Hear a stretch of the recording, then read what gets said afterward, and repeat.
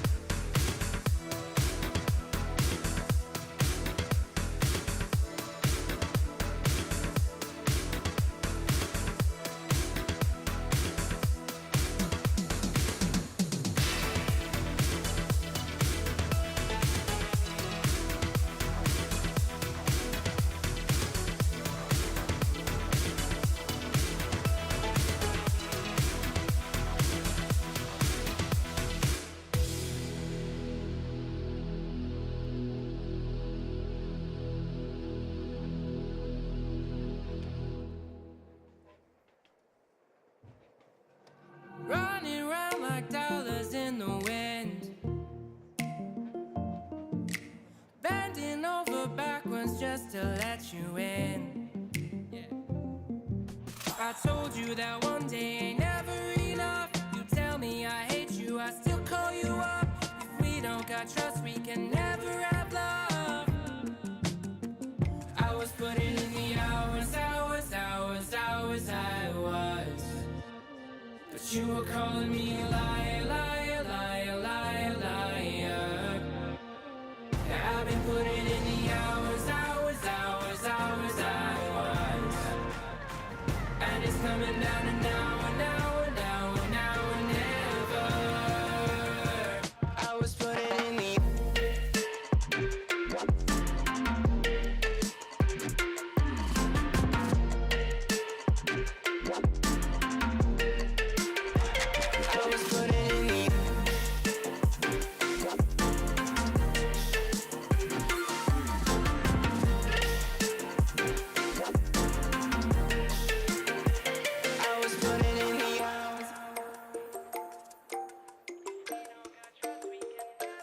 I'm sick of fighting the things that you said. I don't wanna burn all our bridges ahead.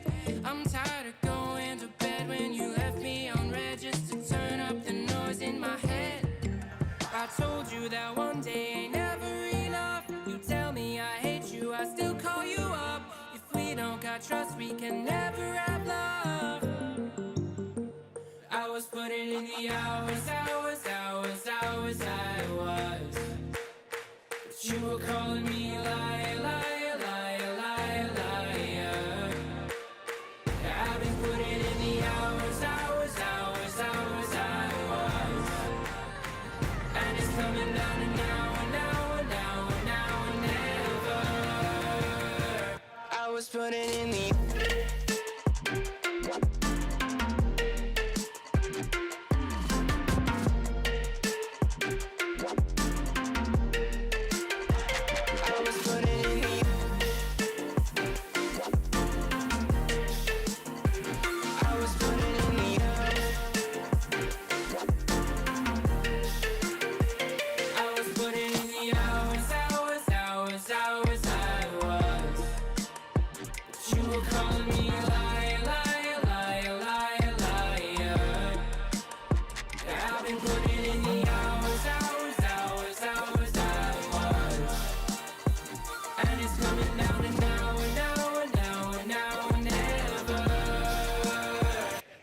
putting in the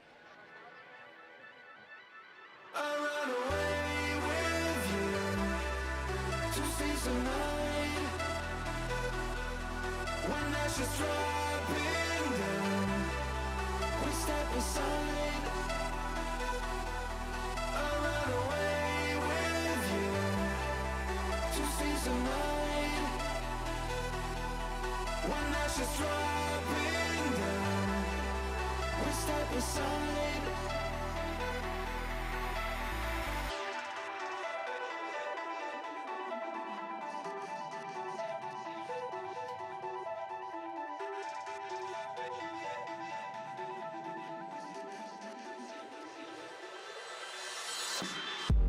Smoke is scanning to the sky. You can't believe your senses. You think you've seen it all until you open your eyes. I never wanna be alone. This place is cursed. I want you to never leave my side. I run away with you to see some light. When ashes dropping down, we step aside. We dream of feeling something. I want you. I know we both escape to lose the ground.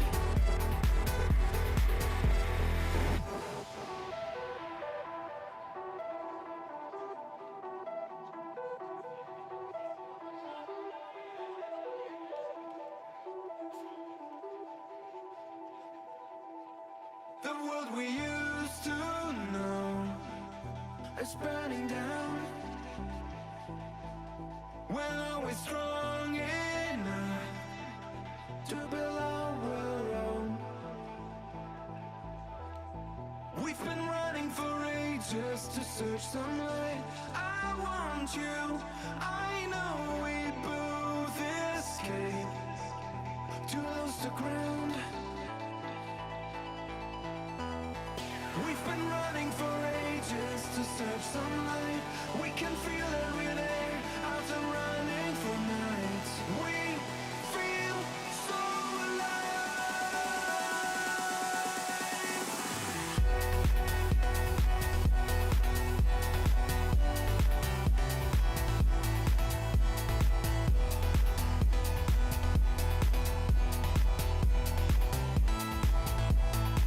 I run away with you to see some light. When ashes dropping down, we step aside. I run away with you to see some light. When ashes dropping down, to build our own. The noise. Where's the noise if you want to drum and bass on this one?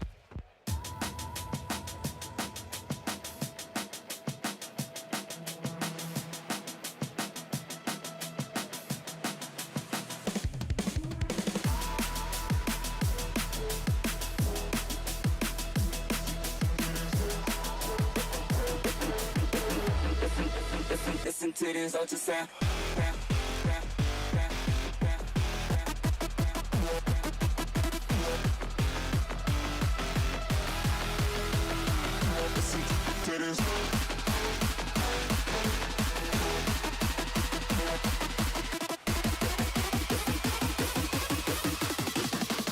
Listen to this ultrasound.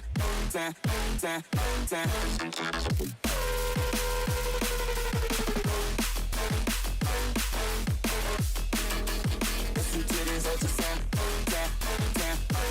Listen to this.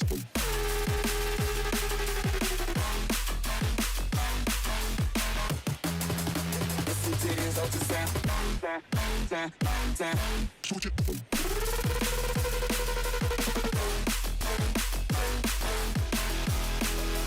Listen to this ultrasound. Listen to this.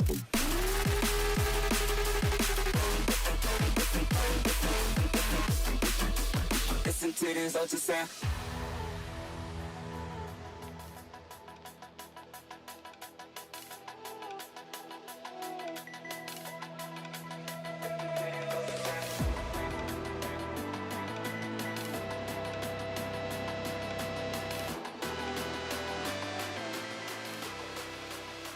Listen to this.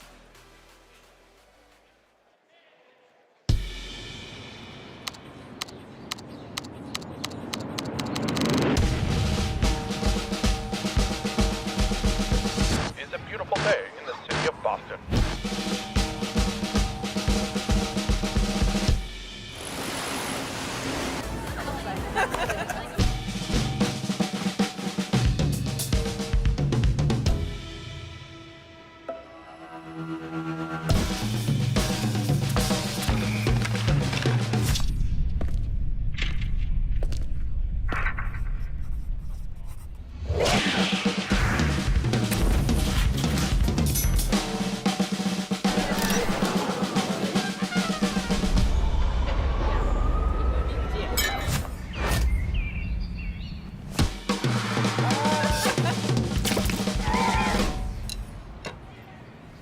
Book your trip at meetboston.com.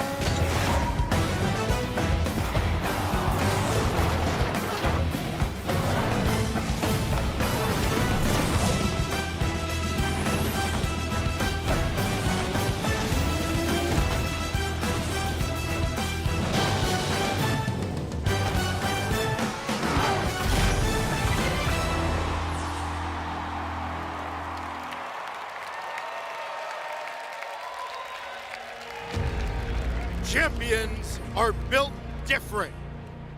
They're made of extraordinary qualities that ordinary competitors just don't have.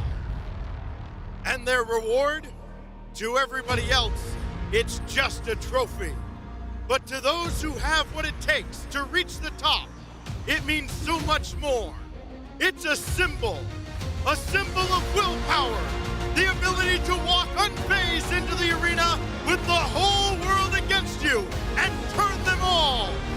To face adversity, to adapt and evolve as the world around you changes, and to take getting knocked down, only to come back even stronger and show the whole world it's your time. Only one team can leave Boston as major champion. Welcome to Championship Sunday!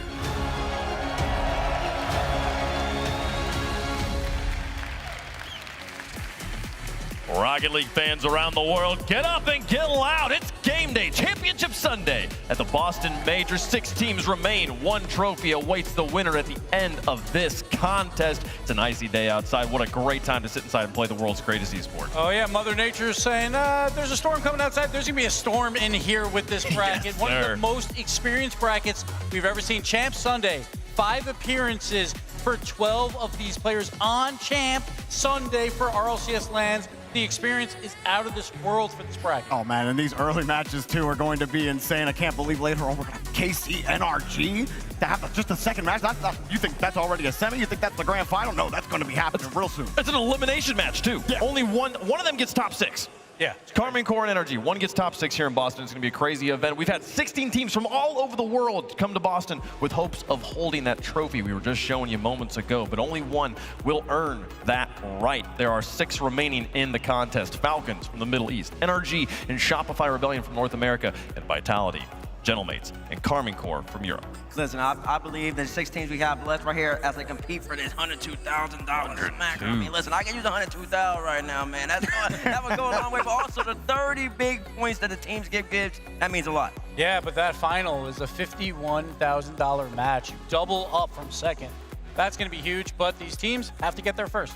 They all want to hold that trophy. The 30 points at the end will get them further towards the World Championship. But today, already on the line, they have earned the opportunity to play for this piece of hardware. They get to take home the Boston Major trophy. It's looking beautiful. It looks wonderful. I love that. You could drink out of that one. Call it the bowl of wisdom as you drink it.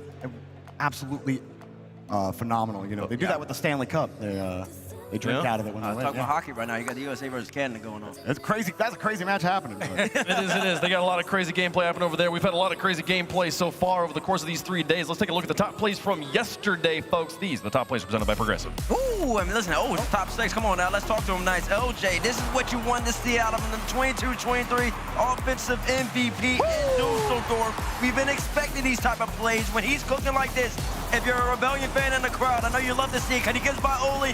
These Joris, it's not enough. Underneath the crossbar, dunk him in the net. Not much you can do. It's time for Joyo and his bag of tricks coming out. Normally it's in the air, but this time it's on the ground. He turns around backwards, the backwards wave dash backflip shot. We all love the goal explosion. We love the shot. We love Joyo. Look at this. No one else does it like Joyo. Brilliant shot. Of course, at number 4, it's this, but a little different with the Twins, except put in a little Drawley, starting with Killers. Drawley, hang on. Oh, skirt! Wait, reverse! Back it up, Ross. What is it going? Oh no! Big jump! See you later! I don't know how you're supposed to read that if you're the defense. Drawley gets down, you're like, wait, what is he doing? What is happening? I don't even think he knows. And then Ross comes in, Ross, what are you doing? Oh, okay, we take that one. What an insane play this was. And an excellent work by Drawley there. Yeah, Roas too. Matrix moves around the ball and the demo. Huge. You ain't never defending it. The goal went in slow, but it was all about the execution of build-up. And talking about build-up, just looking right here in overtime, Joyo, you already saw him in the top 5, number 5. Now he's right here. Seiko gets a dunk, and here goes right back. Where's Abstract? Find him. There he is. Bang! Into the bottom corner of the net, but it all starts with Joyo getting a reset. Musty immediately. Seiko just trusts him the whole way. Atto, you're going to get dunked right there. And then you got to have the finisher. Abstract coming in clinical. And they win that game, forcing game 7. Now it's Vati's time. He's a Rocket League player by day, a billiards player by night. Look at this bump, pull shot into Joyo for the double bump here. We've never seen plays like this. Batira gets the first bump on Seiko, who jumped, who fell into Joyo. Corner So pocket. Juicy gets the shot on Champs Field. And that was the play that ultimately ended up them taking the lead in Game 7, catapulted them to the victory. Of course, number one, a little pop, a little shove. Oh, Daniel, a bump, that helps me out. Thank you very much, Naz. You better chase it. You better not drop it. Of course, he's not going to. Look at him go, Naz, doing this all week. I have loved watching this kid play at the RLCS Majors. Such a beautiful pirouette into the reset, extra pop. Didn't need much boost on that extra push. My goodness, Naz, you are nasty. The full court carry from his own backboard to the other side there, and it's gotten them through to top 4. Gentlemates hoping to make it to the grand finals today. It's been a wild ride so far. We've got 2 quarterfinal matchups that will seed teams into our semifinals and then into those grands. Vitality and Gentlemates have already secured a top 4 finish. Karmine Corps hoping to join. We get another rematch of Vitality versus Karmine Corps, or we get Vitality versus the reigning world champs, Gentlemates versus Falcons, or Gentlemates versus Shopify. It's coming up later. It's absolutely wild because coming into this tournament, there was a tier 1 of teams, and that consisted of 3 teams. That was K-Corp, Falcons, and NRG, and they're all down there in the quarterfinal round. So anything can happen. We got Vitality and Gentlemates looking fantastic. Anyone's game. Let's talk about yesterday's matches, the upper round 1s and lower round 1s. Let's start with Falcons versus Vitality. A lot of people thought this was Falcons' match to lose, and they did. I mean, they did lose it, but I mean, it took a great effort from Vitality. Zen's playing some of the best ball I think he's played in a few years. He's always great. He always knows exactly what he needs to take in order for his numbers to shine, but he's really elevating and then exotic as well, just being consistent. Doesn't need to do too much. Needs to be there to be able to score the ball in clutch moments. He's been doing that. Vitality, they're looking threatening. And I mean, that midway through that series, Stizzy has really come into his own on this roster, really slotting in like butter for him. But you said it, exotic, slotting in. I talked about him at the beginning of the week, needing to raise the floor of this Vitality team if they had a hope to do it. And with the way exotic looks right now, and with Zen producing at Boston level performance, this Vitality team looks tough to beat. Yeah, it was absolutely wild. Like exotic, we talked about, it's all about how he shoots. And he only shot 20%, but everyone else shot way worse in this match. Goals were at a premium, but that is what you need. Exotic, when he's got his moments to capitalize. 0.83 goals per game, absolutely huge. Zen cannot win this alone. He needs help. He sure can. And also, you got credit to Vitality defense, but maybe it's just not great Falcons offense. We talked about it when they played Fury. They only averaged about a goal, 0.2 per game. In this series, they averaged about the same. The usual 2.5, 2+ goals per game that Falcons usually generate is not necessarily happening right now. Now, the other cover match here, both these matches arguably on paper upsets as NRG take on the Gentlemates here in the Gentlemates in 7. Send NRG down to the lower bracket. This was absolutely wild, obviously, mates. Oski was my player of the day. He put up 2 goals per game, like he was involved in. The mates only scored 2.43 goals per game. So Oski shooting 47%, the big dog in this series, showing up when it matters most versus NRG. I mean, dude's like a German Shepherd out there. He's not just on offense, he's also an amazing defender. Like, how many ridiculous saves did he have? Because NRG, they were bringing heat at him several times in this series that got close a couple of times, even a 0-second banger or 2 from them. And I didn't even mention Archie, who quietly consistent on this Gentleman's block. Yes, but NRG, they're the world champs for a reason. They're down 2 goals late. They come back and win game 4. We all think it's over, right? They're up 3-1 in the series, but the mates control the pace of play from games 5, 6, and 7 after that. Yeah, and listen, Daniel had an absolutely fantastic games 1 through 4. Kind of got a little quiet, but I'm also looking at Atomic as well. Not his best series. I usually expect much more from the major champion, the world champion. And going into game number 7, at this point, it's anybody's game. It takes a lot from NRG to score. They allow the kickoff goal immediately, and then right here late, 2 go in the net. They didn't want to see that. NRG sent to the lower bracket as Gentlemates get the win. And now let's drop to that lower bracket, the round 1s. These were elimination matches. Karmine Corps' tournament life on the line immediately in playoff Saturday. Yeah, K-Corp, you win the kickoff land, and the prize is an EU 5 seed. Well, the EU 5 seed tried to take you out of this tournament right here. GK played up to K-Corp. GK has looked so much improved based on the online split. There's that Joyo goal that we talked about earlier. But KC, they always find a way. They really do. It's just so consistent. In one of the games they had, I think they held the ball up for 47 seconds and 0 seconds. They weren't able to get the goal, but just shows you what KC can do. I was so impressed with Joyo. I thought he had one of the best lands we've seen him had in multiple lands. Unfortunately for them, like you said, K-Corp just way too strong. We saw Vatira get a bump on them earlier. Atto getting a bunch of bumps as well. I think Atto was leading this team in bumps and demos. and obviously setting things up for Batira as well. I mean, KC, they still have nothing but offensive pressure, but still, this appears to me that they're lacking that finishing punch. Yep. And then really when it took against GK, they would keep the pressure, they would keep the offense, but the shots just weren't going in. Goals at a premium yet again, and you keep playing 0-0s, 1-1s, you can always lose. It takes great plays. You're always playing great players, that goes all the way to Game 7. KC has to have a spectacular play to win it. Yep, and every single game was 2-1 or 1-0 except for the final game. Game 7, K-Corp, they get the win, and honestly, it came late. It was very tight the whole way until they scored this goal and then got a kickoff goal right after.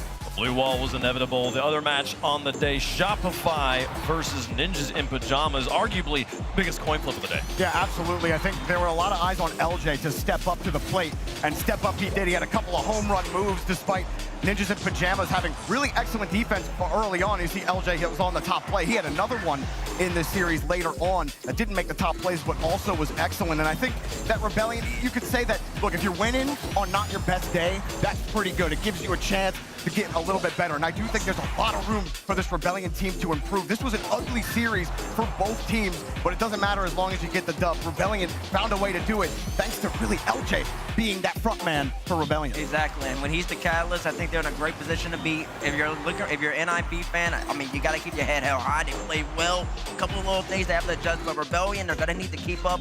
LJ playing on that front line, created havoc and scoring to give them a really good chance in their matchup against Falcons coming up. Yeah, we need the LJ of old from 2 years ago. This offense has to keep up for them to have any chance in this bracket. They're probably the biggest underdog left in this tournament, but anything can happen when First Killer is on the field, because he could turn around the series at any moment. And Kofor, he made some big plays late in this series to get them that win.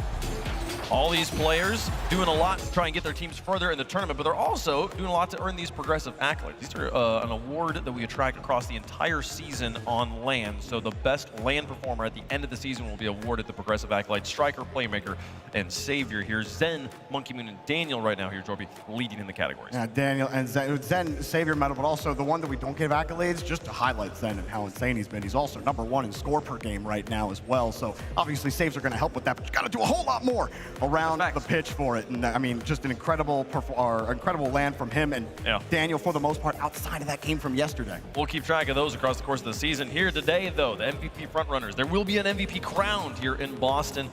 You can make an argument for pretty much any player on Falcons as well, but here, these 5 right now are kind of our And I'm going to make a quick argument too. Me and Bates on the bus trying to pick these 5 players.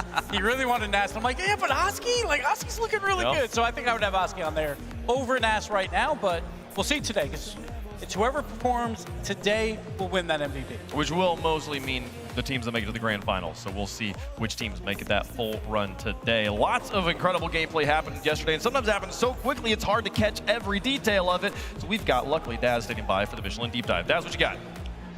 I got, welcome. First of all, thank you, Wave. You gave me a good opening there, because there is a lot that goes on that you can miss. I've got Rebellion's game win, winning goal against NIP here in Game 6. As we take a look at the deep dive, their key to success is always going to be pressure. And you can already see here, NIP very low on boost, but there's so much panic going on that could be missed here in this play. A lot of people are looking at LJ because he did have such a great play there to set things up, but as we slow it down, you're really going to understand what the pressure that Rebellion can put on a team can break down a defense. Already, you see the double commit between Oli and Joris. You're already low boost, so then that puts them in a tough spot. Then that 50 puts CRR on the back wall. Look at CRR and Oli.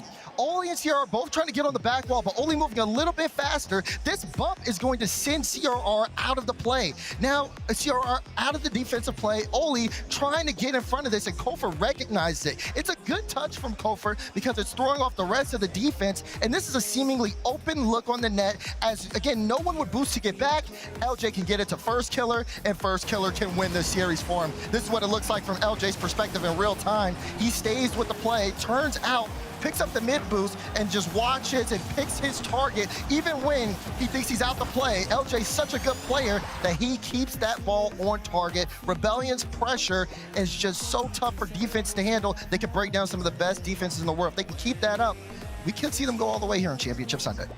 It's just incredible to me how much more complicated Rocket League gets the moment you zoom in just a little bit. Yeah, it's just wild. It was chaos ball like in front of the net, and LJ, he wanted the shot, but He then recovers on that sidewall so incredibly fast. That was unheard of, and gets the pass out to his teammate. Phenomenal play by them.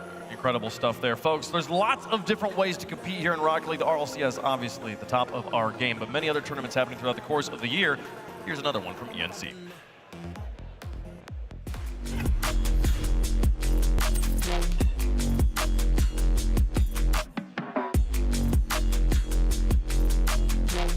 November 3rd through 8th, ENC now has added Rocket League to its event here. This is 48 national teams going to be competing similarly to how you see the FIFA eWorld Cup. Interesting rule differences here.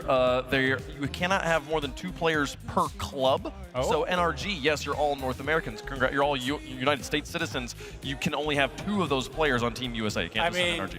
I mean, that feels like USA. I think it's First Killer's time, maybe to join the NRG. We get First boys. Killer Daniel finally? That'd be cool. Oh, we'll see if that happens, but just more lands in general, like for all these players. It's so much fun to watch Rocket League when they're in person and going for everything, so I can't wait. For sure, yeah. The qualifiers or the roster submissions is April 30th. The qualifiers will be July, and then the event itself is in November. So pencil it in your calendar. Maybe keep an eye on that one for future Rocket League competitions there. One of the bigger off-season tournaments as far as teams invited we've got here in Rocket League. Yeah, I mean, I'm excited to see what teams do with that new rule especially, and see how rosters form. I'm excited for it. It'll be a good time. Yeah, we're continuing to build the action here in Boston. Lots of wonderful people here braving the storm to make it into the building with us here. And I'm excited to see how today's action unfolds. I'm curious to see, though, how the fans, how good their ball knowledge is here. Leaf, I hear you got some questions for the people in the stands. Yeah, that's right. They're excited for the day. Championship Sunday. I've been walking around the mezzanine. I found the merch booth and I scooped some stuff up. In case you guys didn't get what you wanted for Christmas, I thought I'd test you in some trivia and give you the best gift ever. We got some socks. That's right. So I'm gonna ask some questions. You guys will raise your hand if you want to answer, and then we're going to see whoever is closest to the answer will get the prize. So raise your hand. I'll pick 3 people for each question, and we got a few questions to go through. First question, I gotta ask you guys. Yesterday, for day 1 of the playoffs, what was the total amount of boost used? So the closest number gets the answer. Anyone want to take a guess here? Raise your hand. Okay, we got one up there. What's your number? 50,000. 50,000 boosts. All right, I got another hand over here. 200,000. And one more over here. 201,000. It's just closest. You don't have to worry about not going over. So the total answer is 417,008. Alrighty. Next question. What was the total of big boosts taken? Yeah, a lot of, sounds like someone might. Okay, we got it. 212. Yeah. 213, okay. Right there, yeah. Oh, sorry, I was right behind. 500. The total amount, you guys are very off. 3,101.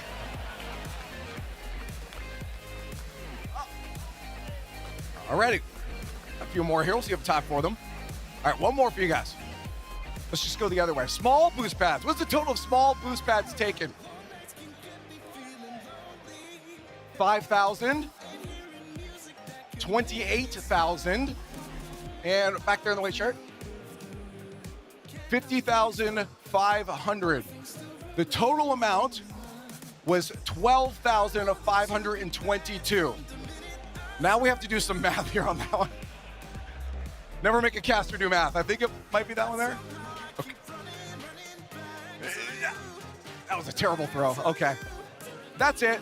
I got more socks here. Maybe I'll wear them. Let's get back to the desk for the day. Okay.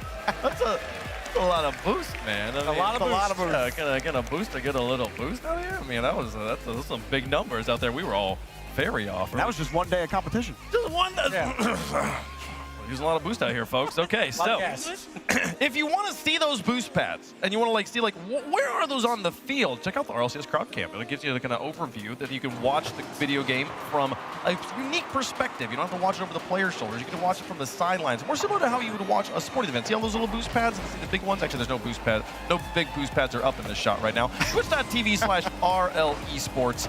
You can check this one out. Great way to watch the game with friends. Yeah, that is a top 5 transition. Yeah, absolutely. I can't believe you said that was beautiful. That was beautiful. So what? Just talking about boost at the crowd? Okay. Yeah. Here's the bracket. Here's the bracket playlist going to be happening. keep the great transitions going here. 4 matches before our grand finals today. Every one of them an elimination match. And what a day of action this is going to be. We have these schedule of matches in front of us. We got Vitality and Gentlemates waiting in the wings for the results of our first 2 matches. Karmine Corp versus NRG Esports. I still can't get over the fact that that is an elimination for top 6 match. Man, like I've seen on Twitter, like computer algorithms have like 5 of these teams having better than a 10% chance to win this major. It is completely wide open. It's wide open, folks. It's time to begin the story. The next chapter begins right now. Austin, this is our first match of the day. Introducing first on the blue side, representing Nina. The Twins won in Raleigh. Raleigh and Fort Worth, now they're back for more in NA. Please welcome Team Falcon.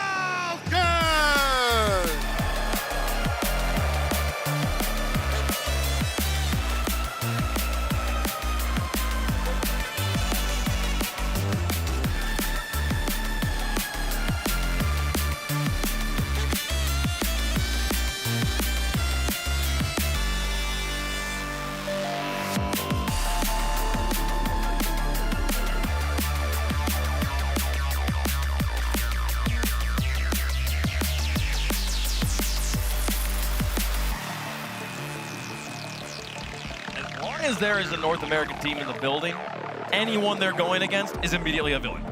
Absolutely, but so much pressure on Falcons. Obviously, world champion, grand finalists. They pick up the best player in the world in Drawley.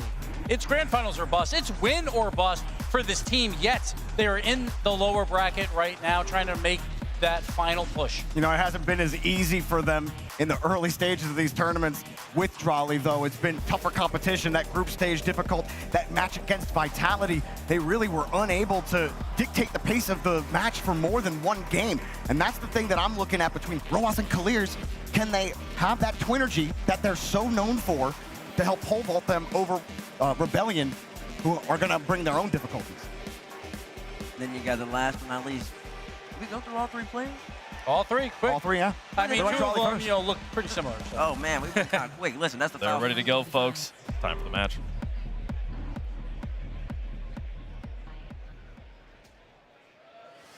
And their opponents on the orange side, representing North America, looking to run the gauntlet for their first major title. Give it up for Shopify Rebellion!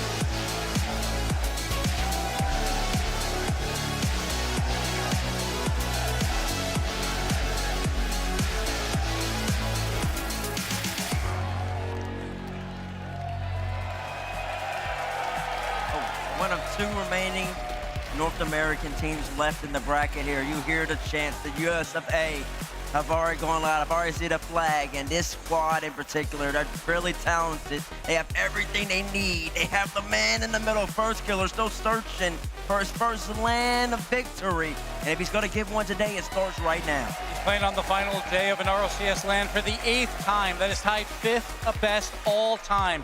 He has to use that experience with his teammates to lead them to victory. But the offensive woes have shown up throughout this tournament, so LJ has to dial back that clock and show what he's got. Absolutely. No one able to win a major or a world championship just yet.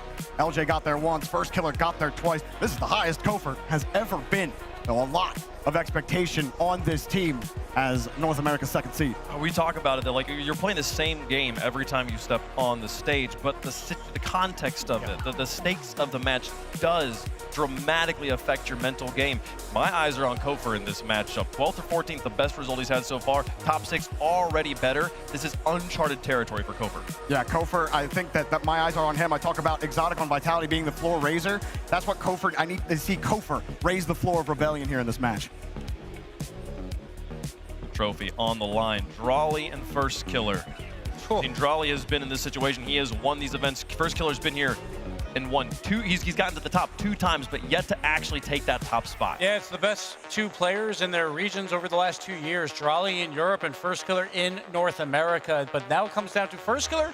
Been a little quiet this tournament, only 50% goal participation. That number is normally near 75%, one of the best in every tournament he plays in. Oh, especially yesterday, he was actually playing, he loves playing downfield, but he did play a little back this time and tried to let LJ take front and center. That seemed to work for them. I'm still concerned about this offense, though, for Rebellion. Despite that, and despite, I don't think Falcons played their best, or not Falcons, excuse me, they're about to play them. I don't think that Ninjas of Pajamas played their best game either. And so Rebellion still struggled to score, and these offensive woes have continued to hurt this team. And so Kofor and LJ and First Killer, all 3 of them, have to figure out that synergy on offense. How can you get extended pressure? That's what I want to see from Rebellion. Okay, but you said that Rebellion's been struggling on offense. The Falcons have struggled to score on offense. This is a game of which offense can get back in form. Yeah, with Falcons and TRK, I call them the greatest offensive Rocket League team of all time. They have not shown that with Drawley at this point. They need to find a way to get it working. Drawley yesterday looked frustrated when he walked out of this arena. So hopefully they figured it out, because they need to now, because it's all or nothing at this point. It's all or nothing indeed. But also for Rebellion, man, they're starting to figure it out. And that's if you're a Rebellion fan, already hit a shot to find chance. LJ on the offensive front doing what he does. Let FK be second. I think honestly, Kofor, he's naturally more aggressive. I think you kind of just put him at the 3rd man, or maybe even mix him in, or maybe let FK be your 3rd, and then let LJ do what he's doing. I don't ever want to say like this player should just always be doing this, but like Kofor has had the most success when he is ahead of the ball, when he is causing chaos, and he's not getting as many demos. He's getting less than half of the demos he got on Space Station, and the offense is completely petered out. If they just let Kofor get down there and do his thing, be more comfortable, have more confidence, like Rebellion can absolutely unlock the offense. And this is his biggest match of his life. He's never played on the final day of an RLCS LAN. Playing a 3rd-man role is very nerve-wracking. That role is incredibly hard to play. So if you move him up to that front-man position, it's more about just causing chaos and allow your teammates to make those big-time plays. I think that would probably work better for this team. In the 3rd man, usually you have the most loose defense in front of you. It's been busted up by the 1st man and the 2nd man. You have hopefully the best opportunity to score. You want your iciest player in the 3rd man. Will FK step back into that role and let Kofor move upfield? I mean, who's that? What's the rotation for us for Falcons, though, here? Who do we want in that 3rd man right now? I mean, you always want Wise as 3rd man, but then you kind of want Clears to be way more effective. He missed a lot of easy shots yesterday. It's very uncharacteristic of him, and I always talk about it. When we show the progressive accolades, Clears is 2nd in saves. You never see that. He's really up there on the striking side of it, not on the savior part of it. Get Clears up front. We'll see if they can get it done here, folks. Let us know who you think is going to win. The Progressive fan vote. We'll make our picks on the desk as well. Jormy. You know, I was going back and forth on this one because I think both teams have their woes, as we have been talking about. Both teams struggling on offense, but something clicked in my brain last night as I was going to sleep, and I was having dreams, and I saw Kofor in the air. I saw explosions in the sky. I think that Rebellion are going to take down Falcons here. I got Rebellion in 6. Wave, it's like choosing between 2 kids. It's my favorite team in Falcons versus my favorite player in First Killer. But it's not the same Falcons at this point. I had them winning this tournament, but I have not seen that Falcons roster look good throughout this tournament. I think First Killer's got a shot here. I am going to go Rebellion as well. Okay. Picking First Killer on Championship Sunday. I didn't expect that. Bates. Again, it's Arena. Can you hear me? Okay, let's have some fun here. When I say U.S., you say A. U.S. U.S. U.S. A. Shot by Rebellion. It's definitely not winning. Give me the Falcons. Falcons are going to take this W. They're handling business. I don't want them. The birds are flying today. And none of y'all know what y'all talking about. I got the boys from me, and I'm liking it too. Uno reverse. Didn't see that. Mr. Worldwide. What are you doing up here? I'm What's just going calling on? it like it is. Listen, You reversed my reverse. I can't do that. That's illegal. I don't know. I Draw think four, Wayne, I draw four. can't. I feel like he just cursed like Falcons so hard. I was ready to come out here. Obviously, I've like never predicted Shopify Rebellion correctly this season. If I predict against them, they win. If I predict for them, they lose. I saw them in the lobby yesterday. They're like, you picked against us today. I'm like, you want that at this point. But I don't know, after that, give me Shopify. I'm not joining that energy. What is going on here, folks? That was crazy. We got the coin. We got Falcons on one side, Shopify on the other, and Luck's coming up for Shopify right now. I'm telling you, the curse is real, folks. I don't know what's happening. It's a crazy day. Shopify Rebellion, the favorites on the desk against Falcons, the fiercest offense in the game up until 48 hours ago, folks. This is it. This is Championship Sunday. Get up and get loud. It's game day. Here we are, the final day. 6 teams remain in the Boston Major, and while they all took very different paths to get here, they all have one thing in common. They have just one life remaining. The first page of the final chapter sees a team full of land champions looking to cut North America's hopes in half. But you should know the Rebels will not go quietly in Boston. When the dust settles, only one will have a shot at lifting the trophy. It's time to celebrate the good and the great. It's time to kick off Championship Sunday.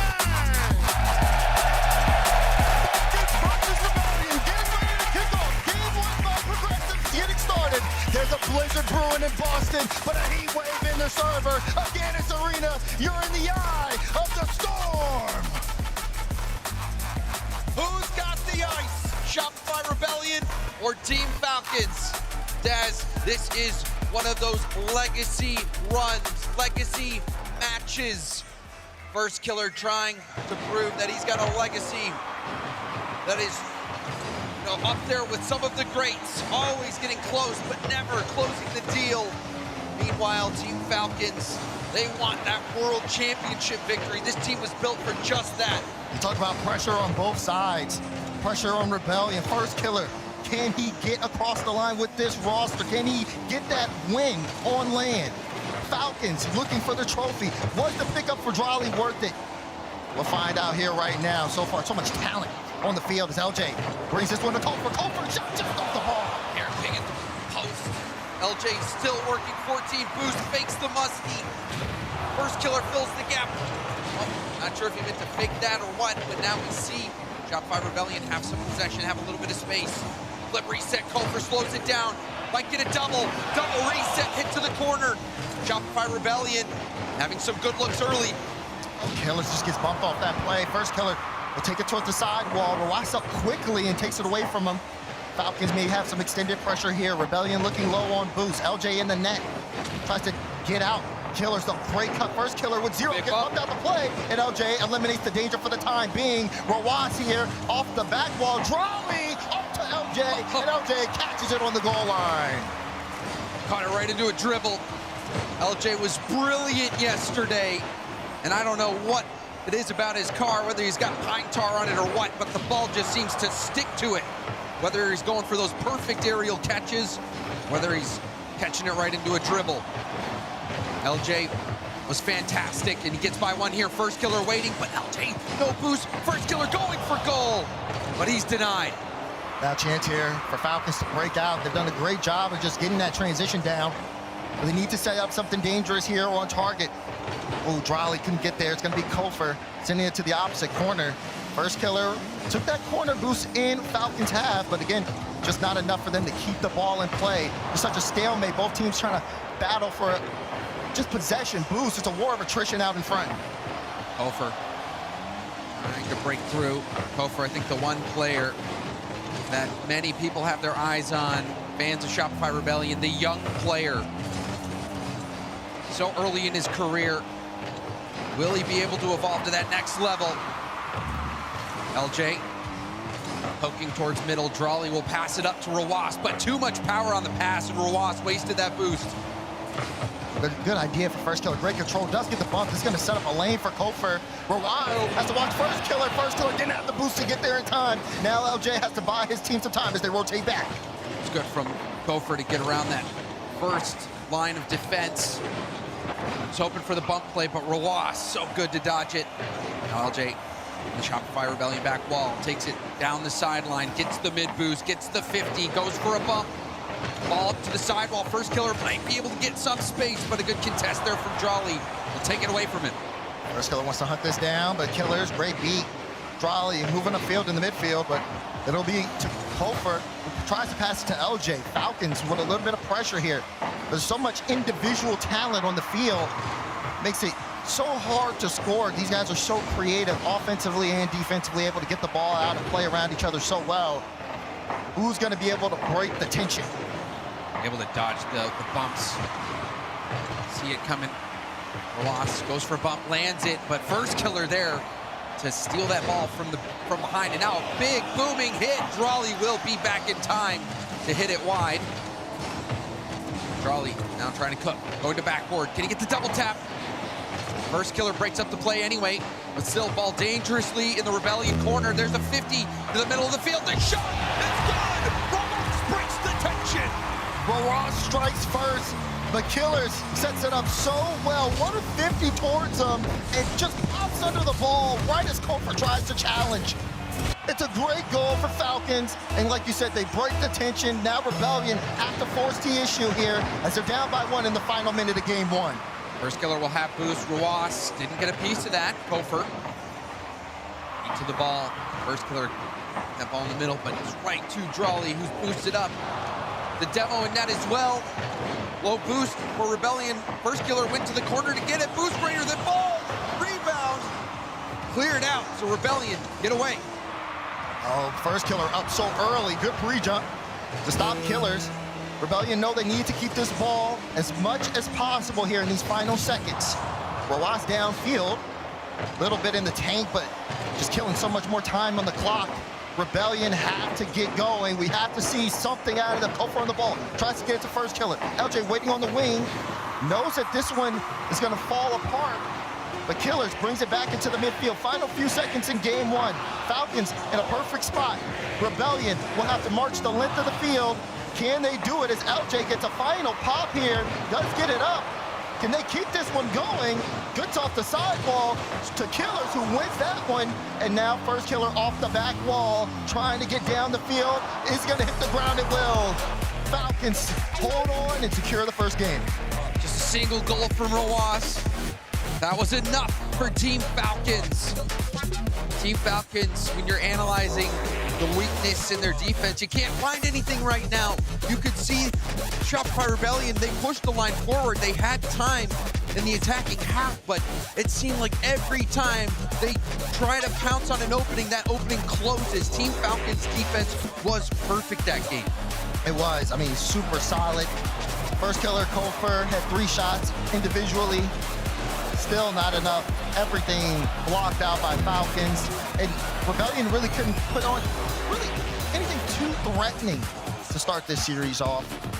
Still, again, it just really does come down to these moments, right? Both teams are trying to get each other as weak as possible before they send that strike. It was just Falcons. They found the upper hand first.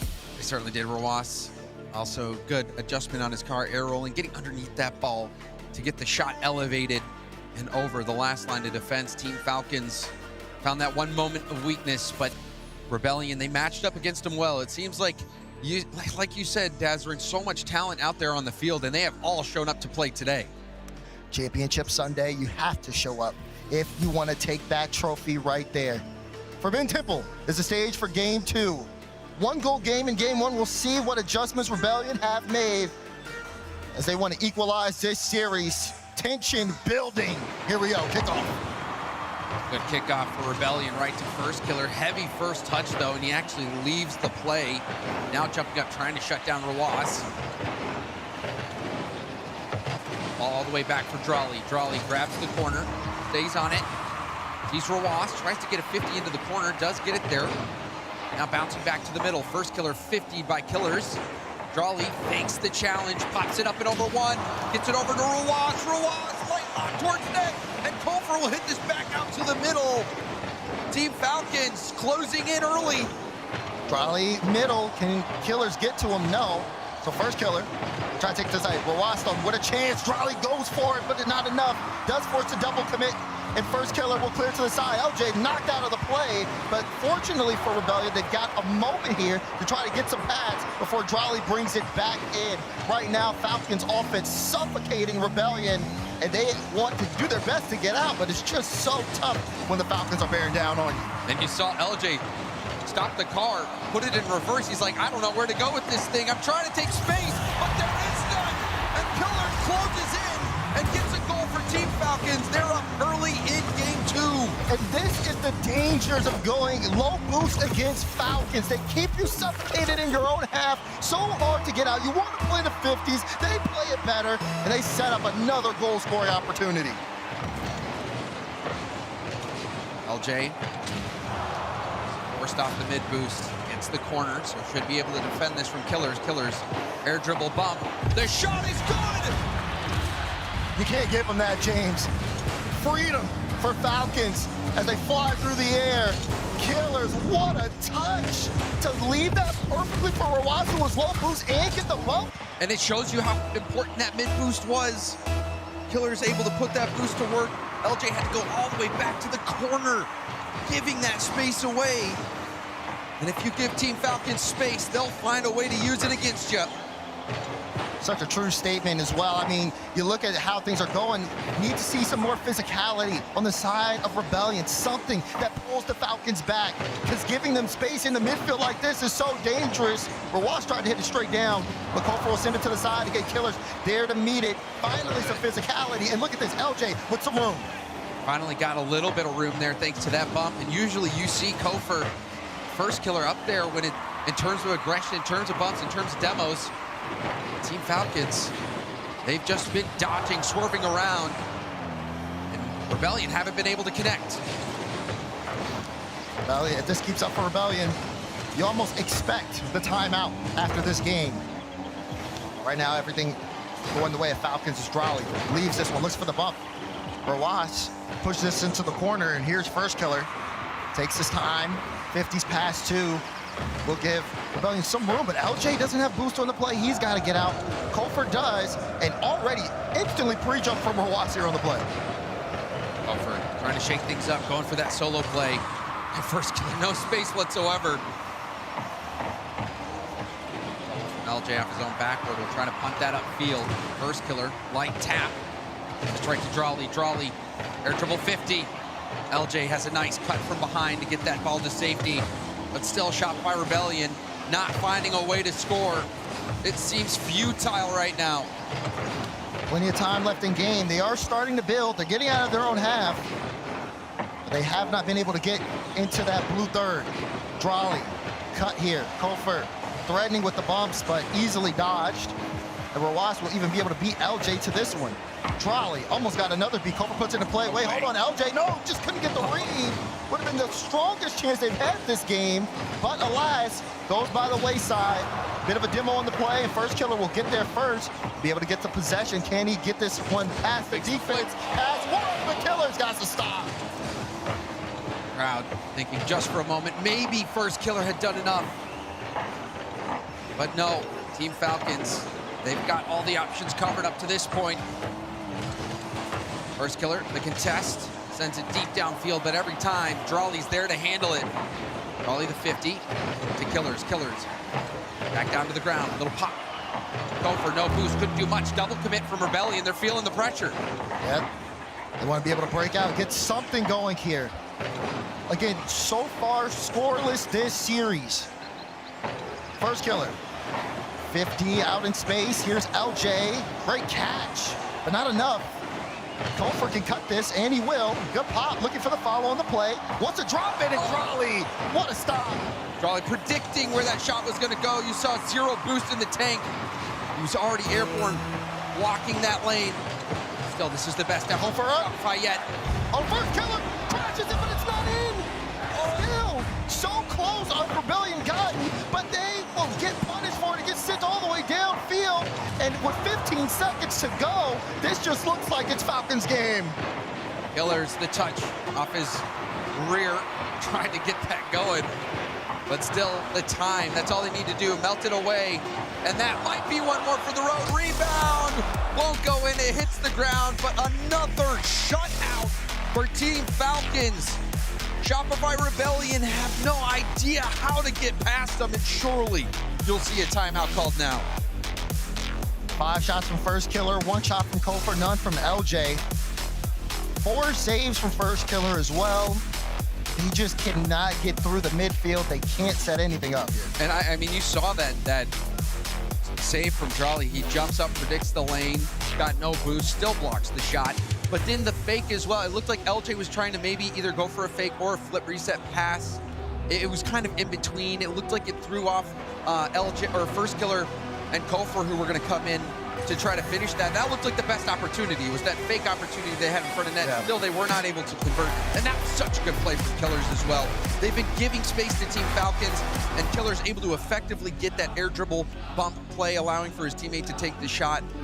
It seems like, you know, Team Falcons haven't had numerous opportunities either, but they just have had more, and they put them away. Whereas for Rebellion, you know, you can count on one finger how many good chances they've had. Exactly. And I think, you know, they found their stride. They kind of stopped the offensive pressure from Falcons in the second half of game 2, but their offense is still need work to get going. So far in this series, scoreless. This is a perfect time to take a timeout again. They got 50 seconds left to figure something out because they need to get on the board. They need to get some momentum going here. Otherwise, this will be a short series. Some sort of energy. You could hear a pin drop in that game. Really. Team Falcons dominating it from kickoff to whistle. For Falcons, just getting in form. Championship Sunday. Again, is big fans of Rebellion. And Rebellion is going to need the energy in the room here, as a loss in this next game puts them on match point, and you know how hard it is to do a reverse sweep on land, James. This is a must-win game coming up for Shopify Rebellion. And it's been Europe dominating the weekend, but MENA and North America, they have a chance at going further. Team Falcons, they look to be in prime position right now, but Shopify Rebellion aren't done yet. Game 3. This is going to be a swing game, Daz, one way or the other. Let's see how the momentum shifts. Ball to First Killer right off the kickoff. Gets it past 1. Gets it past 2. Killers goes up. And he's going to deny, but this is great positioning here for Rebellion. They do have Falcons a little low here. As Killers picks up the corner, starts to change. But now they can work instead of starting the game off playing from behind. Promising pressure, there's the shot. Oh, it's gonna go high, so backward pass. LJ's very deep. He'll have to slow the play down. First Killer can't do much with that ball. And you wonder if that should have been a shot from Kofor. Could have been more threatening, could have forced Raleigh to use more boost. Instead, tried to play it high there. Not sure that was the best case in that situation, but Rebellion with the ball again, no cutout. And I don't think LJ was expecting it. You saw how far back he was. If a teammate's there for the shot right away, that backward option could have worked. Right now, no options seem to be working for Rebellion. That flick off the bar and down. And you saw Killers had the read too. Would have been a good first goal for Falcons. Now Rawaz going high. First Killers added to it. Pre-jumped. Got there quickly, and then a ground pinch coming down. So far, bit of a stalemate, but this is a much better offense from Rebellion, showing outside the timeout. They've been able to keep Falcons on their own end for most of the game. Yeah, much better, but still not good enough for a goal. They're still looking for that first goal of the series. They'll find it soon. You said they've had pressure. Kofor, airborne, contested, but it's right to First Killer. What can First Killer do? Back down to the ground, and it's pinched all the way back to LJ. He'll take his time here, but has Rawaz just immediately on top of the ball there. Killers will play it high. Rawaz wanted to get it sit down, but Kofor will clear away the danger. Falcons not going to be able to keep Rebellion stuck in their own half like we saw earlier in the series.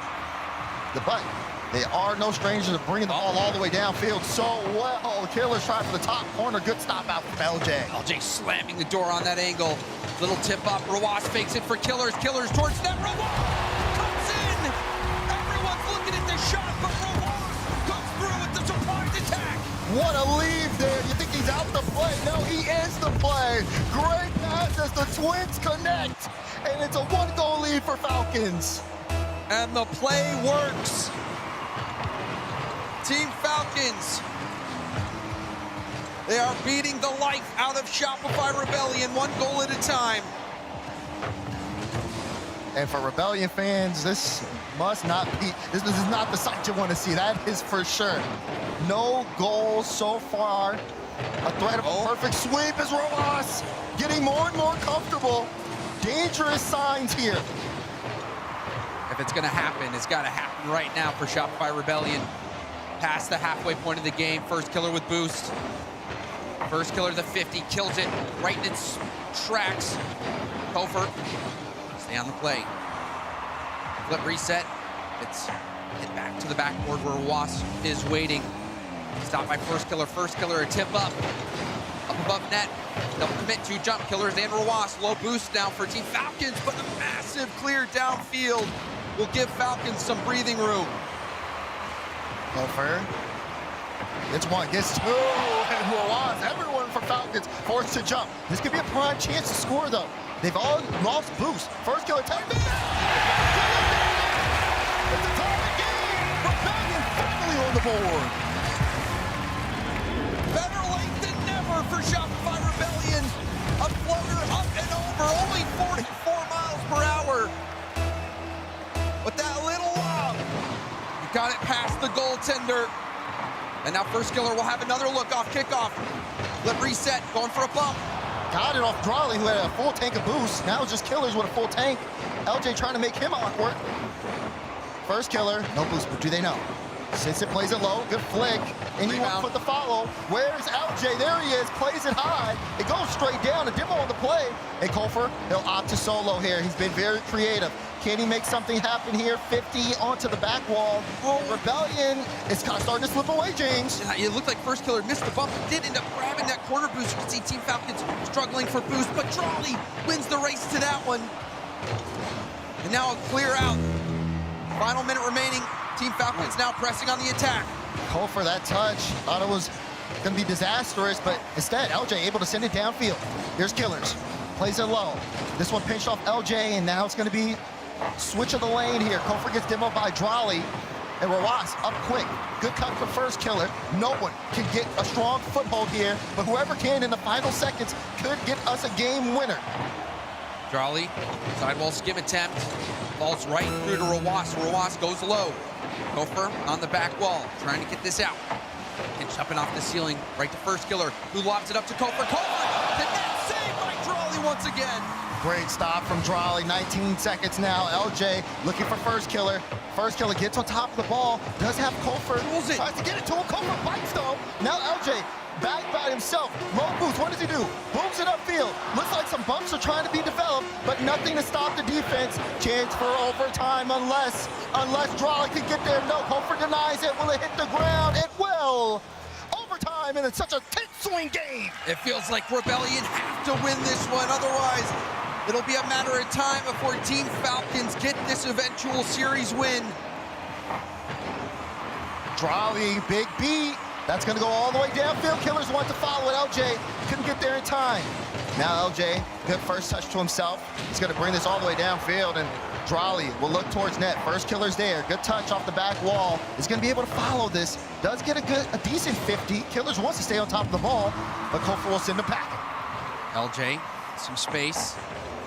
Trying to control it off the wall, but gets shut down by Drawley. First killer, pinch down the sideline. Killers also gets beat by first killer. That one's sailing towards net.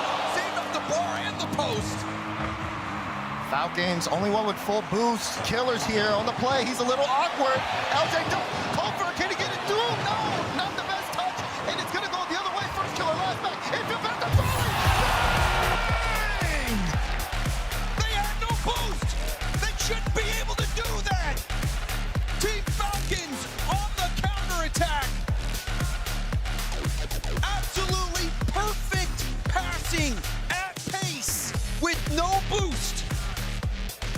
can feel the life sucked out of the arena. You can probably feel the life sucked out of CJ's stream at the same time. What a win. And like you said, it felt like it shouldn't have went down that way.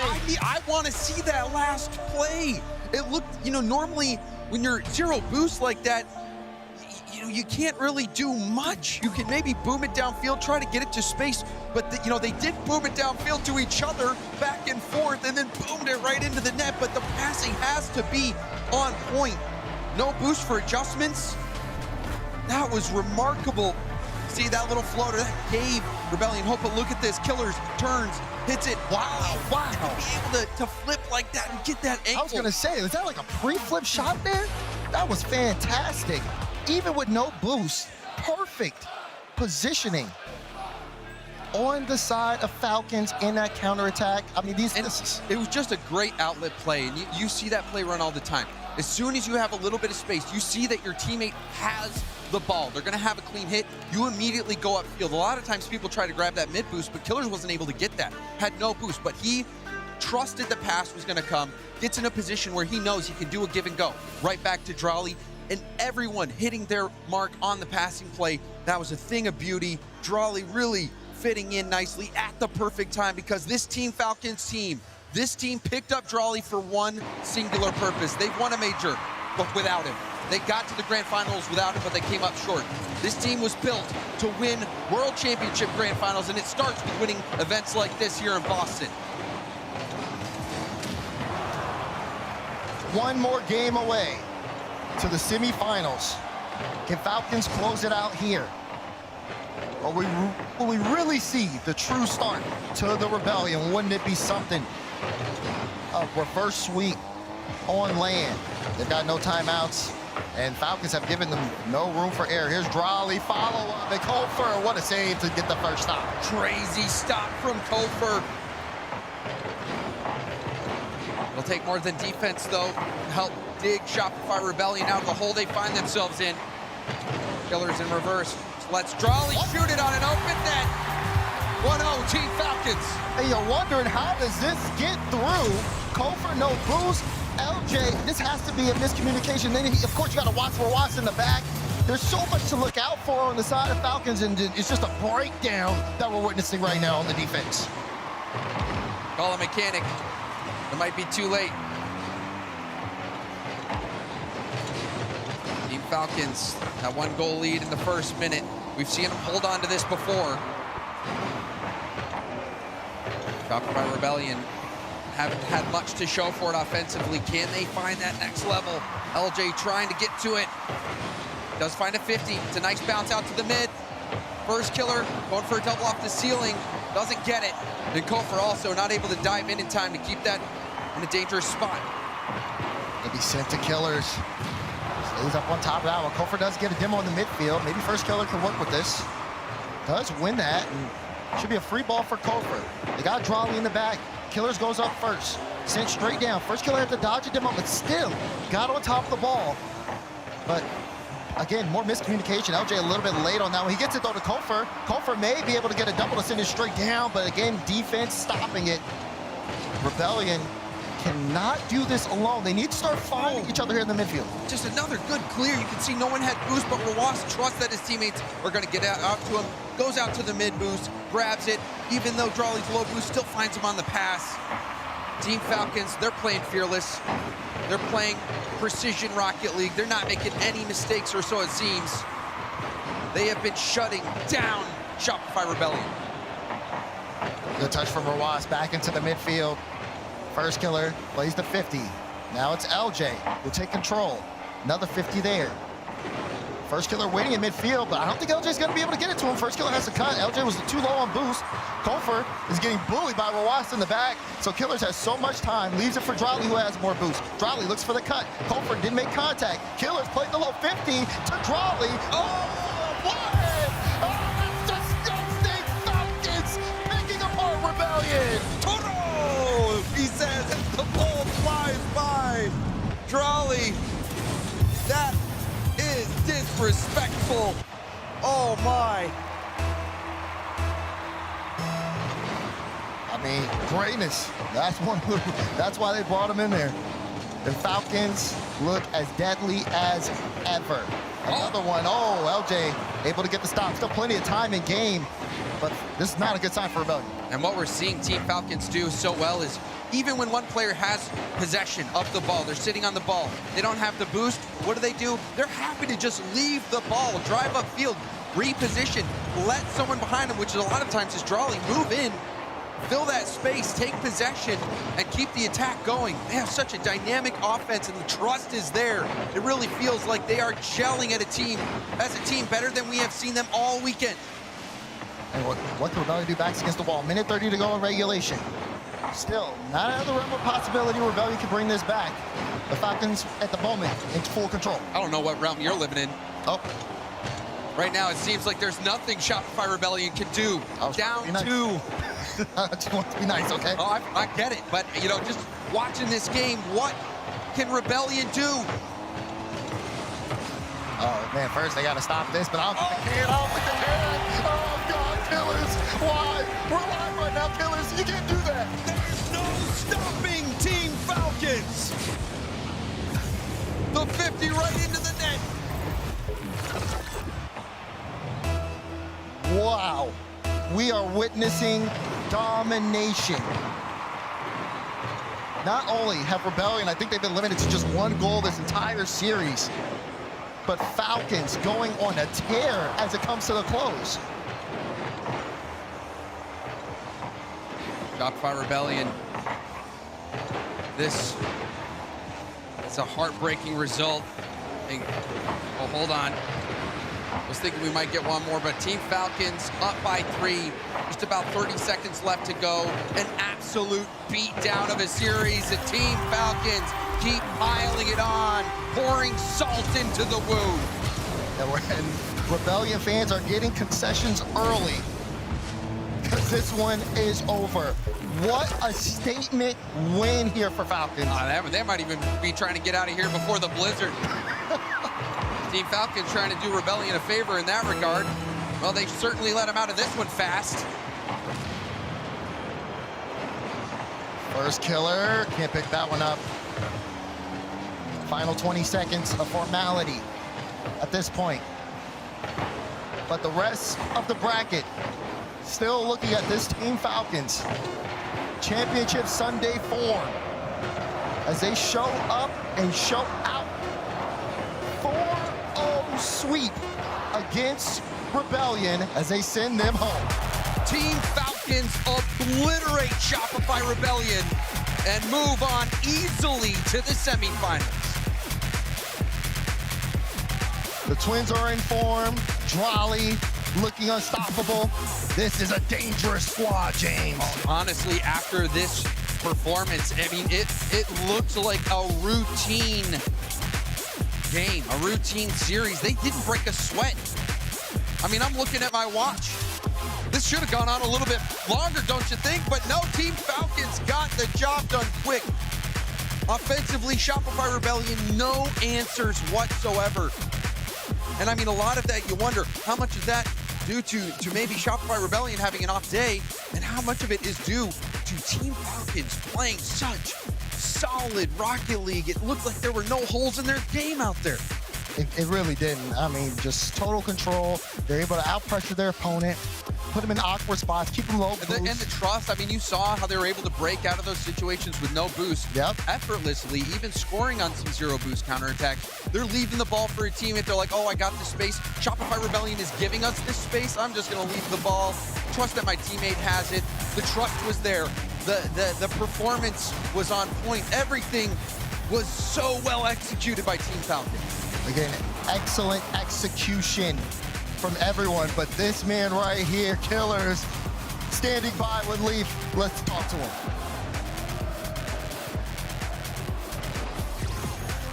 An absolute dominating performance again as Arena, Team Falcons. We had to expect that.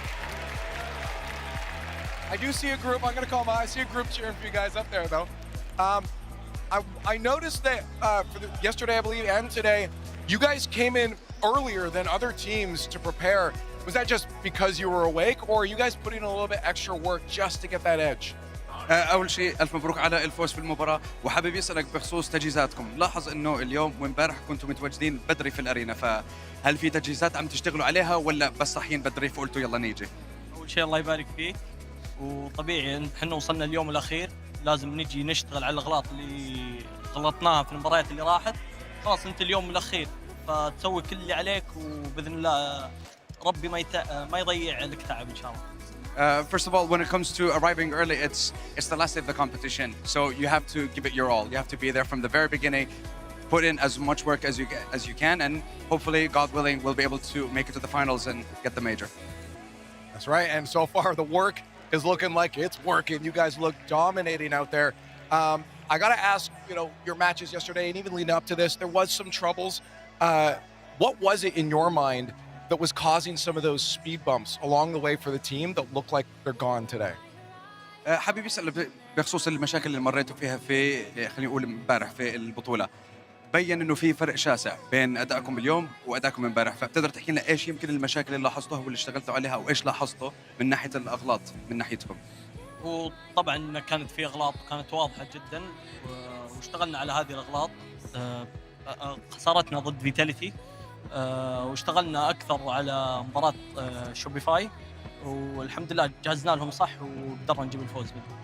There were quite a few issues when it came to playing against Vitality, but we worked on them, I want to say day and night over the past couple of days, over the past couple of hours as well. And when it came to Shopify Rebellion as well, we did prepare ourselves for the first match of the day. So there was a lot of work going into the first series of the day with specific focus on Shopify. Well, I was going to ask that next, so I'll skip that question and say, for the fans here, of course, you just knocked out one of their North American hopefuls.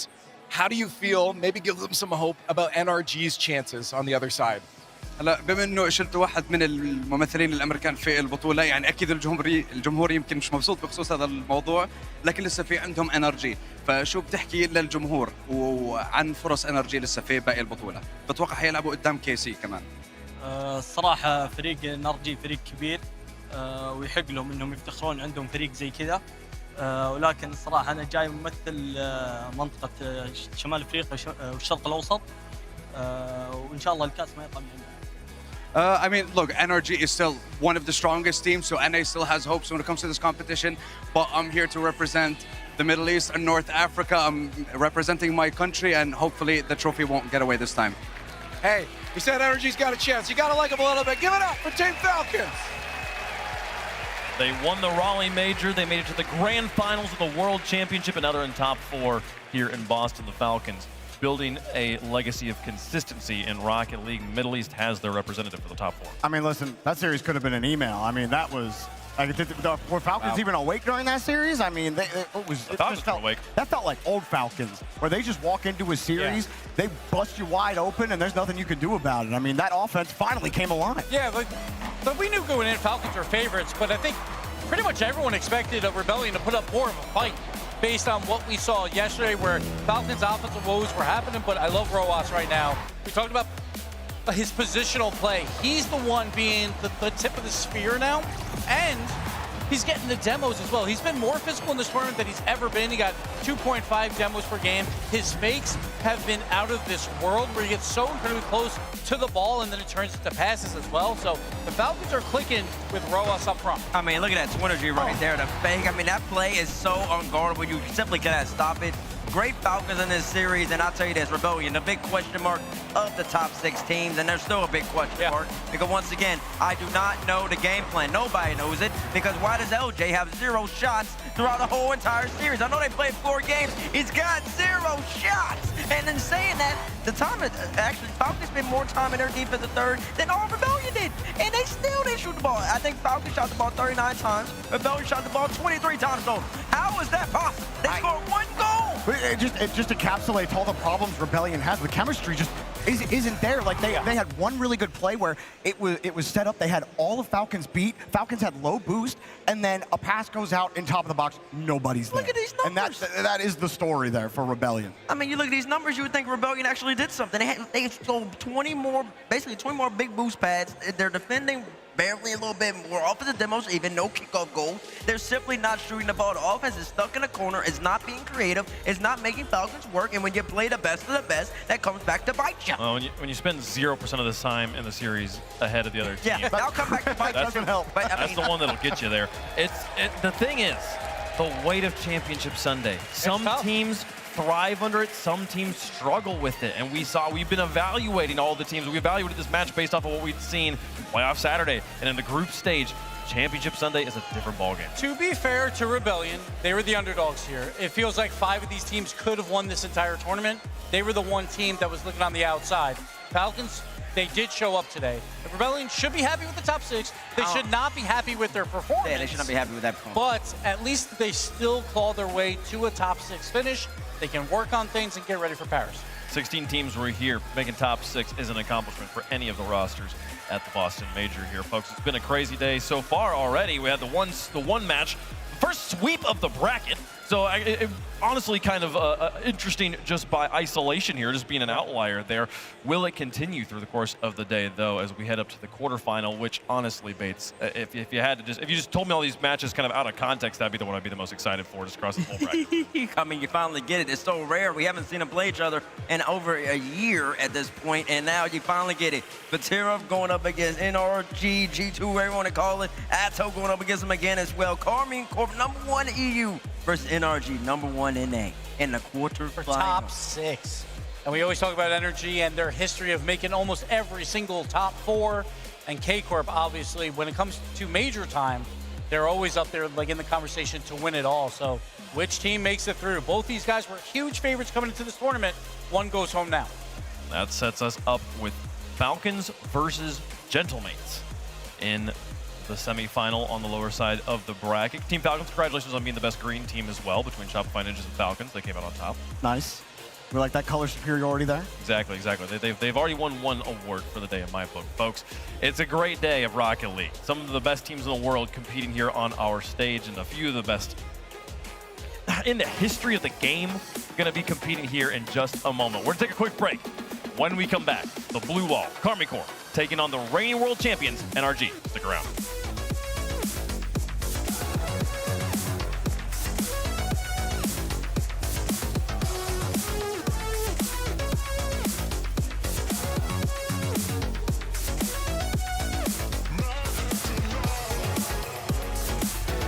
Well, looks like you're backing up a bit here. Okay, Luann? Is there a Luann in the house? Remember, you don't work here. Young homeowners love to get involved with everything. Luann going once. Progressive can't protect you from becoming your parents, Luann? but we can protect your home and auto when you bundle with us. Sorry. Luann! Don't hold back, cause you woke up in the morning with initiative to move, so I make a motto. Don't hold back. Galvanize. Trajectory and balance look good. You're confirmed to go for orbit. Every day, Michelin innovates to move the world forward on the road and far beyond. Michelin, motion for life.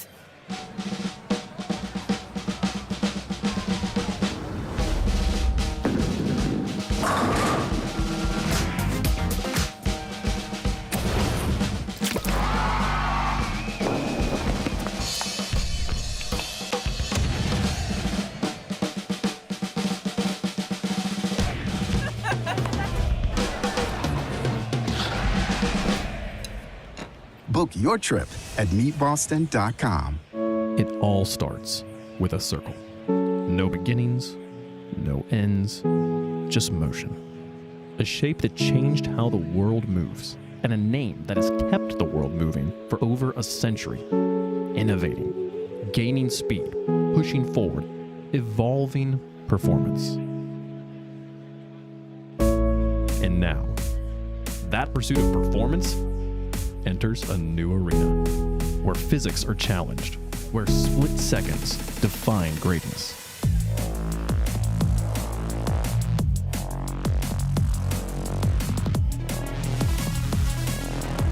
Because whether it's on the road or in the arena, true performance comes full circle.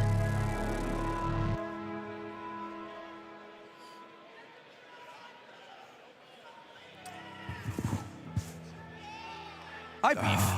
How you doing, Beef? You know, I could be better. That was a little unfortunate. That was a rough one. Rough start for USA today. Yeah, but we got more after that. I was hoping Shopify would score more than one goal, but oh my goodness, wait, who is that man? We have a guest. Who is that man? We have a guest. Is that the Michelin Man? He's hitting a jig. Look at this guy go. Oh my God. Oh my God. Yeah, I mean, that was unfortunate. That's kind of the way RLCS always works, though, right? Yeah. Like, as soon as you hit Championship Sunday, it just matters who's performing on the day. Because I feel like Shopify yesterday was popping off. I saw LJ hit way too many good shots. LJ was doing some of the best Rocket League I've ever seen, to be honest, yesterday. And then they just scored one goal out of 4 games. Well, you know, that's the Falcon effect, man. I mean, when Falcons are on land, they are always on it, and they are representing a very important region of the entire Rocket League scene here, and they came to play. But there's a lot more Rocket League left to come today. Oh, yeah. And one of the most anticipated series of the day is coming up next. NRG versus K4. The Blue Wall. Dude, at this point, literally every single matchup is a heater, though. Yeah. Because the winner of this is facing Vitality, and then has to face the winner of Falcons or Gentlemates in the grand finals. Is that not the bracket of death? Yeah, I mean, there's no bracket of life. There is no easy route. No one is getting an easy way out here. There is no easy way to the grand finals. But I mean, we've seen this in the past where like a quarterfinal or a semifinal is kind of the pseudo grand final. Oh, yeah. Where it goes to game 7 overtime, and it's a more entertaining game than the grand finals. And we might see that here in just a second. I mean, we'll see, dude. I'm hoping, not gonna lie, all right, I'm with SSG. They're out at this point. I'm hoping at this point we just get full chaos. Like, I want game 7 overtime every single matchup. Well, we I want got the spoiled Rlcs. yesterday. That is We got true. a lot of great series yesterday, a lot of overtimes, a lot of game 7s. I'm hoping we see a similar route today, although rough start for the USA fans in the chat. We have one more. Hey, we still got one, We though, got right? one more. We still got one. And they're the big one. Yeah, I'd love to see NRG do well again. Our NRG boys. The reigning world champs. It'd be Yes. lovely. Well, hey, let's talk about some of the non-North American teams. Vitality coming out really strong in this land. They've had a little bit of a struggle in the past. For instance, K-Corp. They haven't been able to beat K-Corp at LAN in a while. And they were able to do it this time. Yeah, 11 series, I think it was. And they finally took them down. 11 series straight. I want to say back in 2023 that streak started. Really? At this point, I think Vitality's my #1 seed. Right? Yeah. Until they lose, I think they've got it.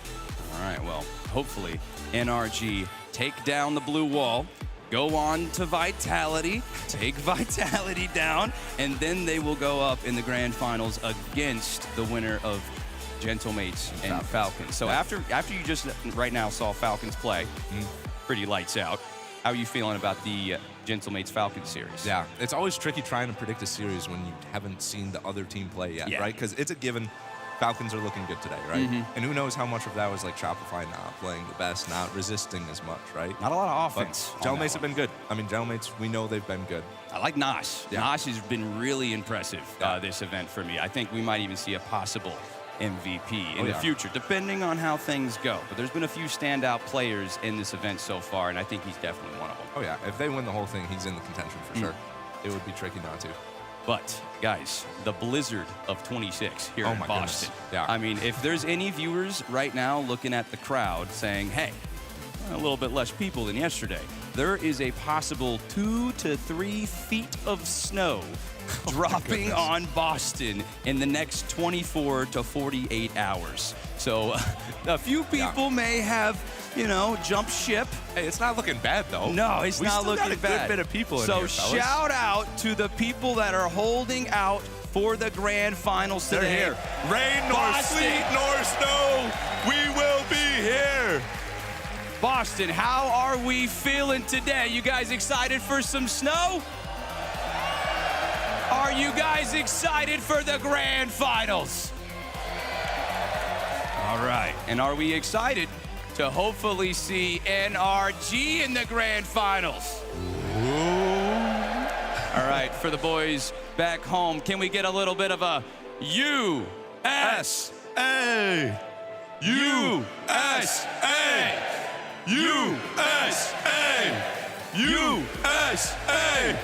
USA! USA! USA! USA! USA! USA! All right. Oh, we love it. So, the energy in here. A lot of lovely games left to be played today, guys. Next up is going to be a great one, NRG versus K-Corp Beef. Do you have some early predictions? I feel like this one deserves Game 7. I don't see it any other way. I think the only way we don't get a Game 7 at this point is if one of the teams doesn't show up. But both of these teams want it so bad. They have a record of showing up every single time when they need to. All right, I want Game 7. I want Game 7 overtime. I want a future classic. I want to see future YouTube documentaries made about the upcoming series today.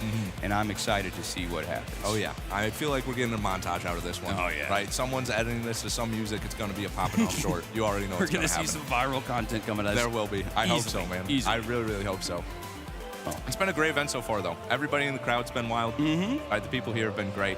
I'm loving just Boston like every land. Every land you come to these events, you see the crowd, you see the people who are fans of Rocket League, who come to support their team or just come to experience it. They're always amazing. Oh, yeah. So these events are always a blast. Whenever you see them, I see what you did there. That was good. That was good. You didn't mean to do that. Blast. Whenever it's online, right, it's always sick. But when you have everybody in person together, I feel like the energy is just electric. The right? atmosphere. That's the what it's all atmosphere about. The atmosphere. That's Absolutely. what we came to see.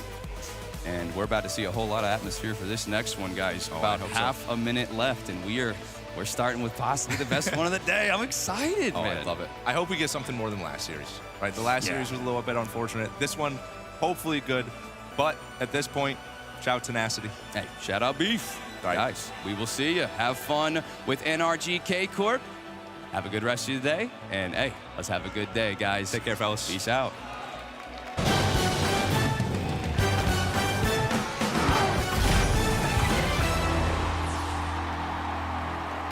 Championship Sunday continues after Falcons take down Shopify, only letting one goal through.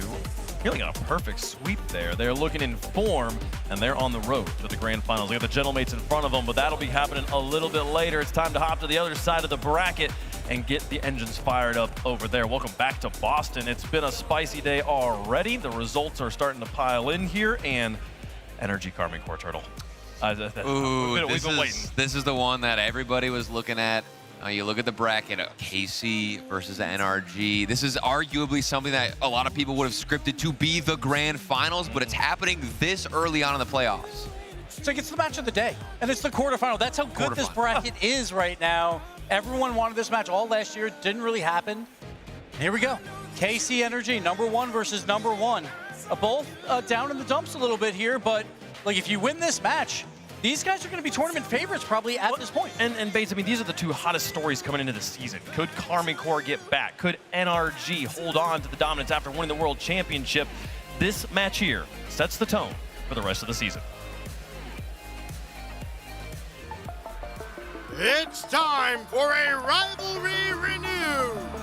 Introducing first on the blue side, representing Europe, with Vatira hunting for a 4th major title, the Kickoff Clan winners, the Blue Wall, Carmine Core!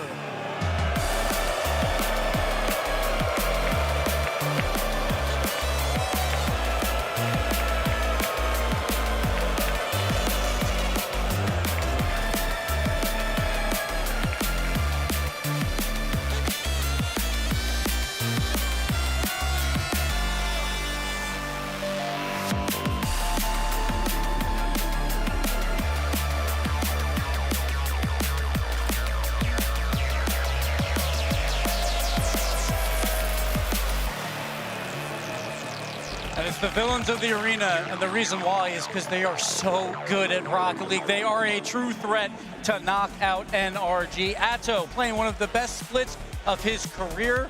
Everyone was expecting what's going to happen with no Drolly. Well, Atto has taken over that mantle for this team to lead them here. And then Vatira, it's Championship Sunday. Of course, Vatira is here. He holds the record for 12 Championship Sundays. No one else is even close. The next highest in Rlcs history is 9. Who's that? That is Beast Mode and Atomic on the other side. So Vatira, he's always here. He knows how to win. He's going for his 4th major title and the new addition, Juicy. Oh, has filled in perfectly on this team tournament. Oh yeah, and you can hear it right now in the crowd. They are the villains, and rightfully so. If your favorite team representing your region is up against KC, it doesn't matter, man. It's going to be a tough series. It sounds like they're most afraid of Juicy. It's interesting here in the crowd. The biggest boos coming out for the new player. Will he be able to handle their challengers? And their opponents on the orange side, representing the USA, looking to finally knock down the blue wall, your reigning Rocket League World Champions, NRG!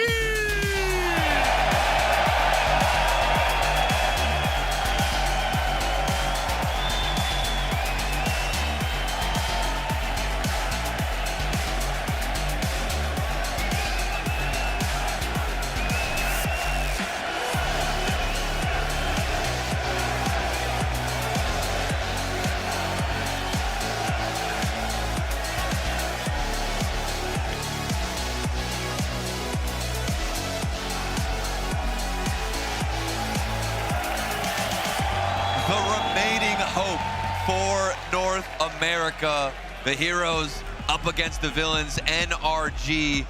They had a fantastic group stage, but then struggled slightly to close things out against Gentlemates. It's gonna be Daniel. Everybody's been talking about this man. He's had the ice clutching up so many times with 0 seconds. Beast mode, sitting in the center here, leading the way, the team captain.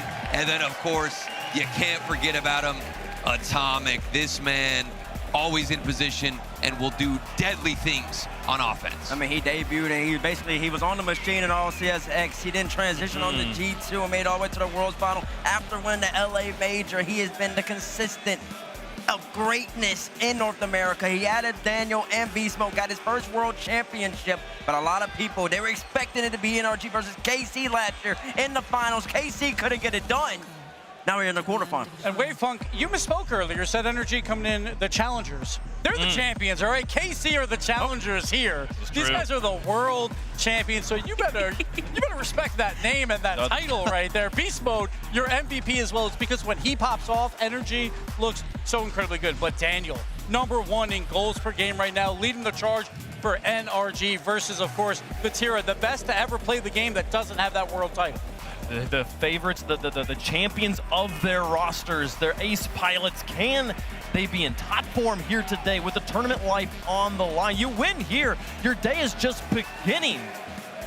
And the story for both sides is relatively similar. We listened to Vatira in the interview. He said, we've been playing well, we just don't have the ice yet. And you can arguably say the exact same thing for NRG. They went up 3-1 against Gentlemates, didn't close it out, and it's a waiting game to see which of these two is going to show up on Championship Sunday. And the thing is, Bates, so often in these tournaments, somehow these teams have avoided each other tournament after tournament. How to do it. And there's so many arguments that happen online because this contest hasn't happened. I mean, it just gets you riled up. It gets you excited if you're a Rocket League fan, because you just never see them play each other. Even at the international stage, they somehow always avoid one another. It's like NRG's World Championship doesn't mean anything. They didn't play KC. KC didn't mean they didn't play NRG. Yeah. But they get to play each other right now, and this is what you pay your money for.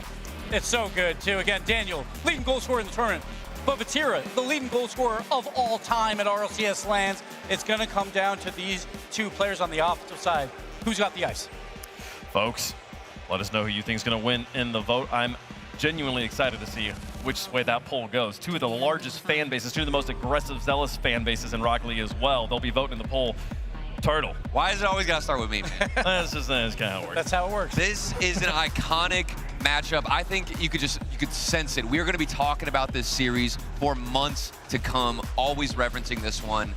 Either way, it's going the distance, but we're in Boston. I got to rep North America. I'm going NRG. Yes. NRG are the world champs. K-Corp has probably been the best team in Rocket League over the last 3 years. But I'm feeling a little patriotic today. With Olympic hockey obviously going USA's way. Oh. It's not our sport. Rocket League is USA's game. NRG is going to come out on top. 4 games to 1. We'll give KC 1. 4-1. 4-1. This man's calling scoreline. in a decade of working with him, I've never seen Gibbs just voluntarily stand up. So he really feels strongly about this, folks. Who are you picking? Bates, who you picking? Okay. Who are you picking? Ganis Arena, can you hear me again? I don't care who I'm picking.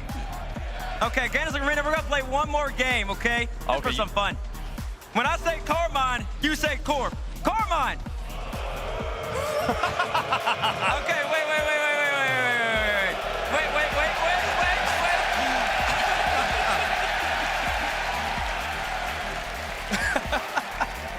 But just tell them who you're picking. Wait.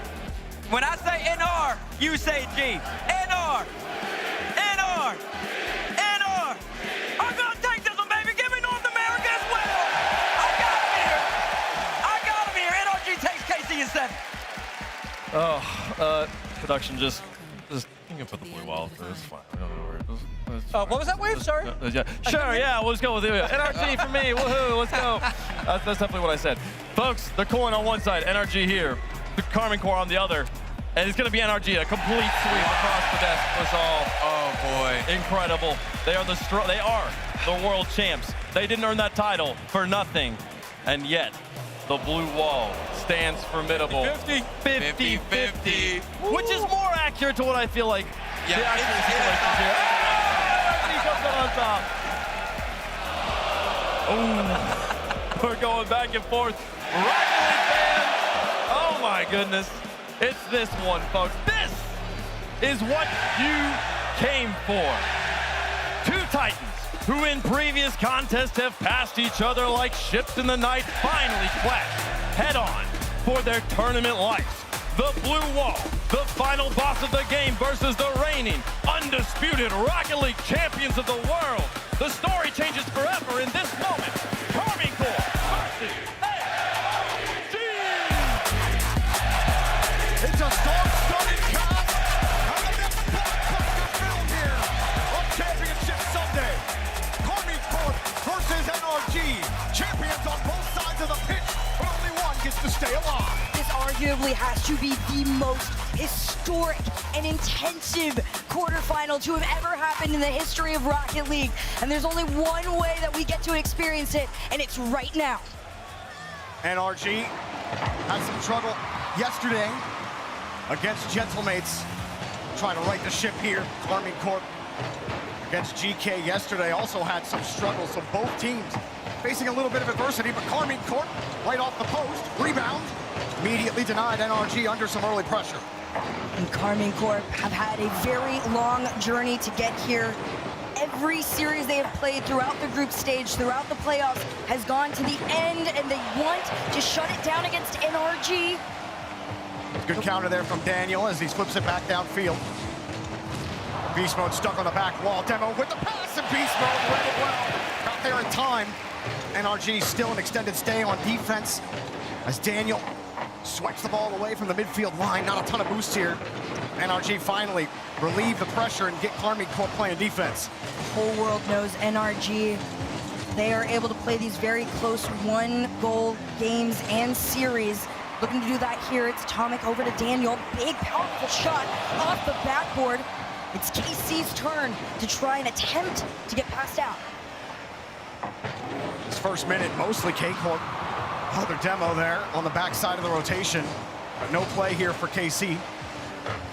Midfield belongs to them, Vatira. Nothing for him on that side wall. And KC continue to wait here at the midfield line. Get a 50 to break back out and move right back to the wall. What can Vatira do here? Get across with 10 moves. Vatira looking to rewrite history and keep KC in the play. He's had so many people target on his back. Look at this. Small double down. And KC take the first lead of the series. One of the most accomplished players in RLCS history. Opens up the scoring with a bang. NRG a quick pass, immediately cut off. They just haven't really had much presence in the blue half in the first 2 minutes. And they get pushed right back. Gonna need more than that dump and clear. Demo maybe opens it up, but no, they caught NRG out. Atto picks up the second goal, and NRG are left stunned. Pretty rare catch out too. Beast Mode, he looked like he was almost too focused on targeting a Tau and getting that demo or a pump, and instead it took him completely out of the defensive line, and KC had wide open net. Beast Mode's vision usually immaculate as well. A demo on the backside, not helping for sure. NRG being put through their paces early against this KC squad. Atto next up gets swiped around. Daniel and Beast Mode will move right back downfield. Beast Mode doesn't win that corner boost. Atomic flipping it back. Daniel avoiding a bump with the 50. It scoots out. It's going in! KC are on an absolute rampage. Even from their own end of the field, it still works in their favor. Juicy spots it and actually pinches it off Daniel. Not what Daniel wanted there at all. Atomic, that hit comes back normally. Atomic easily takes that out. But 3-0 here in game number 1. Just rocketing out to a strong start. All started from a spectacular effort from Vatira at the very start of the game, and KC still not allowing NRG to build consistent pressure. Beast Mode, fake with a shot, and it's in!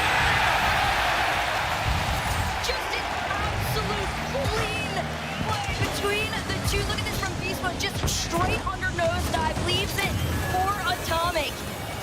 NRG, they are one to be reckoned with. They will find a way to mind game KC's defensive line. A really solid move from Beast Mode. NRG had to get something going early and start the clock on the comeback here in game number 1. Can they keep the pressure up? Juicy have a little bit of time to nail the 50. Not going to be a play for NRG. As Atto finds Vatira. K-Corp get a chance to get set up in the midfield. So again, right behind him, Vatira. Vatira will scoop it away from him. Actually used a lot of boost to just make that move. NRG were happy to let them kind of play with the ball in the corner there and get the counter, but can't move past the midfield line just yet. Beast Mode too far away from that touch. Atomic will keep it alive and keep the ball in play, going for the dunk. Daniel won't get enough of it. Beast Mode on the other side. It's Daniel and Atomic back on defense for KC, and we'll stop them back. There's a 1v3 situation there. NRG played it patiently, gets their movement out into the KC side. Although Atao will make it a short-lived one. The pass off to Juicy, reset over Beast Mode, pass down to Atao, but he called himself off of it. The play goes dead. He saw Atomic already in the air, knew he committed to hitting that ball hard, thought had a chance to maybe steal it from him. Either way, NRG get back on offense. Perfect catch from Atto. No rebound available there for NRG to play with. That could have been a chance to make things a one-goal game. As KC get bumped off the play. And time running thin here for NRG. Big boom here from Daniel. I like this back pass to Atomic. They're pinballing their way around KC. They haven't really had many quality opportunities. This is better one. Pass to Atomic. Daniel, no touch on Vatira, means they have to race KC back to their own side. 50 down, Daniel out. And for now, KC have to restart the pressured attack. NRG a little better on defense. They were facing really KC offense for 2 straight minutes at the start of this game. And still KC wasting all that time on the clock. Game 1 looking like a shorty here for KC with a statement in game number 1. Beast Mode tried to pre-jump it, but it had too much mustard on it. And that'll be it here for game 1. KC take the lead here early.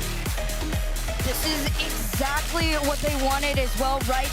Incredible performance, a cool, calm, and collected one at that. Vatira walking away with MVP in his head-to-head against NRG. It's been him versus Atomic historically for quite some time now. 3-2 overall. Vatira leads and continues to do so even here in this series. Looking to make it 4-2. However, NRG, they are still your reigning world champions. Vatira, he started the scoring, also picked up both of the assists on the rest of it. So 100% goal participation for Vatira with an excellent play there to start the game, and it just never stopped for KC. Beast Mode got caught out on the side wall against Atto. I believe his teammate got demoed there, and of course Daniel ends up getting pinched on, and Juicy gets that goal as well. And NRG Beast Mode had the fake at the end, but then they couldn't get anything else going. So NRG, now the dominoes don't really fall their way in that game, and if that pinch from Daniel doesn't happen, scoots by Atomic, it might be a lot tighter there for KC, but NRG can't let Karmine Corp build so much pressure at the start of the game and set the tone as loudly as they did. It took NRG so long to get back on their wheels. Well, there's plenty of time left in the series, best of 7 overall, no timeouts called. Instead, NRG double down and continue on.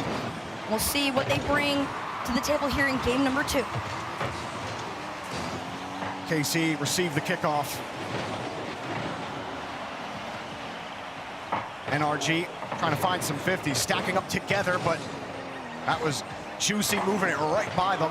Batira up next, drop down Atto last man. Beast Mode was ready to pick him.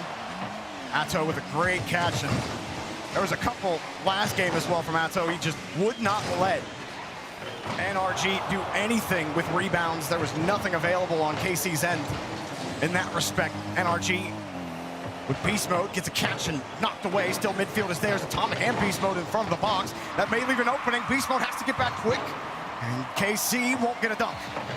No, for now, the pressure just continues on. Batira and Juicy trying to lurk together, and Atao wants to slow it down. Daniel makes his breakaway. It's a flip over 1. Sent off by none other than Atao. NRG, North America's last hope at the Boston Major.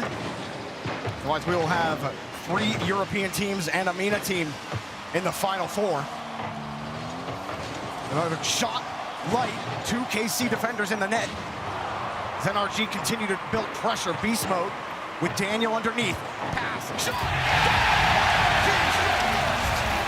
NRG gave the crowd exactly what they want. Big lead here in this game 2. Look at the pass down. It's a laser. Exactly what everybody wants. Very clean pass from Beast Mode, using his neutral hop to get himself to the ceiling. Get his foot back to get that pass down to Daniel in a low boost scenario. KC don't get that same type of pressure they had in game number 1. NRG a lot cleaner on both ends here. Rebound grabbed. KC got there in time and also avoiding the bumps to get the clears. Atomic third man, back to Beast Mode. Daniel sits underneath, but no play with KC stacked up. Right now, NRG, they've had these moments. Daniel are starting to get pretty lethal. Look at this from him. He just challenges onto Atao and says, absolutely not. I know exactly where I'm sending this. But Daniel pinched it into his own net in game 1, and he pinches that one into KC's net in game 2. 79 miles per hour on that one. And NRG have washed away the sins of the last game. NRG looking way more like themselves, like they did back in the group stage. All games 3-1, 3-1, 3-0. Currently 2-0. Maybe could see the same scoreline here as KC makes their attempts all continue to be cut off by NRG. Trying to find Atomic downfield, but no midfield boost for him. NRG now on an extended defensive stay. That bounce makes it hard for Atto to do anything with it.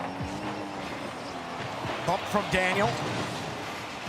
Or not from Daniel, Daniel gets bumped. Either way, NRG avoiding this one. Vatira wants to bump it. Excellent job from Atomic. Weaving his way around Vatira. Now a 2-on-1. Full steam ahead. Beast Mode and Daniel. Daniel recognized the moment to just say, let us in. Biggest ever possible for NRG. It's very classic.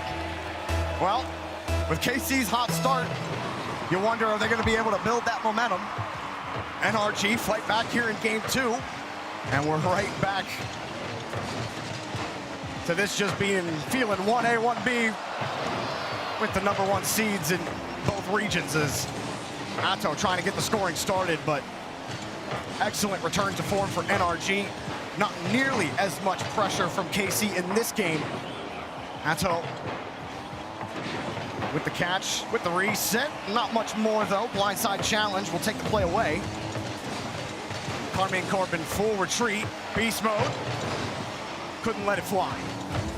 Atomic had to be a little careful on that one, too, with the timing of things. But KC have managed possession, taking their time. But here already had shoot it up. He was trying to at least make NRG nervous. Juicy from the ceiling, low boost, one demo, can't double. Excellent try from Juicy, just off the bar. And again, backboard, back wall defense. Clean enough for NRG here near the end of game number 2. Here demoing beast mode. KC still looking for that first goal to try to start the clock, no matter how late in the game it is. Atso's got no boost back there. Atomic will fall off that one, steal the boost, make life even harder. Then they get demoed and the boost stolen. But still, Vatira finds a clean touch, and you won't get a free rebound there.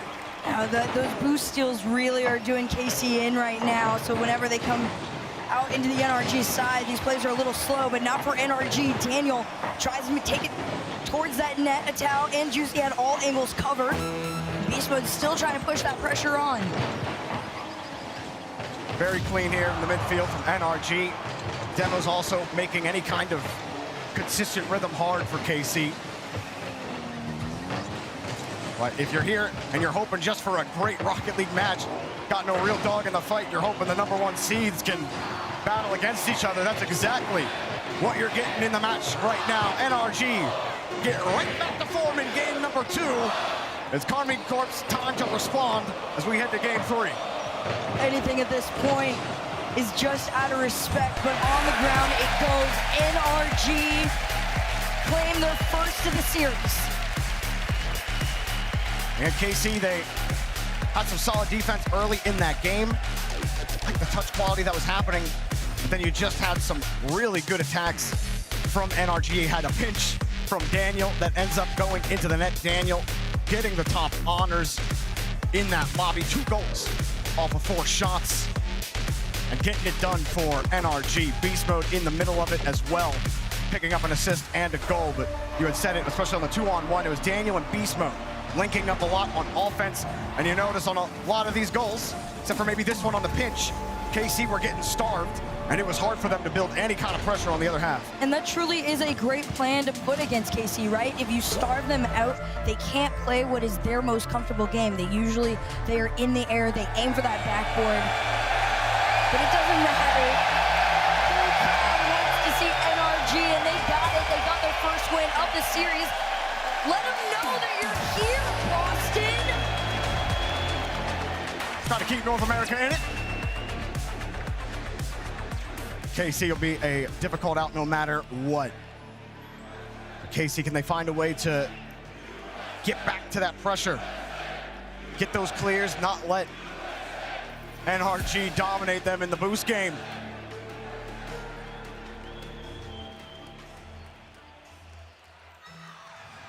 KC trying to get back in front. Vatira will keep it tight. Drop underneath. Bumped off the play. Daniel narrowly avoiding the revenge bump. A little scoop and a shove, but the entire backline of KC crumbling at the sight of all members of NRG barreling towards them. They had the boost advantage and yet still panicked at the sight of Beast Mode going towards them. It was a great job as well from second man to force that 50, make it awkward in front of the box. And all set up. NRG knew they had it. You saw them flying in tow together. That's how moving quickly to the ball, but just a tad behind Daniel. And a big clear here for KC. We're now dealing with 4 unanswered goals from NRG. Beast mode denied at the midfield line. Won't get that boost, but maybe get the corner steal. As they move across, Juicy will pick it up. Still a huge clear from Daniel. No one from KC is back. He's up, but can't find the target. Atomic holds the 50. Beast mode will steal the boost. No midfield for Daniel, so Beast mode will have to hold. Atomic also on small path. No play for NRG. Yeah, the name of the game at that point was just hold possession of that ball and allow NRG the time and space to gather resources to go back. Although for KC, It's kind of a scramble to just even get the ball cleared past mid. Vatira's gonna try for the under, but Beast Mode keeps it dead. It's up to a Tau, and he does manage to find, so reset towards 1, tries to take a shot, but NRG continues to slow them down and deny. Bump from Daniel. Beast Mode fakes his first approach, but couldn't get the catch. Third man gets in there in a jiffy. Daniel just rips it back to the corner. Beast Mode with a full tank of boost from the midfield. Back to Atomic. Has to pirouette himself around. Just no chance to get back to that ball, and NRG continue the push from the midfield line. Daniel, flip reset, 50 up high. Beast Mode in the air. Once, twice, in the box. Popped up. Daniel's next, and NRG won't let go of this. KC looking for a clear, looking for space downfield. NRG happy to let it fall back and give Beast Mode another chance. Daniel avoiding a bump. Atomic back, seeing KC in the air, didn't want to commit. This is the most KC's been able to kind of inch towards that NRG net, but big clear upfield for NRG makes things much more closer to normal. Juicy tries to go down, no bump shot in sight. Instead, NRG playing the patient game. Daniel down 1, pass to Atomic. They work together to get through, and Daniel completely chased down, which means KC have the opportunity to break on in. No boost here. Even Juicy was working on small pads, picking up a ton. He'll have enough. Everyone from KC able to get boost, but Beast Mode's in the area. Cleared out by KC, and it's been a rough 7 minutes, 45 seconds for Carmine Corp. But they can erase all that right here with a game-tying goal. Beast Mode with the clear. Vatira gets the catch. No boost for Juicy. He tried to fly underneath. Forces NRG out, but look, they still get those corner boost steals. Have the midfield. Beast Mode holds the ball, and NRG simply won't let KC play. Atomic scoops it across. Maybe a breakout here for KC. Only 10 boost for Atto. Gets the boost on NRG's corner. Daniel trying to find it, low on the wall, but no chance. Everyone went for KC, and luckily for them, there was nothing for Daniel to look at. NRG is really and truly just letting KC play themselves out, wear themselves out even on the offensive front, and it seems to be working. NRG, as much as they don't like to say it, they do have one of the strongest defenses out there, and it is paying off against this KC squad. KC protected on corner boost, but Atto just can't get the touch he wants. Vatira will demo 2 NRG attackers. Beast Mode can't buy enough time. Now everyone respawns, and Daniel gets a perfect 50. Fall back down, but Juicy responds with his own. Atto can't quite get the bump. Vatira pass in front, and he just can't get there. He had no boosts. It had to be perfect timing and a perfect pass, and they got neither. NRG continue to hold on to the 1-goal lead. NRG truly have figured out the one thing that slows KC down and makes them uncomfortable, and that is mess with their reserve. When they are uncomfortable on the boost front, things start to get shaky, although mechanics could be the answer to this 1-goal deficit following the next 30 seconds. KC been able to stabilize, and they get some consistent midfield play. No, he's forced to race back. KC can't counter. They got to run back for boost and still defend NRG shots off the back wall. Final 10. NRG hold the line. Another 50. But KC are still holding on for dear life here in game 3. Last chance. Atto can't do it. NRG take the lead in the series. An NRG special 1-0 to take the game. This is what they do against so many of their opponents. You would think 1 goal really isn't enough, but that's all that they need. They have their level of defense isn't on their end of the field. It's the fact that they continue the pressure over and over, and it just exhausts some of the top teams in the entire world, and it is now happening to KC. NRG playing really well off ball in game number 3. You saw a lot of critical boost steals. The ball getting kind of thrown up in the air in the middle of the rotation. They're able to take boosts away, and especially in that last minute. KC were just working on borrowed boost on every single try, and you only had 1 player back on the wall with boost. They couldn't buy enough time. NRG would knock the ball away from you. You're forced to retreat, and when you're retreating and you can't win all of your boost, it's so hard to actually counter it. Now, for those of you here in Boston, I know you can read what that says. Where's the Laniel little chant, Jorby. Maybe they can't read. Oh, I hear it. I start hearing it. I hear it a little bit over here. Like, to be fair, Daniel has been a little quiet in this series, so maybe this is where we start to get him. Now, Daniel was doing a lot of work off ball as well. I mean, I think everyone on NRG were able to contribute. It's a gritty game 3 that they had. Now, game 4. KC got to figure out how to take control of this game again. The last 10 minutes have belonged to NRG. NRG's been looking for a shutout here. If they can find it, it's all theirs. Pressure still on, very reminiscent of that game 3, Jorby. But KC, the difference has been the quicker breakouts. See him trying to harass him downfield. KCR, but a quick shot, beast mode. Had a tipper. Would have been a hard hit off that backboard, but Vatira gets there in time. KC returned fire. And look at that catch from Daniel on the back end. The rest of KC on limited boost. You can't just go and challenge him whenever you want. Got to pick your moment. Atto doing that. Trying to get that 50 out. KC still actually struggling to command an offense here in the orange half. Yeah, there really hasn't been anything too memorable. It's been a lot of half-attempted shots, just hoping and praying something sticks. But when NRG are on their side, you can feel the aggression that comes with a lot of those shots. Atao taking his turn, but a completely sent back. Beast mode, back across. This is looking good. Juicy opens up the scoring for KC, who couldn't find the net in the last 2 games. I take back everything I said. A lot of what I was saying was those half-attempted shots. This is the KC that is at the top of the world. The tight angles that feel unsavable. Yeah, Beast Mode was playing a close second man there, but Juicy had momentum as he landed back on the wall and was able to just skirt that off of Beast Mode's card, which gave him the free angle. And now Daniel moves down the field for NRG. KC forced him to respond, kicks back out. And I don't think that's the touch Beast Mode wanted at all. Trying to improv and buy some time. They almost made it work. They don't get the boost steal this time. Even KC are on small pads right now. Vatira just a little high, and Beast Mode won't give him a rebound.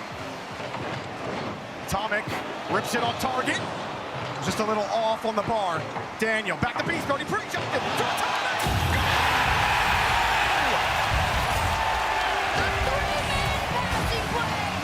To tie the game. Look at the work from Atomic from the end. As soon as he saw that both of Garmy Corp's last defenders had committed, it was just a laser shot down and in. I mean, you can't buy that kind of synergy. How often do we see Beast Mode just pre-jump whenever teammates are doing? That's something that only happens when a team has stayed together for that long. It is complete natural energy, and KC are trying to find it for themselves.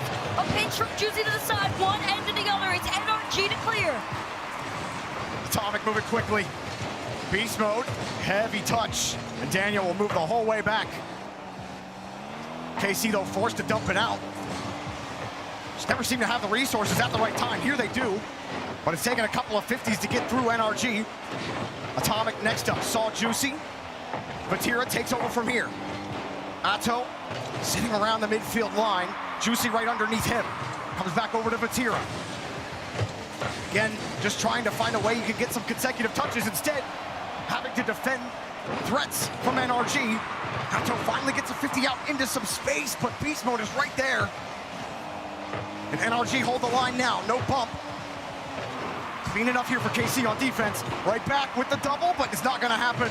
The back wall is unavailable here for Climbing Court. Yeah, right now, KC are getting really frustrated. NRG have read every single one of their attempts. Now on their end, KC returning the favor. Vatira, slow time. This bounce up could allow KC to make some pressure. Instead, NRG monkey in the middle with KC and this ball and their net. It's Daniel with a shot. It's NRG with the pressure. Beast Mode will keep pressure alive.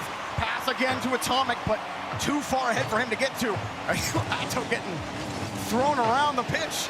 Daniel, that one's not going to get it done, but Atomic has a full tank. 50's one. 50's another. 50's a third. KC, keep it clean.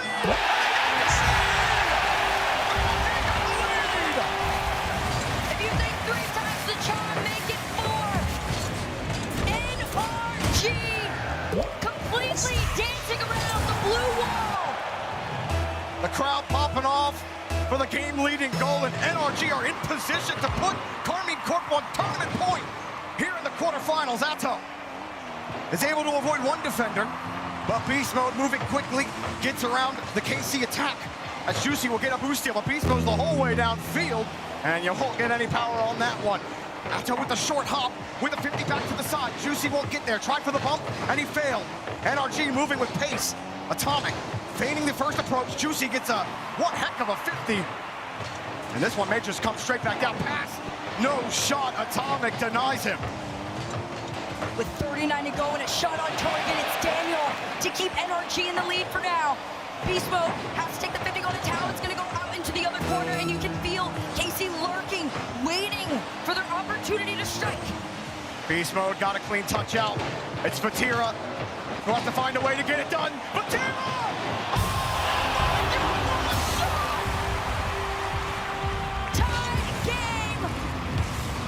The one who wants it all! What?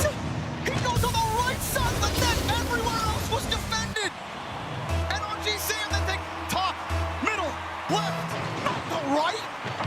19 seconds and KC refused to be put on tournament point. With 13 to go, it's a tied game. Somebody could steal it here. Otherwise, it's an intensive match in OT. 4 to go. Vatira with the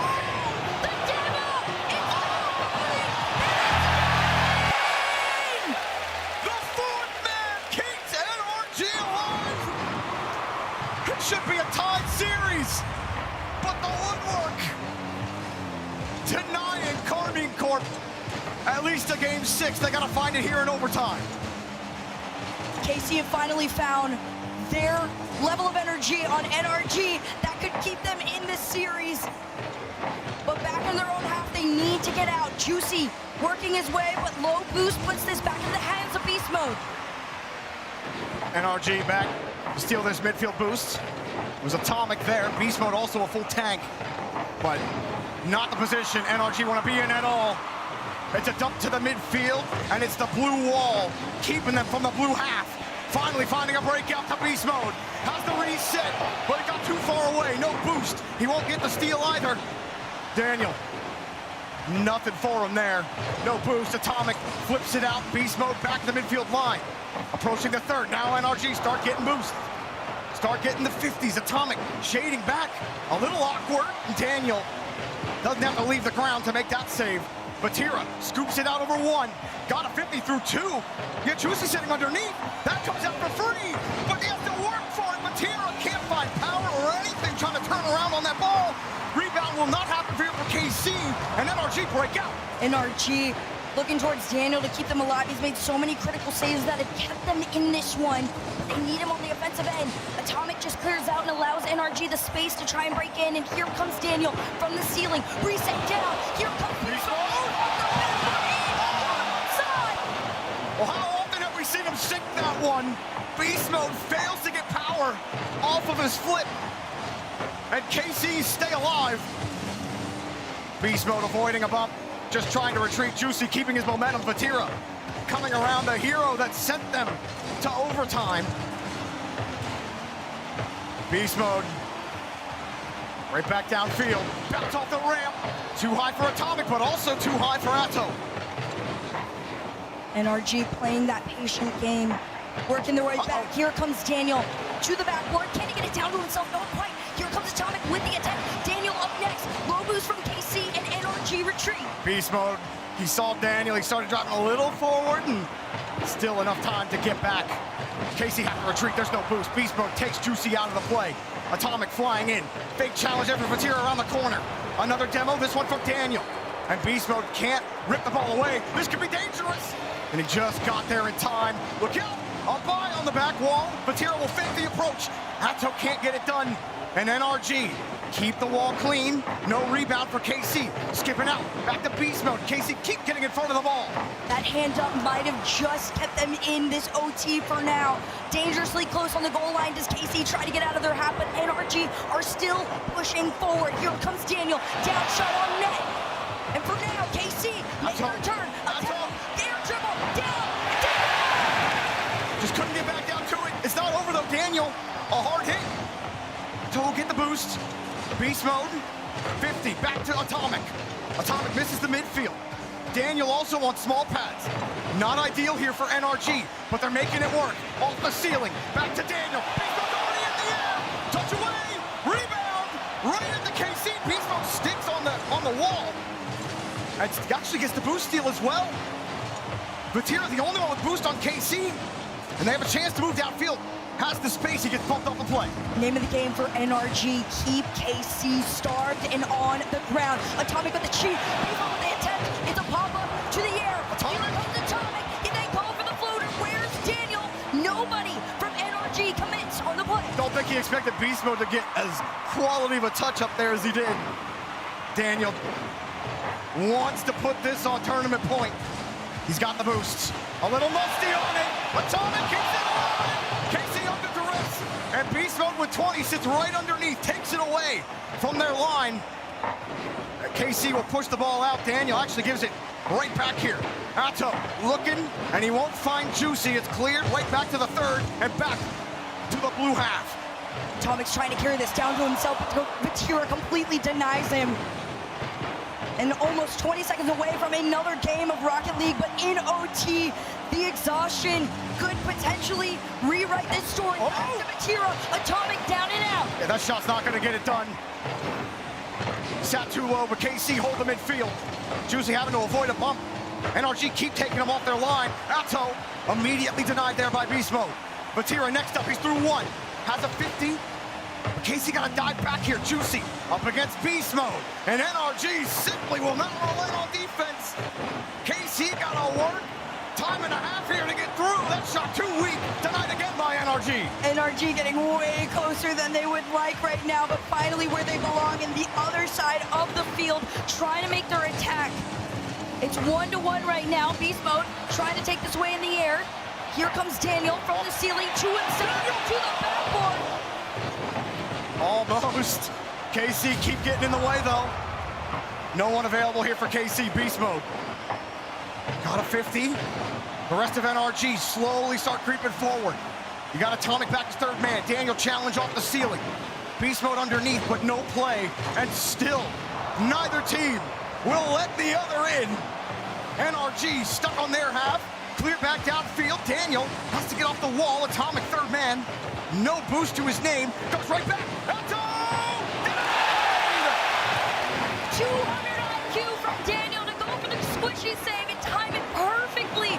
KC left frustrated, in shambles, and trying to find some sort of a pressured attack on this NRG squad. Beast Mode up high, trying to find a space for Atomic, but KC want to squeeze here. Vatira, here he goes again. Forces the 50, but doesn't actually get that rebound. NRG killed the clock, or killed the ball. Atto, nothing. NRG still keeping the back wall unavailable. KC trying to break through.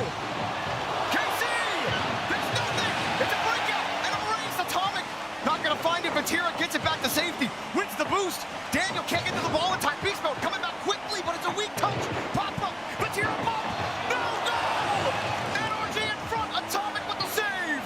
KC keep trying to put these pressure plays on, but they're not the cleanest they've ever been. If they can work together, it's theirs. But for now, NRG keep them at bay. And the shot from Beast Mode just wide. Atomic up high. It ain't gonna happen.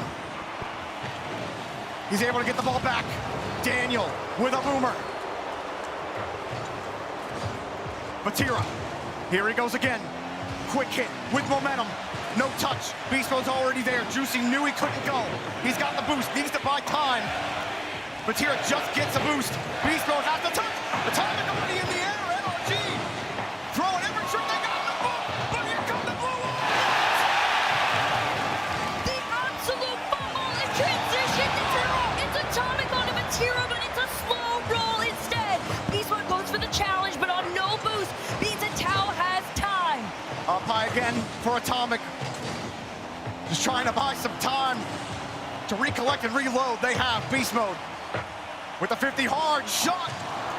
Atomic able to get there. Wave dash to keep his momentum. Daniel up high again. Atomic downfield, he's got KC stacked up in one corner, but there was no boost for Daniel. Now Beast Mode have to hold it again. And flipped up here from Atto. Atomic, back up high. KC can't go for this either. Vatira has to wait. Beast Mode bumps him out of the play. Next up, Atomic. Daniel, third man, sees an opening, but Vatira holds the flip as long as he can. Beast Mode trying to delay, helping Atomic out. Can't help him too much. Coming through, the fake. Atto getting it down, and KC. Where's the punch? It might be here. No! Atomic won't let him through. No one can score. It was just enough to keep NRG in this one, and KC recognized that they're getting closer to this net. A Tau 50 out to the right keeps NRG back on the defensive half. And with 9 minutes into this OT and a clear, NRG could have their chance here. KC weren't ready for it. Beast Mode not gonna find it. Vatira getting a demo on second man. Now coming across around the corner. Daniel, not a ton of boost. Vatira's got more. Atto right behind him. No pump on Beast Mode, but a demo on the third man. Daniel won't have a boost. Atomic took it. Beast Mode will take this one out. NRG under immense pressure right now, but they finally release the pressure gauge. Coming down. But K-Corn will get back downfield. Atto trying again. Just a perfect kill. There's just no rebound. You don't get any 50 that you want on the back wall. It doesn't matter what you seem to do for either team. NRG stop them there. There's a demo, but no one from KC is around to punish. It's probably some of the safest Rocket League either of these two teams have played. Nobody has gone for something quite insane yet, although 50 from Beast Mode puts Atomic in position. A demo sends him back. Vatira makes his clear, and Daniel just in time. Daniel got dunked. This could be a turn and burn here for Vatira. Shaded, he had the midfield boost. I got dunked here. Atto with the pass. Goal! This is a battle of champions. 10+ minutes of overtime, and we got at least a game 6 on our hands.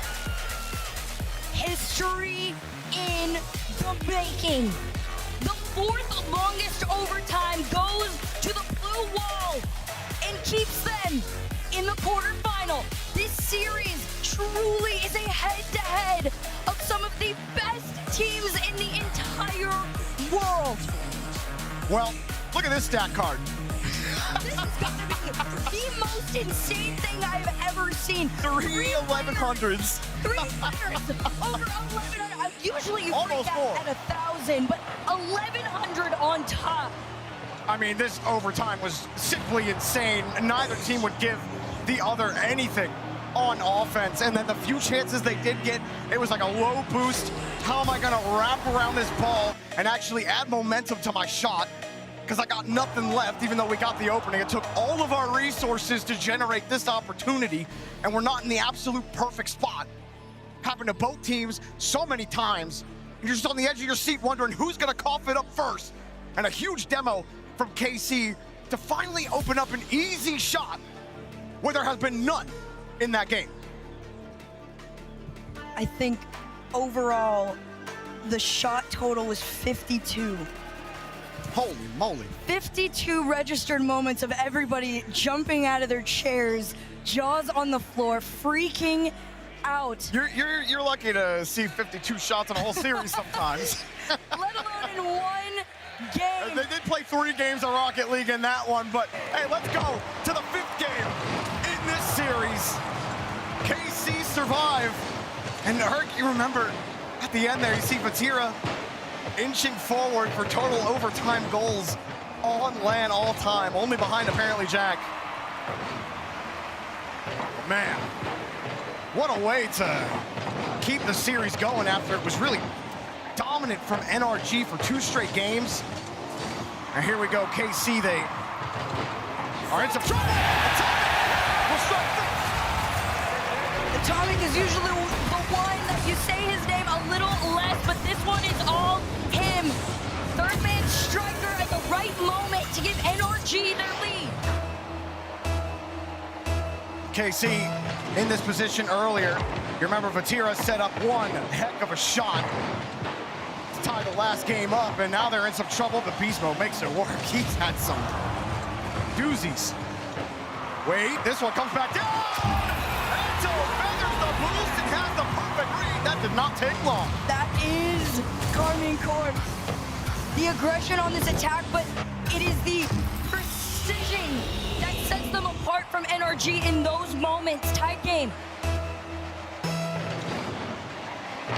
Both teams were still figuring each other out early in this series. Since then, tug of war, dead center. Slips back out, Vatira will avoid the bump. Get through another. What a series he's having. Here's Atomic, hard hit. Atomic double tap, just off the post, but a bounce. Forces KC to go reverse side, and they're able to break back out. KC are in for a whirlwind of pain if Atomic is starting to get this aggressive on the offensive front. Not necessarily a roll one between Atomic and Juicy happened there, but still a stalemate nonetheless. KC on their turn, cut off. Vatira tries to make that pass over to Atal, but Daniel and Beast Mode both throwing their hands up into the air. Juicy over one to the board, double down. It's a tight angle. Atto won't find anything to work with here. NRG have to combine. Atomic gets taken for a ride. NRG gets set back up here in the midfield. A hard hit out. You see KC and NRG really trying to predict the future, trying to cover other angles. If they're not able to get a bump, I'm just gonna throw my car into space just so you don't have this space of the field to work with. So you have to do something else instead of just, okay, we're gonna get up here and challenge. No, we're challenging the future. That's the level that both of these teams are playing at. As Beast Mode with the pre-jump. Some of the roughest recovery I have ever seen out of Juicy. Beast Mode's bump not only bumps him, but completely denies any attempt of a save off that shot. And Daniel knew it too. As soon as he saw the bump, that's when he went to the sky to make sure nobody else could cover for Juicy. And NRG again find a way to get this lead, but here comes Juicy. Flick not gonna work out for him. Atomic staying on the wall, seeing Atto there. With just a 1-goal lead and half left to go, NRG are in what they claim is a favorable position. KC have other plans. Vatira wants a shot but leaves it for Juicy. They completely sent back into their half by Daniel. Atomic will steal the boost. 50 goes right back out to Daniel. It's a hard touch though. Forces NRG back. Happy to play ball though. Beast Mode rips it by. A perfect bounce there for Juicy. He did not get a good touch though. NRG also. Bit of a broken opportunity. Beast Mode was going for that corner boost. Daniel knew it. He saw him pouring his car completely back. Atomic gets back in time and skirts out. Juicy lurking forward. Will put the ball back into safety. Not too bad here from KC. They are keeping it fairly close. However, they are still stuck in their half. Left to Vatira. Big demo from Atomic means Juicy was all on his own. And Daniel recognizes that and takes his time, nose diving down into the NRG side. Beast Mode. Hard flip. And a shot. Like just a little wide. Juicy's in the area. Atomic fakes the approach. No boost left. Has some help from Beast Mode, and NRG will get another corner boost. None spawns for Atto. Big boom from Vatira as well. NRG circling around, recognizing that KC slowly and surely are starting to get a little bit more aggressive as the time goes on. NRG trying to as well, but they gotta stay calculated with it. Daniel over one, Juicy takes him off the ball and possession goes back to KC. Oh, Atomic, no hit. KC would be fools to think he's gonna miss that one. Still getting it. They had a demo, but Atomic will cover the bases. Atto trying to find a way through a base hit, maybe. That was an insane pitch if it was gonna go anywhere else, but right into a KC bumper. You see all these demos on the back line, you hear them. That's KC letting NRG know they are barreling down into their side of the field, but Beast Mode's trying to keep it with NRG. Daniel up next. Vatira is already up for the challenge. He makes him lose this ball possession. Atal and Juicy work together. No path cleared to one. They get the boost steal. KC at the end of regulation. Trying to find the late game heroics again. Atto. No boost for him. Oh,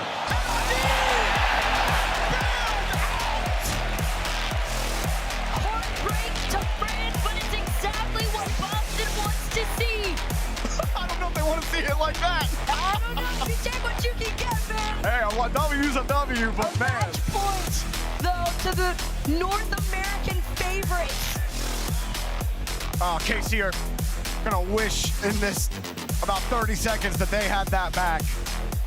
That was the game-tying goal right there. You don't get a team bump from NRG almost ever, and it was like the stars were aligning. You gotta hit that shot in this match on Championship Sunday.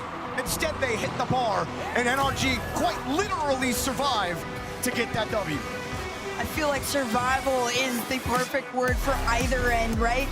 NRG, although they have done everything they can to really just keep KC in their place, it came down to the most high-pressured moment for them to understand the frustration that KC has towards NRG, the whole crowd. Reactions all the way around. Everybody's happy to be here. Yeah, look at these hot waters. Give me a little more, Boston! NRG are one away from a place that they have seen so many times. Well, only one team could ever move on. KC have to force Game 7. NRG could knock them out of the tournament right here.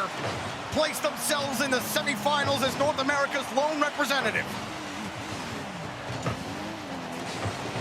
Vatira has tried to lead the charge for this KC squad, but NRG have found a way to stop him almost every time. They worked together to get out. Daniel had his breakaway. It was short-lived. His low boost, and KC prevailed. Vatira will scoop it, but won't get much more out of it. And this skirts out. Beast Mode had already turned around. Atto will take that space. Actually concedes the boost to Beast Mode. Happy to do it if Juicy can get that 50. He couldn't quite get the follow-up. Daniel underneath the ball, wants to keep it slow. Up high. And Daniel, honestly, that approach could have really been dangerous there to fake the momentum pusher, and instead slow the play down. Beast Mode's downfield, has to let it go. Rebound! Right into Juicy, and taken away.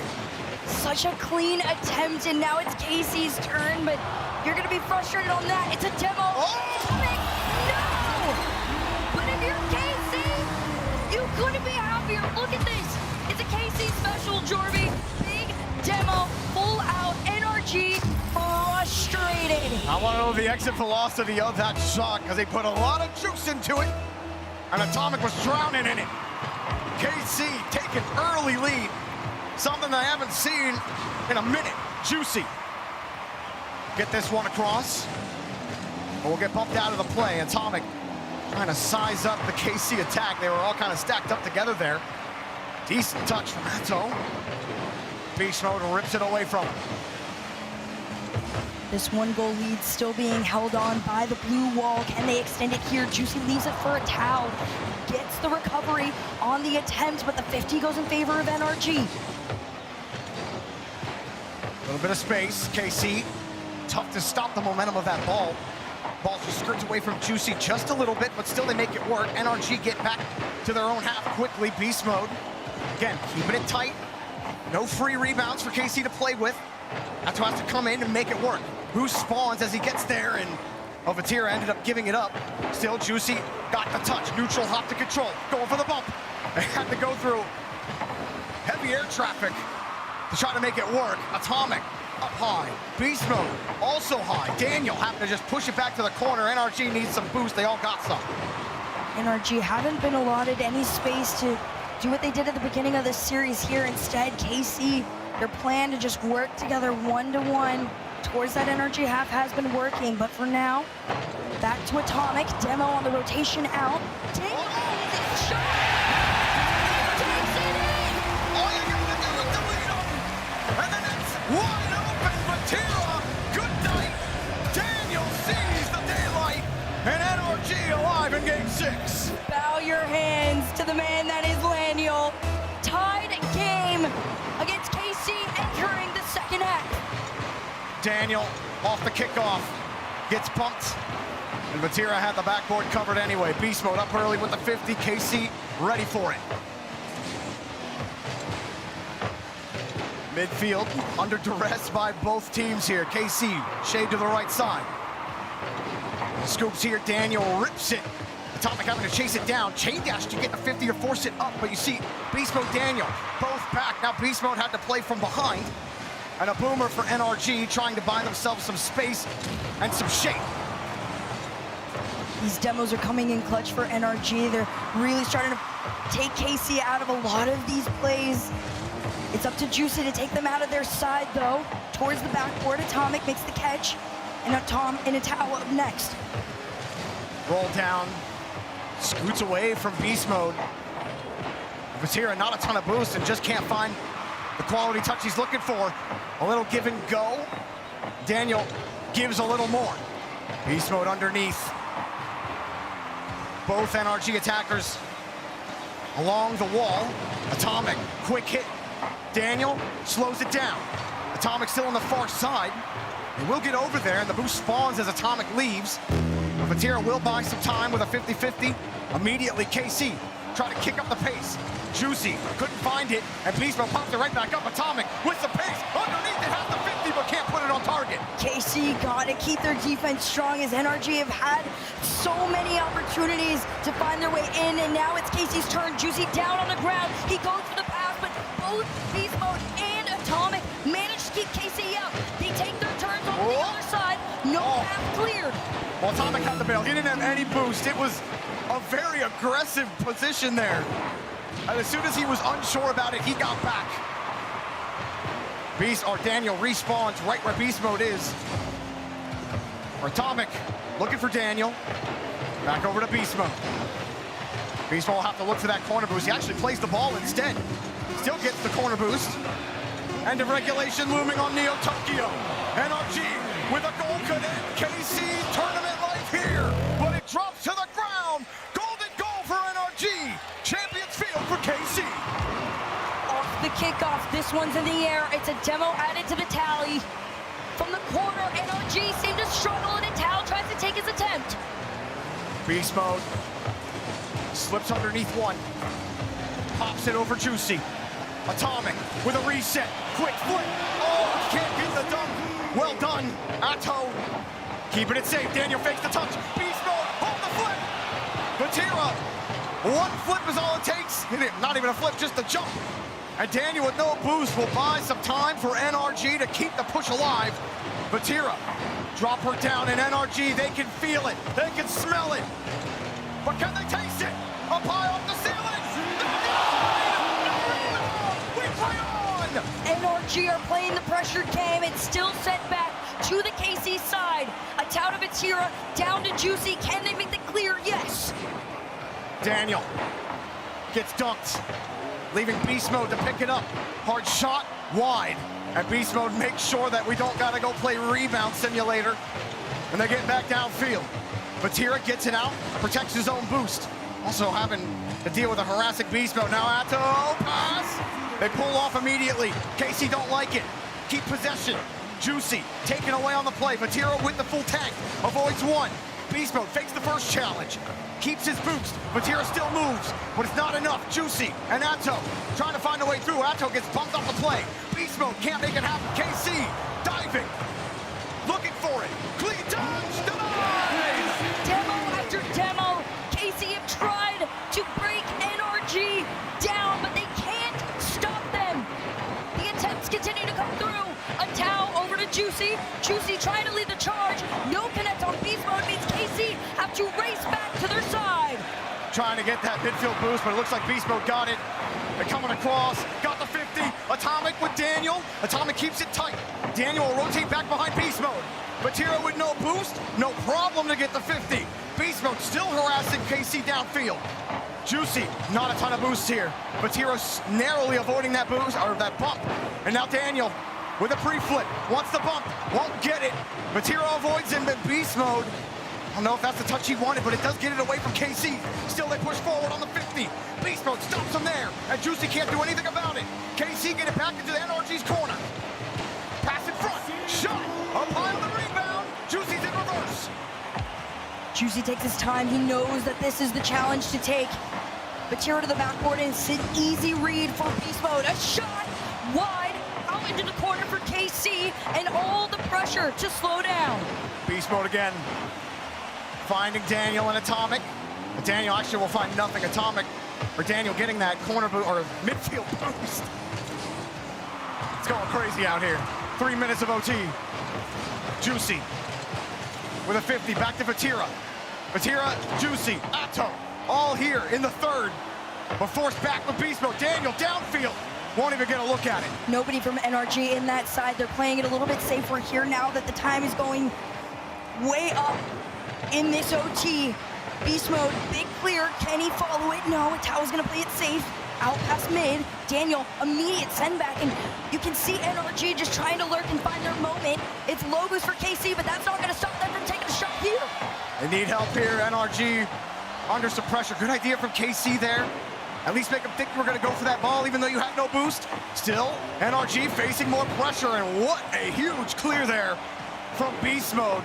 Buy some time. Beast Mode again. Up high, he gets bumped. Here come NRG with a clean touch. Juicy with the boost, gets to the ball. Daniel, a little scoop, tried to shove, no bump. Atomic got the first touch. Juicy just stays alive. NRG are keeping this pressure on to KC. No breakaway has been found yet for the blue wall. This could be it here. They use everything in the tank and the flip, and NRG still managed to send them back to their side. KC get a corner boost steal. Hold the midfield as well. One boost available, one shot available. Denied by Daniel. Atomic flips it right back downfield. Atto avoids a pump. Trying to make sure KC spend limited time here, but Juicy, it's a little awkward. Rebound comes out. Atomic off the board. No one from NRG will go, seeing KC all stacked up. NRG had to play the patient game in that moment. Oh! In the demo, they have their opportunity. It's Vatira on low boost and another demo to take them out. But that boost grab from Mattel could do it for KC here. Forward. Here comes the follow, and KC are not in. Okay, Vatira could only delay just a little bit. Atto needs some boost. It won't spawn for him. Quick pass from Beast Mode, but the shot was too high from Atomic. Atomic again here. Got that corner. It comes high, comes hard. And Juicy might have found the opening. A wheel race, Beast Mode. The faster car. The race to grab these 100 boost pads is gonna the Beast Mode and Daniel tried to take their shot, but it leaves Atomic back on his own, and he manages to send him upfield. Daniel, 50 out into the corner means NRG have their turn. A Tau for the blue wall, tries to send him out, but it's Beast Mode on the attack. Atomic up next.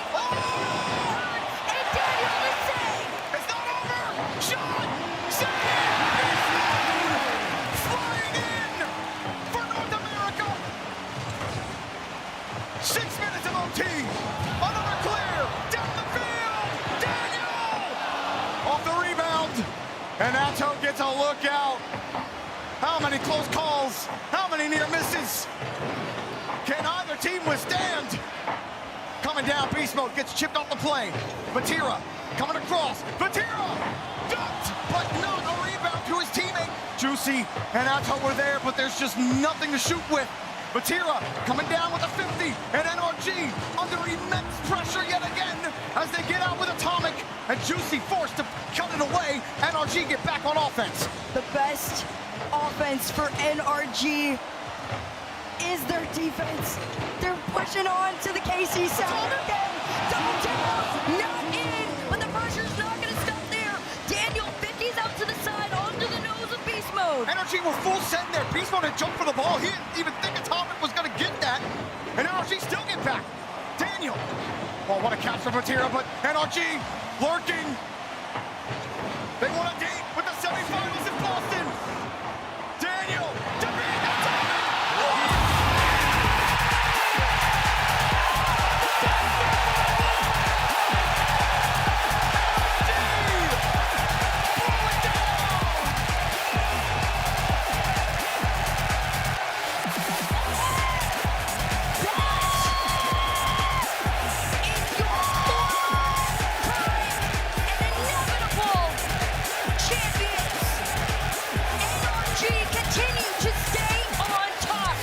The defending world champions Staying alive here at the first major in RLCS 2026. The lone representative of North America in the top 4. Holy crap, what a series. To have been some of the most high-level, methodical, intense Rocket League we have seen in quite some time. This is one of those moments you sit there and you say, I'm telling my kids that was the grand finals. And I mean, even the games where, you know, KC, where they hit the bar twice, the game forced to go to overtime. They could have won it in regulation. Then they still won it after a 10-minute overtime. And then later on, they had an opening. Beast Mode and was it Beast Mode Danny or Beast Mode and Tommy? Beast Mode and somebody bump into each other in front of their own box, leaving the net wide open, and KC hit it off the bar and down, giving NRG the lead heading into Neo Tokyo. And that's the literal difference. And then a forced own goal, Batira couldn't make the save. Absolutely one heck of a series. It just comes down to that one mistake, a half mistake, quarter mistake, tenth of a mistake. Error. They were just bringing them so much pressure at the end. It was an incredible performance, and that's the level that NRG need to bring to the table when they see Vitality in the semifinal. Second longest series we've seen on LAN from none other than Atomic, Beast Mode, and Daniel. Such a great performance all the way around. As we wave goodbye to the blue wall, we say hello to NRG down on the stage with Lee. I'm speechless, but Boston, you need to make some noise for NRG.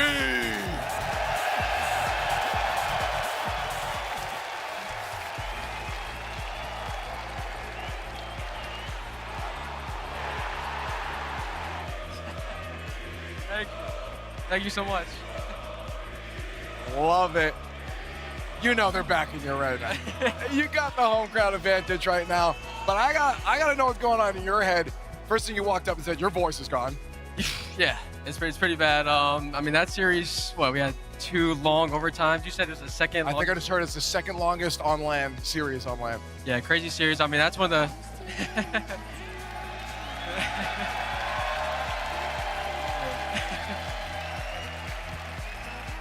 But yeah, man. I mean, that win was very important for the morale. Definitely after losing to Gentlemates, that was a tough series. But yeah, hope you guys enjoyed that one. That was a tough one for us. I was stressed, but yeah.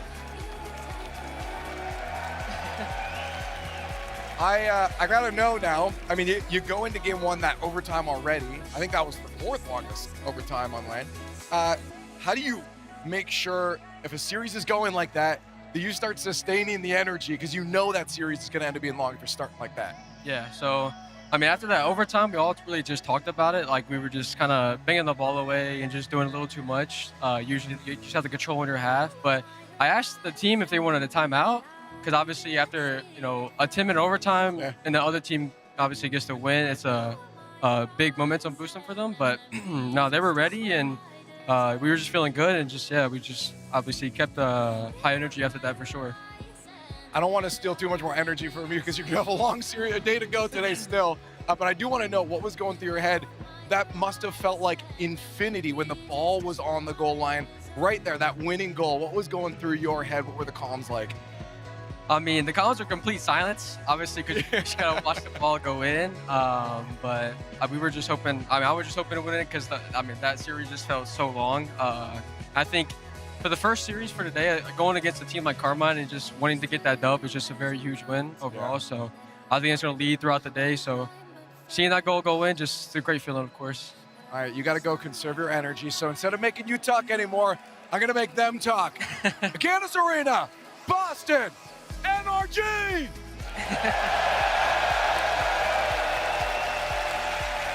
The reigning world champs are top 4. And the new chapter in the story has been written. All the questions have been answered. One of the best series we've seen in a long time. 17 minutes of overtime. NRG beat the blue wall. That was some of the most entertaining Rocket League I think I've ever seen. 17 minutes. It was just 2 games for 17 minutes of OT. We're getting pre-jumps. NRG showed up, but KC, they built that wall. And that's what it takes. NRG has to do it all to take down a team like K-Corp shout out to K-Corp, played a phenomenal series, but NRG, this is why they're world champs. They find ways to win. I mean, I feel like every single series they play is like this. Remember back in 24 in Dickies Arena, I think they went Game 7 every series besides the BDS series at the end. And looking at this set, I mean, this basically almost an hour ago when we saw this game happen. And KC, they came out, started doing what they need to do. And you're like, is NRG going to be able to really match that today? And we saw NRG a little lackluster on defense yesterday against Gentlemen. But they had to play a lot of defense in this series. K-Corp had the offensive push, but they kept K-Corp to shooting only 12% throughout this match, which was huge compared to yesterday, where NRG gave up a lot of wide open nets. So they really fixed basically everything from yesterday and came out swinging. And while it felt as though KC had set the tone in game 1, NRG were able to match that with all of these pre-jumps. I haven't seen a team working this well on offense, knowing where every single touch from your teammate's going to go. The chemistry was unmatched. You see Daniel, he's almost pre-jumping. Every clear found a teammate on the other side and not calling a timeout after a 10-minute OT game. Oh, yeah. They had a great pre-jump pass play, but Vatira, this is why he's one of the best in the world. He shows up in big moments. 19 on the clock, game 4. They get it. They go to the long overtime. Credit to K-Corp to win this, but more credit to NRG. You lose this game, you don't lose anymore after. And no OT. Who's not calling an OT after a 10-minute loss? I mean, I would, because they got demos 16 times in overtime alone. Atto had 10 demos in the overtime. Vatira had 3. Juicy had 3 as well. And then the difference is, once we get to the game number 6, then them demos disappear. But it was a big game in game number 5. Y'all talked about it, and Beesmo talked about it. They didn't call a timeout. They still believed that they could get the win. And honestly, I kind of need a timeout watching, so I don't know how they didn't need a timeout. Yeah, Atto hit that great goal after getting bumped. It actually kind of helped him into the air. Oh, right here. Didn't matter. They came back. Vatira, though, couldn't be the hero twice. He was so close to doing it. And then Hal Fitton for NRG on Neo Tokyo to fight those demons and get the win here. I mean, they were doing it with some incredible chances as well. I mean, the following up of one another and the touches that NRG were going for, simply sensational. And then, like I said, in the demos, I think KC only had about 4 in this overtime rather than the 16. So NRG made those necessary adjustments. KC still had chances, but NRG just clutch, utilizing each other to get out on defense, transition into offense, and then finally the back of the camel broke, wherever the heck the phrase is. They had to go in the bound there eventually. Atto tried that save. Unfortunately, just that difficult. Atomic bottom left corner, ends up bottom right. It's such a quality shot. It's such a quality shot where Atto is going across the net, no boost. There were so many times by both teams in that overteam, no boost on defense, but they found a way to get that one clear to get out so both teams could recollect themselves. It was huge. And you could see how much it meant to the players. You can see how much it meant to NRG, because as good as they are, as wonderful as the title they hold of world champion is, you know it irks them that there's that little asterisk of you didn't have to play Karmine Corp, and that everyone could say that and it was true. Now, they get to say, we have played Karmine Corp, we've beaten Karmine Corp, and we're still alive in Boston. And next up, they got Vitality coming up. They're going to have to run the gauntlet at this point to take it home. It'll be their greatest run of a bracket in a very long time. Yeah. We always say it's Mickey brackets, but that's because they get the job done and everyone else kind of falls apart around them. So we'll see if they can continue. But based on that performance, they look like a brand new team, and they can definitely make this run. Yeah, incredible victory for NRG. They will get a little bit of time to go and rest before they have that match with Vitality a little bit later on today. We are now into the top 4. 1 from North America, 1 from the Middle East, 2 from Europe, only 2 spots in the Grand Final. Yeah, we had 2 series today. 1 was an email, 1 was a movie. Oh my goodness. So we'll see what we got left coming up here. But Falcons, they took care of business as well. These last 4 teams, obviously Mates and Vitality, have looked the best through 3 days of play, but they haven't played yet today. Exactly. And that's a big difference here. Falcons and NRG both looking hot. That's the scary part, is if you don't have any experience so far on the day, you're up against an NRG that just took that win. If I'm Vitality, I'm scared, as well as Gentlemates, looking at how clean the sweep was. They came out here and just handled some business. Absolutely cookie cutter out there. Incredible. And this is the peak of Rocket League. This is the best it can possibly look. But the beautiful thing about Rocket League is, at all skill levels, as long as there's parity across the competition, it's thrilling. And we had a wonderful moment earlier this year when the boys from Detroit Christian Catholic School went up against, or Catholic Central, excuse me, Detroit Catholic Central competed in a show match. This moment went viral. This is the team that James Bott coaches. Yeah, and they went into enemy territory here, I believe. And look at the James Bott logo, too. The entire high school just getting behind esports is huge. It's so cool for these guys to play in this atmosphere. Well, it's great because we see this kind of bleed in, and there's all this energy in this crowd. But look at this. All areas of Rocket League truly are something special, and the energy will be carried wherever you are and whoever you're playing against. It was really fun. We have the boys from Detroit Catholic Central in the house. Make some noise for them here. Part of a huge esports program that DCC has going on there. They have over 100 players on the team competing across 10 different titles. They've earned over $250,000 in esports scholarships awarded to students since 2020. And a really nice. Incredible thing. Just scholarships for video games now. Yeah. Who would have thought? Who would have thought, you know? I mean, sometimes playing video games does pay off. Yeah, back in my day, we didn't have this, but now we do, and it's awesome. It is awesome to see, and it's great to highlight the high schools and the colleges, because you work through that, and maybe you get here, but maybe you don't, and that is your moment. Right. And that's what it's all about, is just having those moments. Yep, for sure. And for some of those players, some of the players on the stage right now, their road began in moments like that, in situations like that. So wonderful to see Rocket League celebrated at all levels across the world. Folks, we've had an incredible day so far. We've got 3 more matches, and they're the best ones yet. Falcons will take on the Gentlemates. Vitality will take on NRG, and the winners will compete for the title of Boston Major Champion. Gentlemates has been able to kind of sit in the back all day watching these crazy matches happen. It's time for them to get in the gear. It sure is. I mean, they've been playing great. They beat NRG. They were down 3-1 yesterday, bounced back, took it in 7. They're ready to play. Folks, we're going to take a quick break. When we come back, the Boston Major continues. Top 4 action tournament lives on the line. The Falcons taking on Gentlemates. Don't go anywhere.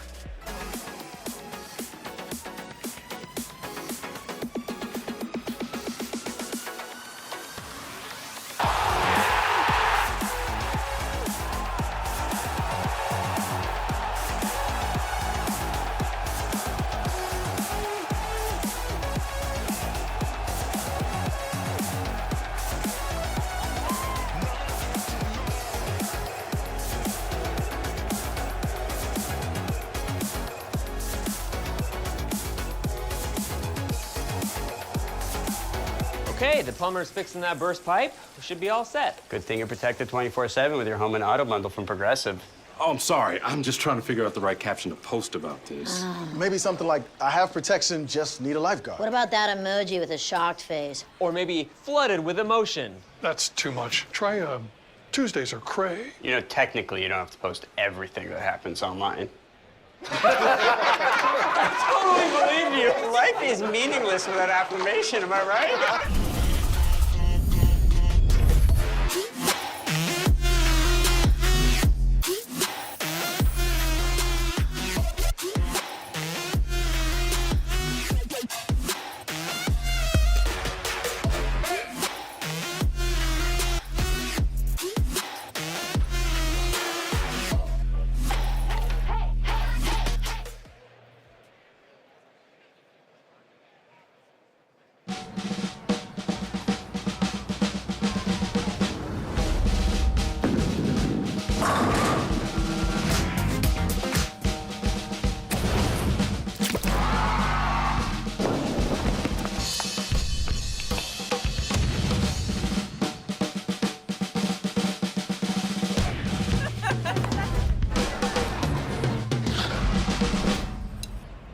Book your trip at meetboston.com. It's been amazing to see how locked in everybody's been for Boston, and honestly, they've become super Bostonian, like more than I could have ever imagined. Okay, then, repeat after him. Park the car in Harvard Yard. Park the car in Harvard Yard.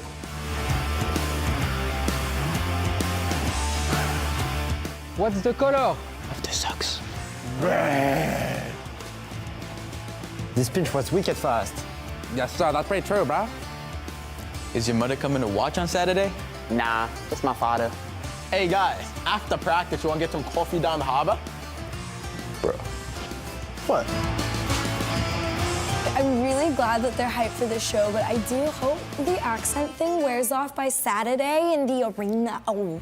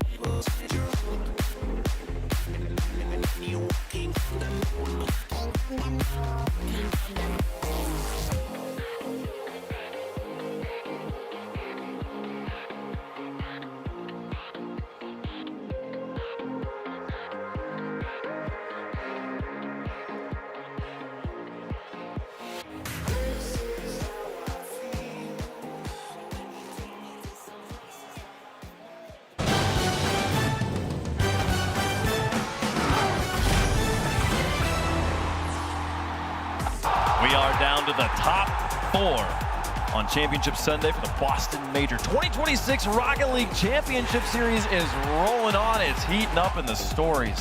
Oh, they're fascinating page after page.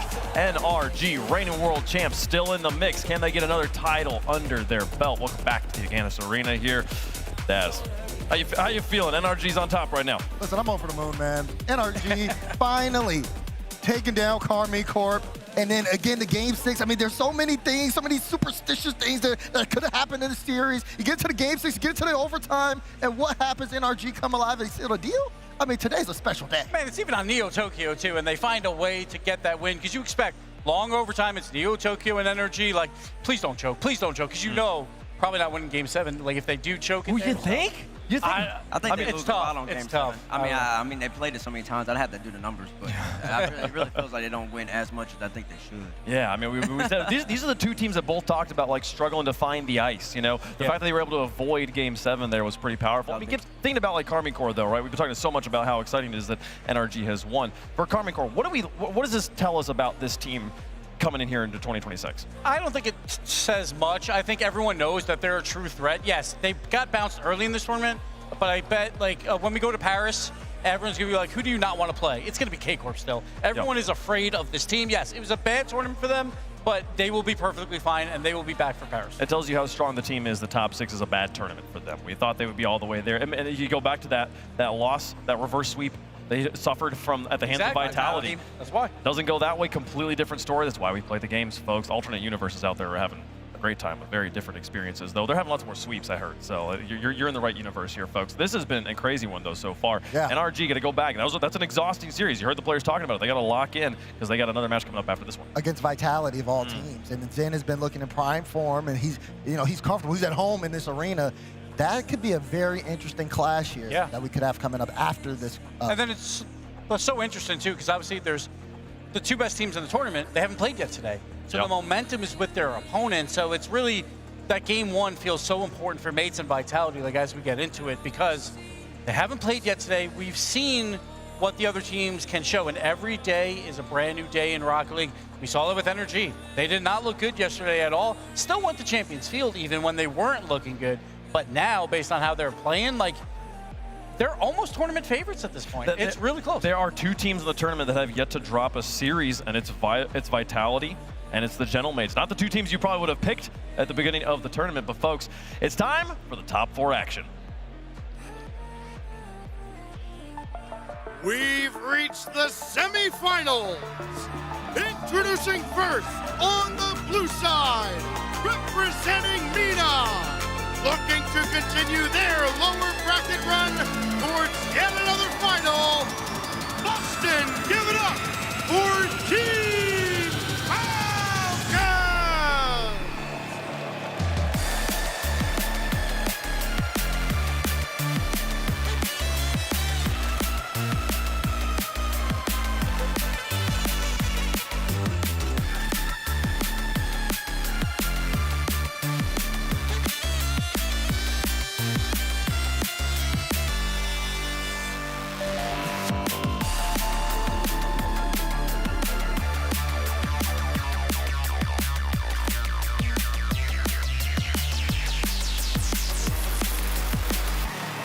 Team Falcons made a statement earlier today. Decisive, dominant win against Rebellion. They're clearly in form, and Rlcs is showing up here on the big stage. They got to continue that course, but I mean, right now, though, they look like one of the best teams here. Yes, and Rlcs, obviously, the best player over the past 2 years, multiple LAN wins over these years.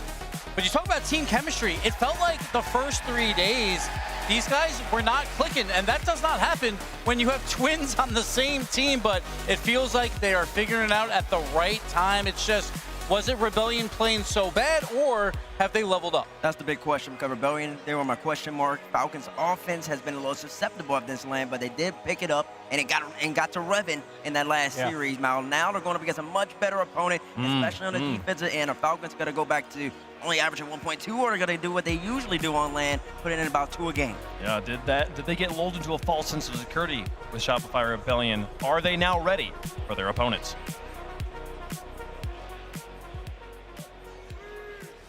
And introducing their opponents, on the orange side, representing Europe, LAN veterans, regional champions, top of the groups, they are Gentlemen!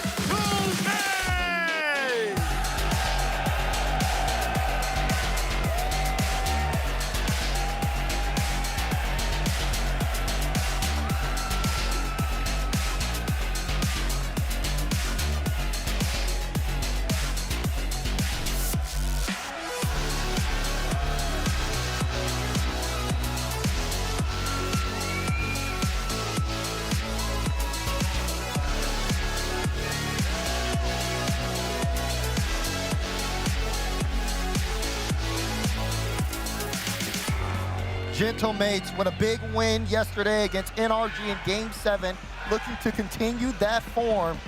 And at this stage of the tournament, lots of LAN winners in the bracket, but lots of players who haven't won one here on the side of Gentlemates. We've talked a lot today about the weight of Championship Sunday, and my eyes drawn to the bottom of this graphic here. Nas, first RLCS major. First Championship Sunday at this level of competition. That is true. He's been at World Championships. He's been in other big events, but yes, it is his first major, but they'll come down to the veterans on his team. Archie has been there before. He's made runs before. And Oski, he has been the big dog on this team. 2 goals per game yesterday. He was involved in absolutely changing 47%. My player of the day yesterday. Exactly. Archie and Oski, they played together back in 2024 World Championship. Then they split. And they finished about 5th, 6th in that tournament. You're like, wow, why are you splitting? You could be doing the same thing. Oski had an okay season last year, joined NAS, finished, I believe, 7th, 8th at Lyon. And Archie, at the end of the year last year, was exceptional. Made all the way to the WC Grand Final, lost that, unfortunately. And then he also finished 3rd, 4th. So he's constantly been ascending over the past year and a half. Now, all 3 of them are together with Coach Nasky, beating NRG here in the semifinal, trying to make the Grand Final. In their best form that they've looked so far over the course of this tournament. And again, I mean, last time we saw Gentlemates at a major event and they weren't looking like the best team, they still kept winning series by series by series. That was Copenhagen that they ended up getting that first major win as an organization. Now we had Nas versus Killers. Killers been playing a little bit further back, and he's going to be playing a cleanup crew on this team at this point. While Nas, like if he's got space open, he is making things work. 1.11 goals per game. We talk about it, like Killers' numbers a little bit down because Falcons are normally that best offensive team in the world. Mates, though, right now, best offensive team in this tournament. Yeah, looking at these 2 teams, too, they have different roster compositions. I believe everybody on Falcons is highly mechanical, especially up in the sky. Gentlemen, on the other end, they have 2 exceptional mechanical players in Oski and Nas. And you got Archie in the middle who keeps things a little bit more simple and kind of fills in the gaps. So I'm looking at particularly in Archie. The last 2 times, these organizations have only played each other twice. The first time in Copenhagen, when the Gentlemates went on to become one of the most surprising victories we've ever seen, the first time we were there. The second time in London, the second in London 2.0, when the Falcons beat them in 7 to make it to the Grand Finals, and be the first team in the history of the game, not from Europe or North America, to make it to a Grand Finals, or second time actually that they made it to those Grand Finals. But yes, still an incredible history between these teams. This will be the 3rd play. It's going to be close. I feel like all 4 of these teams left could absolutely win this tournament. There's an argument for all of these teams, but we got to see it on the field. Who do you think is going to win? Let us know in chat. Dazrin, let us know on the screen. Who you got? I'm going Gentlemates on this one. I think Mates got it. I think that you talk about how Falcons looked at the end of the day, definitely great against a team like Rebellion, but Rebellion was struggling. They couldn't get any offense. Like Gibbs said, it's the #1 offense in the tournament, and I think that that's going to be too much for the Falcons to fly over.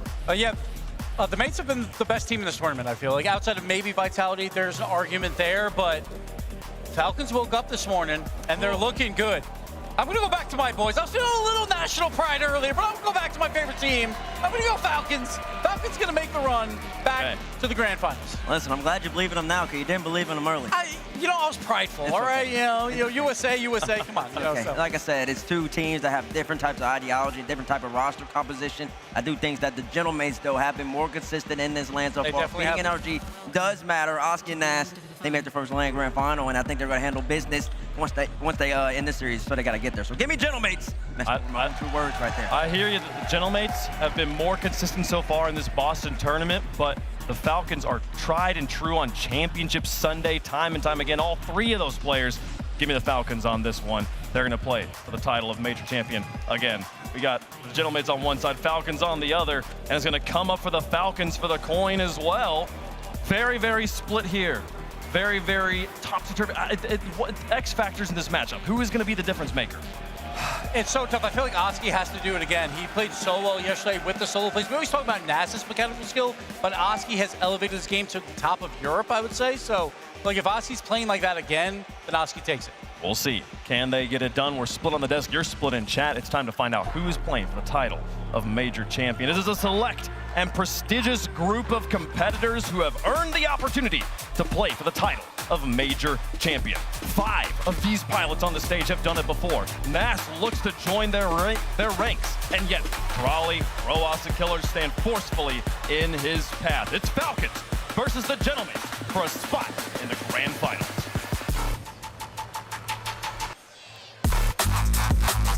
Europe had a strong start, but they're starting to get picked off 1-1. We'll see if Team Falcons can take down Gentlemates, or will they get an all-EU grand final?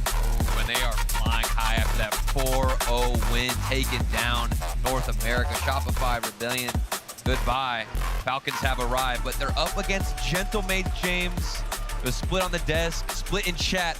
I'm guessing the crowd's going to be split here. A lot on the line, and of course, this is an elimination match. Winner moves on to the grand finals. We'll see. Maybe the crowd's in favor of Gentlemates after the hurting that Team Falcons put on Shopify Rebellion. Team Falcons obliterating their opponent in the last match, a sweep and a commanding sweep. But Gentlemates, they have been really something to behold if you've watched their late run, winning their last EU Open, taking down that NRG squad that we saw beat K-Corp. It looks like they just keep getting better and better with time. Absolutely, and it's been textbook Rocket League out of both sides. Not a lot of issues to even point out. Of course, Falcons had a little bit of a loss against Furia, but easily recovered. There's just so much at stake. Even when you look at the roster of Falcons, they pick up Drawley in replace of TRK. And I mean, second place, I don't even think that's enough for this team, James. It's not enough. Team Falcons made that move to pick up Drawley to do one thing and one thing only, and that is to win it all. Right now we're seeing a bit of a stalemate. Killers will try to collect this full boost. Nass, it's a nice 50 off to the side. Killers will still keep going. Stop for the 50 instead. Now Roas will dive in. Archie trying to keep this in the corner. Raleigh, control up and over 1, but gets the ball taken away from him. Absolutely right. It has been a stalemate. Oski decided to go for a fake in the midfield. Killers, backboard, slow read, maybe a bump. Not going to find it, but it's back over to the hands of Drawley, moving it to the midfield. Neither team want to overextend too much. Oski maybe gets the 1v1 play over Killers. Off the backboard. We're back to a 0-0 scoreline into the midfield. We saw Shopify Rebellion have that same problem, trying to poke and prod, find out where that gap in the defense is. That gap never manifests. Now a chance for a shot. Bump on Archie was attempted. Looks like maybe even got a piece of it, but Archie still powering through. Now a quick shot. That's going to be the first goal of the game. Hogan and Bryant trying to find the hole, the gap in the defense. There's Archie. He dodged the bump for Roas, goes off the sidewall, and then just chips it in. Archie doing so well at the start of this game, dodging that aggression, navigating around the bumps. He is last man quite a bit. He has quite a bit of practice of those bump dodges, trying to get away from demos. Showing you his skill in that regard. It's definitely a confidence booster just to see Archie be that first man. So many players and casters and analysts. Of course, the chat has been talking about Oski and Nas. How about Archie? This man online was lights out. I'd say certainly leading his team forward. Now you can basically pick any player out of Gentlemates and they can show up, provide you some high-level Rocket League. Here's Killers back to the midfield. Met well with the 50-50. Roas flying high off the backboard. Could get something, but looking a bit cluttered, slightly disorganized, and I don't think the communication was there with the passing. Oh, and 2 beat by Killers. Killers gonna go for a bump as well. Nas couldn't get a piece of the ball. Team Falcons, though, not capitalizing. Now we see a breakout from Gentlemates. We missed. Nas get a bump, and this one sails all the way downfield to the Gentlemates corner. The win from Oski will send it back, and Nas will poke it out even further. A little bit of kickball as Nas, okay, the early dunk. Hunting that ball out, denying the clear. Another shot opportunity. More time wasted off this clock. Precious moments depleting for Team Falcons as they want to get into game 1. Nas retreating, now ball up and over 1. Nas during the corner. That's Killer. There's a shot defended by Oski, who got just enough of that ball to keep it out. Oh, but here comes Nas. Air dribble. These guys deadly. They'll get 1 save, maybe 2 on the goal line, and hit you back with some firepower you didn't expect coming. Boost has been in control as well from Gentlemates, but Raleigh does steal their own corner. See how this flattens out the offense. It's going to be Oski. More and more challenges behind this ball. Stuck in the corner. Nas looking for a pass out to the middle. Archie dives, but slow to the ball. Now we'll have to retreat. Chance for the counterattack. Killers fakes the second hit. The shot will be easily hit. And now redirect opportunity. Oski off the ceiling down. Nas trying to get the rebound up in front of net. And Drawley will get a piece of it and send it to safety, but another close call. Gentlemates almost picking up their second. It's a big clear. Drawley wanted to get a bit eager on the pre-jump. Doesn't find a piece of it. We've seen booming hit after booming hit. Only a 1-goal game. Gentlemates, they have the lead, but Falcons slowly heating up. Final 10. Roas from his own back wall. Flip reset. Shut down by Nas, but picked up by Killers. Killers air dribble. Wanted to go ahead for the bump. That ball gets deflected, goes down, hits the ground. And we see a 1-0 victory in favor of Gentlemates. Game, stalemate a lot of the game, but one opening that Archie was able to find thanks to his ability to dodge bumps, dodge demos.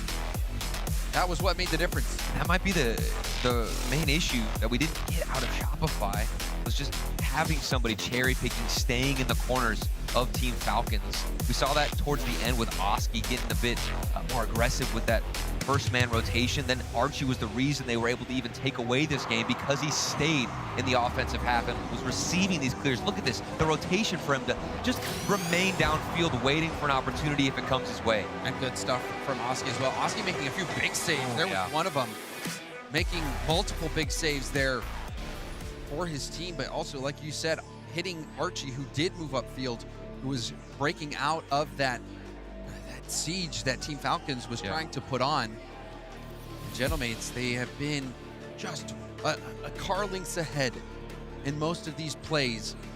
It's been close, but they got the edge this game. Very close call, though. You wonder, though, will Team Falcons be able to amp up their offense? We saw some good fake attempts that didn't come to fruition, but overall, very dominant performance, very clean performance there from Gentlemates. Game number 2, Team Falcons shut out in game number 1. Slower start and not as expected given their previous performance against Shopify. This is Gentlemates' first time on the stage in Championship Sunday. But my, oh my, they have come to play. Kind of expect that Gentlemates would have come out a little slow. Maybe they would have dropped that first game. Team Falcons having that opportunity to already play on the stage in front of the crowd and to get a dominating win. They would come in warmed up, but Gentlemates the one to strike first. What a nice start for them. Crowley trying to take this out. 50'd. Here's Oski staying in the play. Ooh, nice flip reset attempt. Killers that's denied early. 2 players go. Falcons much more organized. Game number 2. Not that that was really ever an issue, but against Nass, you always have to have somebody in position. Rotations can't even stutter for a millisecond. You can see Drawley not fooled by that play from Nass whatsoever. Perhaps the Moroccans know each other's game quite well. Nass, they're in touch. See Archie in reverse, trying to get that out. Usually that's a sign that you're not where you want to be. Oski quickly up. You can see Killers getting tripped up with Drawley a bit, giving space. A bump off the ball. Drawley trying to get there before Archie, but Archie gets there first. Better 50-50 Roas has to run back. Killers, ooh, beautiful positioning. Reading the play, understanding how Gentlemates want to flow with this ball in their own corner, but it's still stuck here. Very familiar positioning. Gentlemates can just kind of relax. Hopefully they don't get caught off guard as everybody from Falcons is ready. And that was good positioning from Killers as well on that 50 from Drawley. So fast in that lane. It's allowed Team Falcons to move upfield, but now we see Gentlemates push it right back to the Falcons corner. Drawley low from his corner, will take it up high. Air dribble bump perhaps. Gets an extra touch, goes for goal himself. I'm sure Gentlemates were thinking he was going to go for the air dribble bump, but Drawley, that late touch. That one little specific touch right at the end of his flip. And this is why you pick up Drawley. A shock. And you see the heartbeat return to Team Falcons. Now Drawley looking to add another shot just off target. I think Team Falcons getting hungrier and hungrier. Get the first goal after a scoreless game one. The river just continues to flow here for them, but they're gonna have to deal with this pressure first. Killers 1v1 against Oski. Fends off well. It's back to the corner. No boost though for Killers, only 7. Not really much. Not enough to do much. Their demo as well. Demo heavy gameplay. Gentlemates trying to make the most of it. Archie catching into a dribble, goes for a 50. Back to another 50. Drawley waits, it pinches back. Oski, light lock towards net, easily handled by Drawley. Drawley an up boost to get back to it. Didn't get the reset though. That's going to make things awkward. Very transition heavy game here for Team Falcons. Playing so much on the back foot. Moving throughout the midfield is going to be the key. How can they transition forward, especially when you're getting bumped and demoed like that from Oski? The pressure being applied more and more. Gentlemates are comfortable in the blue half. Ross had to be so fast on that play. Team Falcons, though, being pressed. Ross again. Zone back wall up and over Nass. Pass Archie. Oski last line of defense, slows it down. Killers trying to 50 it through, but it's to Archie. Archie up to Oski. Oski rips the shot, but it's saved by Roas. That felt very identical to the previous goal in game one where Archie was way downfield. Second Killers double on target. 2-1 Team Falcons. That's Twittergy. Roas flicks up. Killers dodges the bump.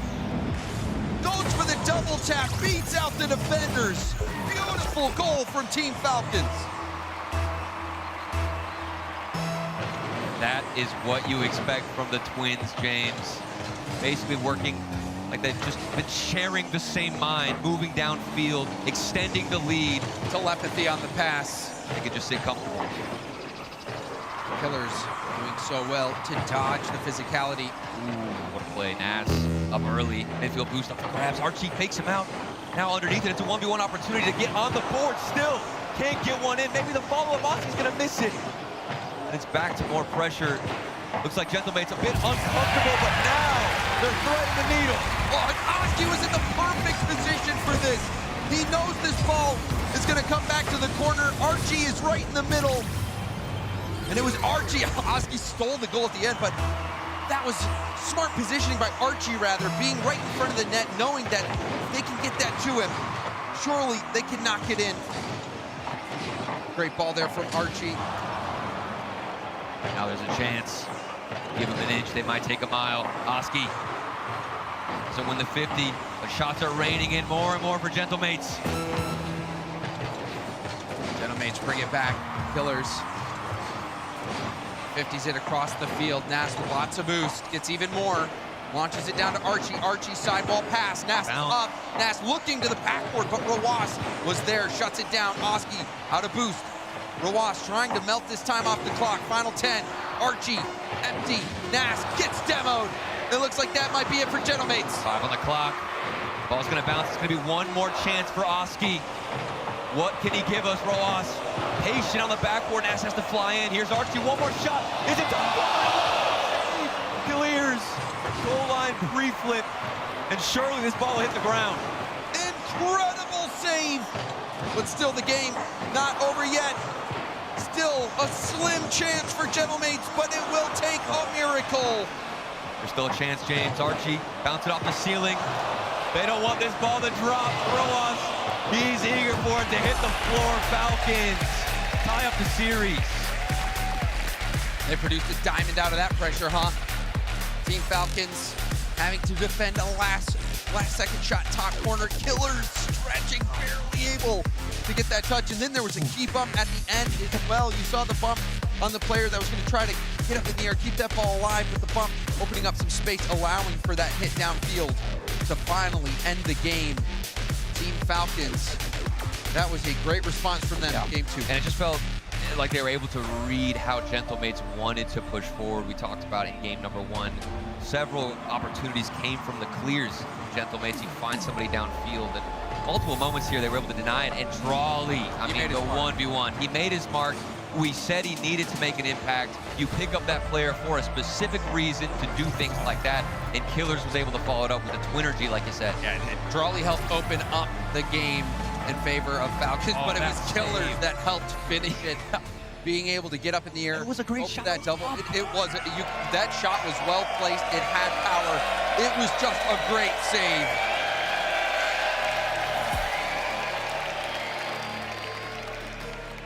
Here, Agganis Arena trying to support their team, which I think right now, based on the reaction, seems to be Gentlemates. Oh, or is it Team Falcons? Can't even tell. It's mixed emotions. The 50-50, just like this series score. Game 3 will change that, though. I'm sure they wish it was NRG right now with the show they put on. Oski starting us out with a goal line save. More 50s have to come through. As booming clear. Now it's up to Gentlemates to change their strategy up and adapt to this ever-changing series. Rawas, extra touch. Now poke downfield fast. Nas will keep that in the corner, and a nice touch from Oski will set up another play from Nas. Gentlemates finally getting clean possession. Dribble downfield from Oski. Off the corner now. Nas going for it. Trying to maintain possession after his first touch, going for a 50. Nice 50 from Drawley, and he'll dribble this out. Looks like Gentlemates are starting to run into that wall. Shopify Rebellion had it pretty early on. Roas off the ceiling. It's far down. Falcons. Another beautiful play between the Twins.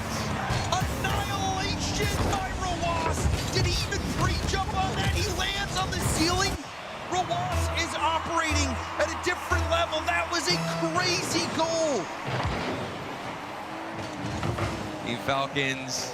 I mean, if you're Gentlemates and you see these goals go in with the quality that you're getting presented with, I know the panic might start to set in, especially on this stage. Team Falcons reaching a gear that we have not seen yet. Backboard. Yes, nice read. It's going to be over to Oski. Just looks like they're trying to clear things out. Barely finding each other. Oski! Can't get any more top left than that. Oski announcing his presence this game. That's the setup, but look at the placement on that. Drawley even getting a piece of it, but it was too well struck. Small moments where you have to find your mark. And Oski's been having a fantastic tournament so far, a fantastic season. Oski, a player who's so young, but already a veteran with the amount of experience he has. Oh, and there's Nas. I mean, you talk about experience. Nas not even able to match the history of Oski, but he's showing up like an absolute veteran in Boston. Taking down NRG previously. Now looking to do the same thing against Falcons. Big demo, Killers. Rojas on the back one. One leaves it for Trolley. Oh! Nas skims away with a touch. Oski has all the boost taken from him, and now the ball. Killers testing the backward defense. Nas catches 10 boosts. Back down to the ground, picks up a small pad, but misses the touch, and Rojas will wrap this around the corner. Archie getting beat to that ball. A little awkward here for Oski as he tries to 50 this out, but it's right to Rojas. This will be space now for Falcons, but no mid boost is there for Jolly. He has to retreat for a bit. Now goes for a hard backward pass. Killers is up. He shoots it down. Rebound out. The ball drops. A double dinger. And you thought that was going to be it to break the silence. Maybe put Team Falcons in the lead. Still not enough. Notice Rojas just taking off ball cam. Starting to go for more demos. Getting physical. Here that man is specifically on the shot. It's going to be early. Archie diving across. And they're under all the pressure, James. Archie trying to turn. It's awkward for him. 19 boost up against Team Falcons, which always seem to have a full tank at the worst possible times. Now a double commit. But no one has boost when it matters most. That ball was bouncing precariously right in front of net, and no one from Team Falcons able to take the shot. That's not the first time we've seen that either. The midfield boost has never been there. Oski, early jump, not even finding a single touch, but able to maneuver throughout the corner. Boost management, crucial in this game. Another shot saved from Oski. As Falcons are gonna look to rotate back, try and stop this transition from Gentlemates. See Rojas jumping early. Drawley moves in. Killers is there. Drawley this time does pass off. Killers going for a double. The backboard shut down.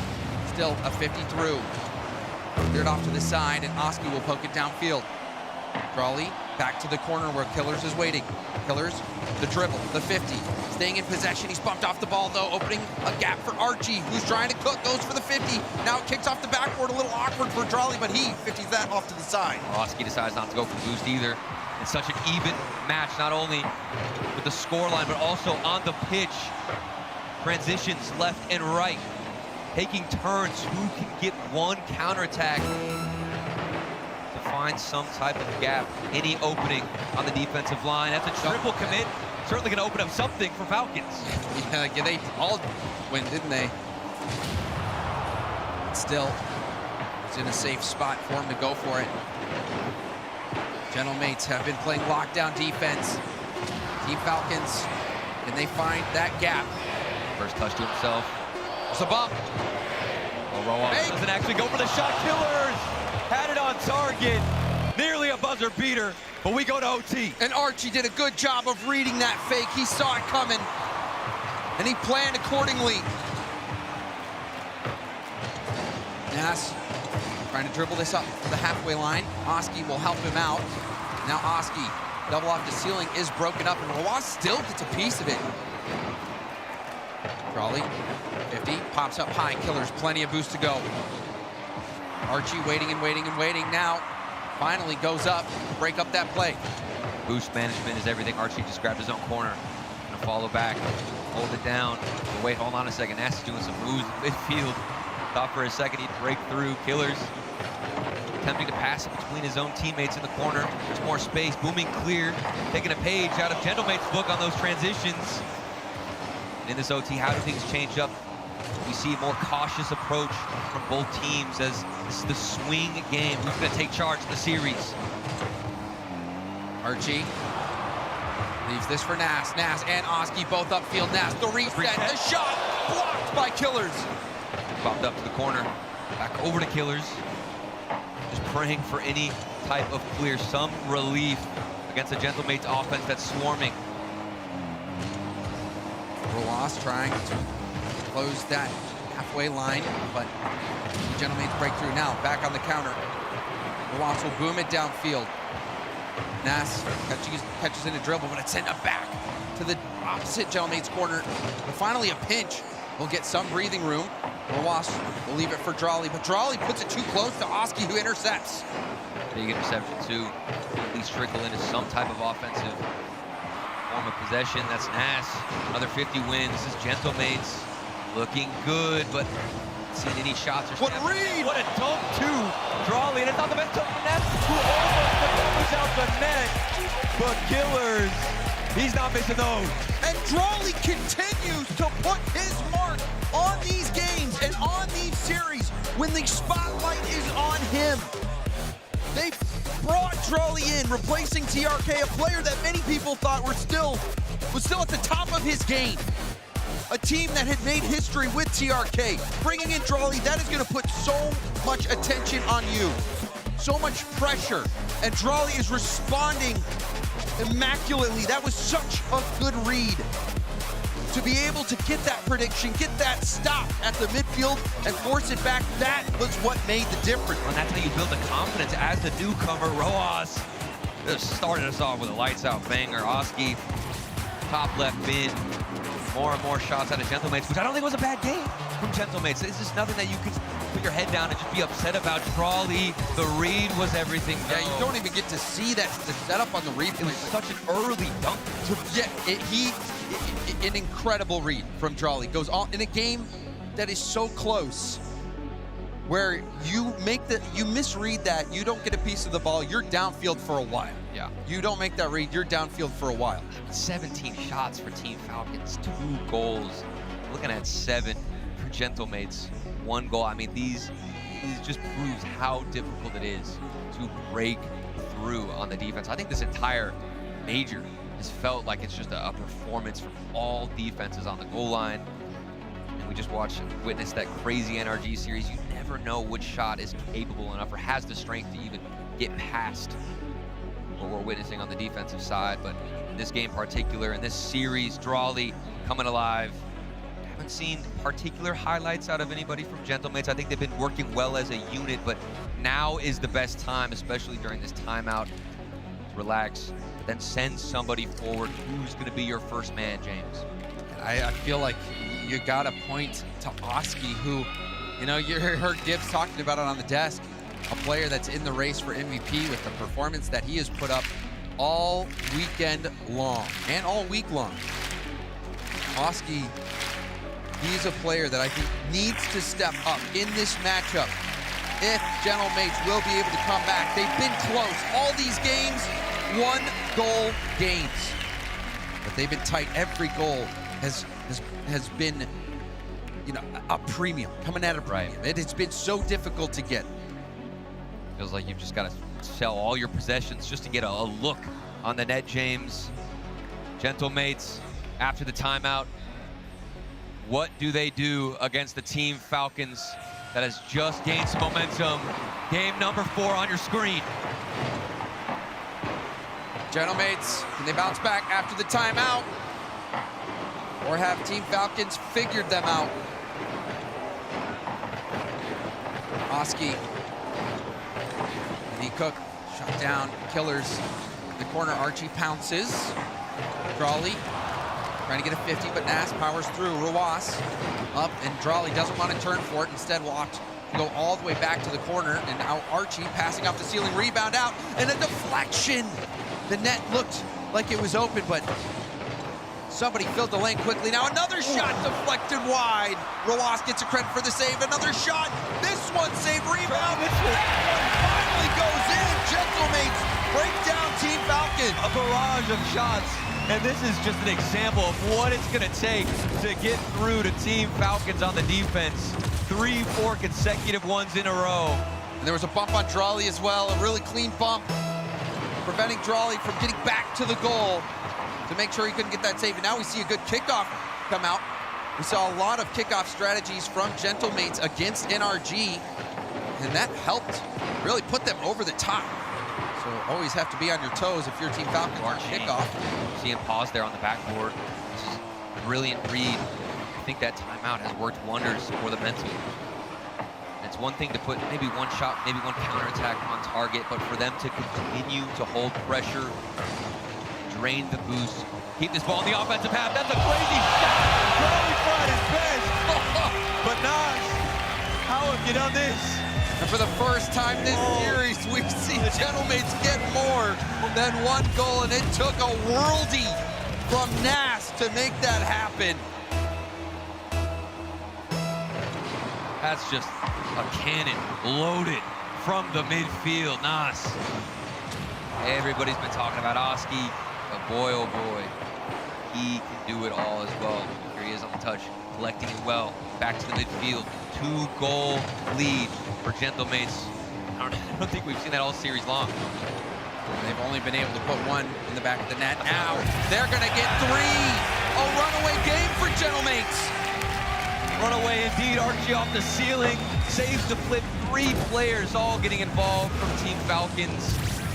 Just hoping to relieve the pressure with one single touch. But with Gentlemates owning every position on the field, it doesn't matter where you clear it. There's going to be another shot heading towards your net. Stuff from Gentlemates off the back of that timeout. Might get another goal here. Rebound out in front of net. Rawas will take it downfield, runs out of boost. Nash trying to cut it. Drelly does get a piece. Rawas up and over 1. Trying to get a bump. Drelly with the 50. It's back to Killers. Killers going for the bump as well. There's the shot, but another predictable play there from Team Falcons. Gentlemates see it coming. You're getting a little worried, though, for Gentlemates in the communication. I've seen Nas, I believe it was Oski, getting mixed up. Who's going to be where in the rotation? Doesn't actually end up causing any injury in their own half. It does mean there are signs of weaknesses. A couple of routes, a couple of lanes where Team Falcons can exploit things, get back in this game. Deflection to the back wall. Killers trying to take that out to the corner, but no boost. And then another brilliant save from Rawas. Team Falcons doing everything they can to keep this game respectable. This is a much different Gentlemates squad, Turtle. Indeed. Gentlemates,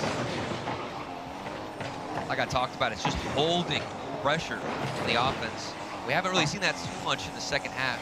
They don't need to. They worked for this lead, earned their spot at a 3-0 cozy position. With under 2 minutes left, we're going to have to see something special. Maybe the twin synergy come out. Drawley has had some good 1v1 looks.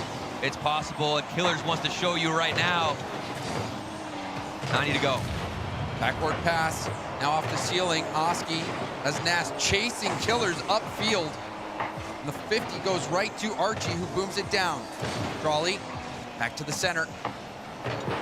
Rawas pushing it forward, but you can see Team Falcons not able to keep control, not finding each other on these outlet passes. Ball just seems to gravitate back to Gentlemates with all these plays. And look at the headspace that Nas is in. For him to be so comfortable, let that ball drop down, go for a dribble, 50-50 play out. Oski's winning more challenges. It's towards the net. This feels like Gentlemates can do no wrong. Archie up early. Nas winning a 50 in the center. I mean, this is everything going well for Gentlemates. And Team Falcons get one for the road. Off the arc and down, rebound out, Rawas. Double tap. Tried to go for it, but again, that backward close for business. That's another dribble. They're just wasting time. It's a painful way to go out in this game for Falcons. It's almost like they're mocking you when Nas leaves this ball on the ground. Waste more time on the 50s. Archie up high. Gentlemates, ridiculous response in this game. Right when you thought Team Falcons were starting to gain any bit of momentum, they're denied early, and it might be a longer series. Another shutout for Gentlemates, keeping Team Falcons scoreless. We're also starting to see Gentlemates amp up the offensive pressure. Team Falcons lacking a bit of that teamwork that seems so prevalent against Shopify Rebellion.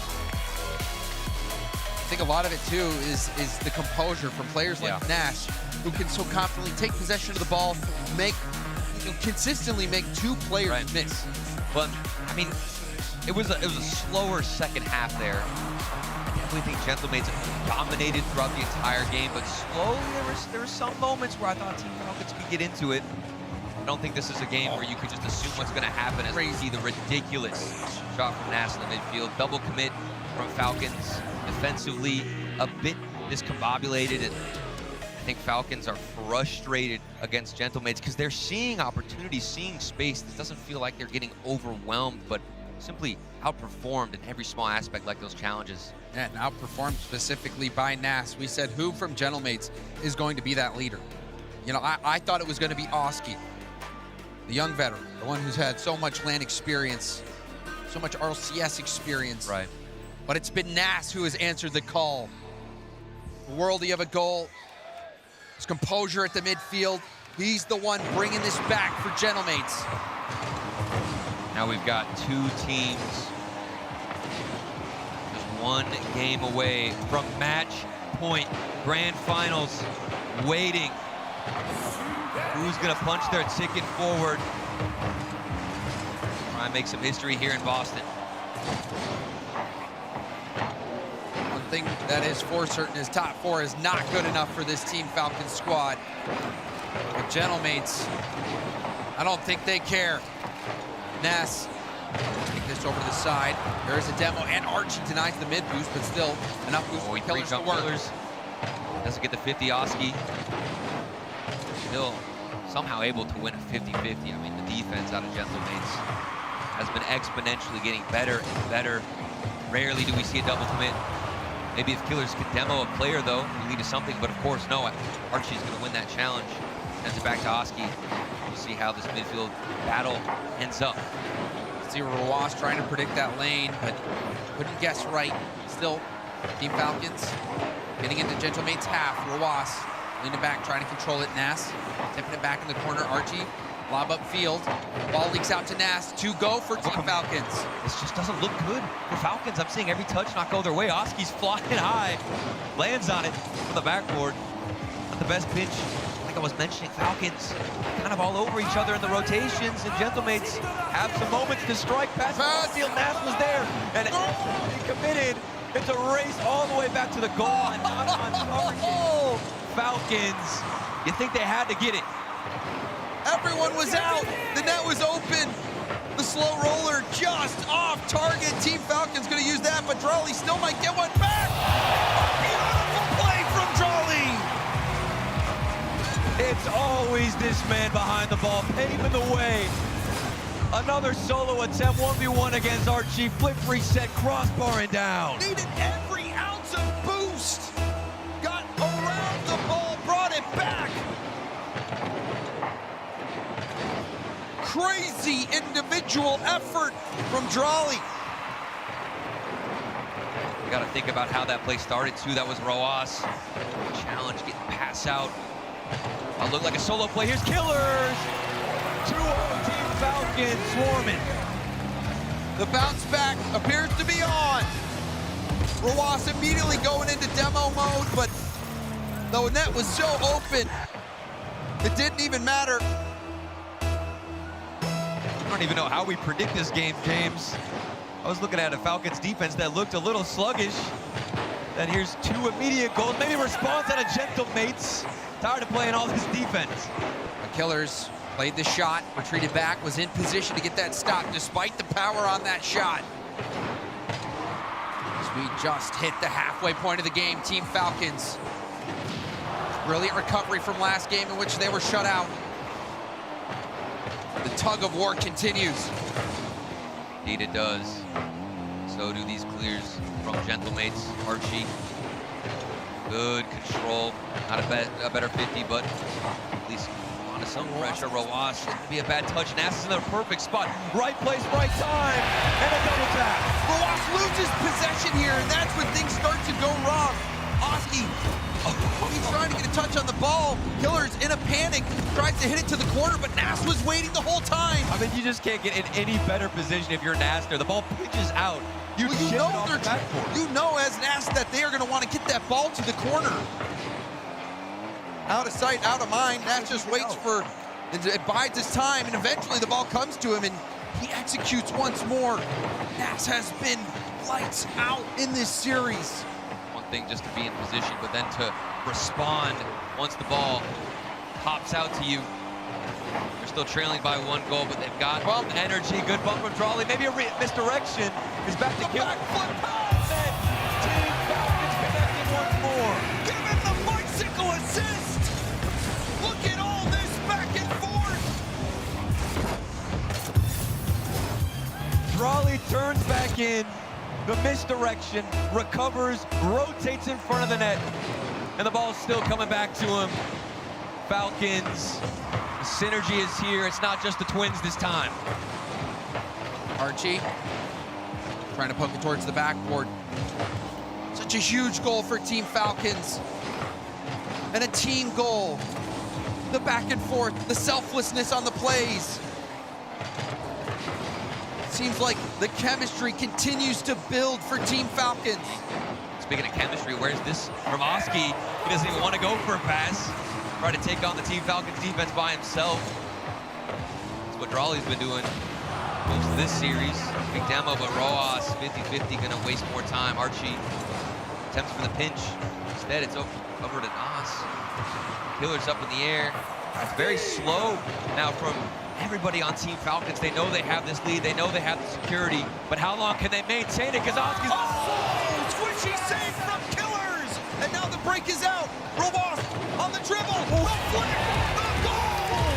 Team Falcons are shutting down Gentlemates. Coast to coast, goal line to goal line. It started with the save, then went to Rojas on the dribble.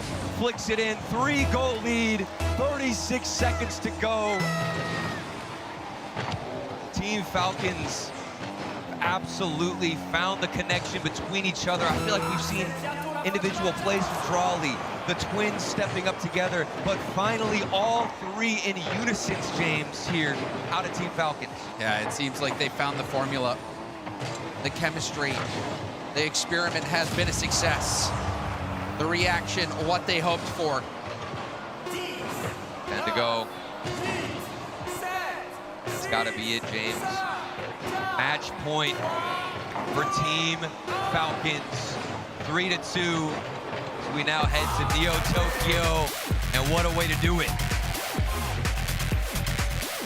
It's been back and forth, but Team Falcons, they've stepped up in this latest edition. Only one more game to go, but we've seen a lot of series go the distance. We've seen a lot of close matches this week here in Boston. I wouldn't count out Gentlemates just yet. No, you can't. You simply cannot. It was a great game from Team Falcons. A little bit watered down out of Gentlemates and their offense. But if you take a look at the Falcons, I mean, look at these goals. We got 2 for Drawley, 1 for Killers, 1 for Rojas. A team effort. And then on top of the goals that we saw, which we are certainly going to see the passing play that comes in for Team Falcons. Look at all the back and forth. This isn't even all of it, but the bicycle pass, Drawley staying in the play, having the faith that it was going to get to him, and then the squishy save from Killers on all sides of the field. Every aspect of the game, Team Falcons were just better than Gentlemates in that last one. And that goal truly represents it well, how this is playing out as we move into the next game. You go from the goal line all the way to the other goal line. Falcons truly all across the pitch are a beast that doesn't look like Gentlemates were able to handle, but we know they have what it takes to at least force us to Game 7. Before we go there, Turtle, let's see if we can get past Neo Tokyo. Drawley, can he finish it here? He has been so good for Team Falcons in this match. It would just be a shame for Gentlemates, given the performance. And a Nass out of Oski. And Nass himself, there he is leading the way. Nass is ascending. Gets the touch. It bounces off the ceiling, catches it in a reset to just tuck it by Drawley. Quite literally the best way to come into this game after the previous scoreline. Flip reset, misdirection. 15 seconds in, but hold on, you gotta hold on to this lead at the goal line. Through the smoke, creates the opening. I couldn't see anything. All I heard was the goal explosion. Rojas wreaking havoc.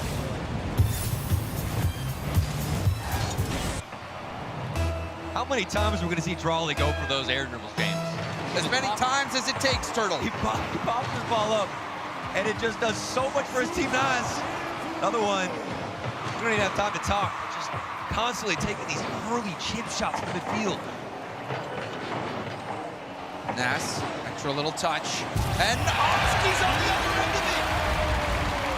A quick response from Gentlemates, and they're back out the lead. They've seen the passing from Team Falcons. Say, hold on, we can do that too.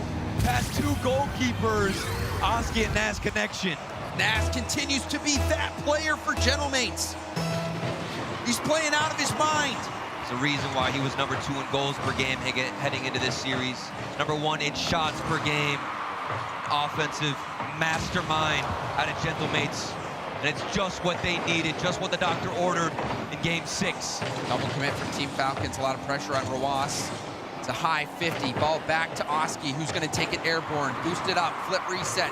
Gonna go for a bump, goes for a little tip backwards, but Killer saw it coming, and now will pinch this out towards the middle. Nas couldn't beat Drawley cleanly. Their space. Ski, what a cut in that rotation.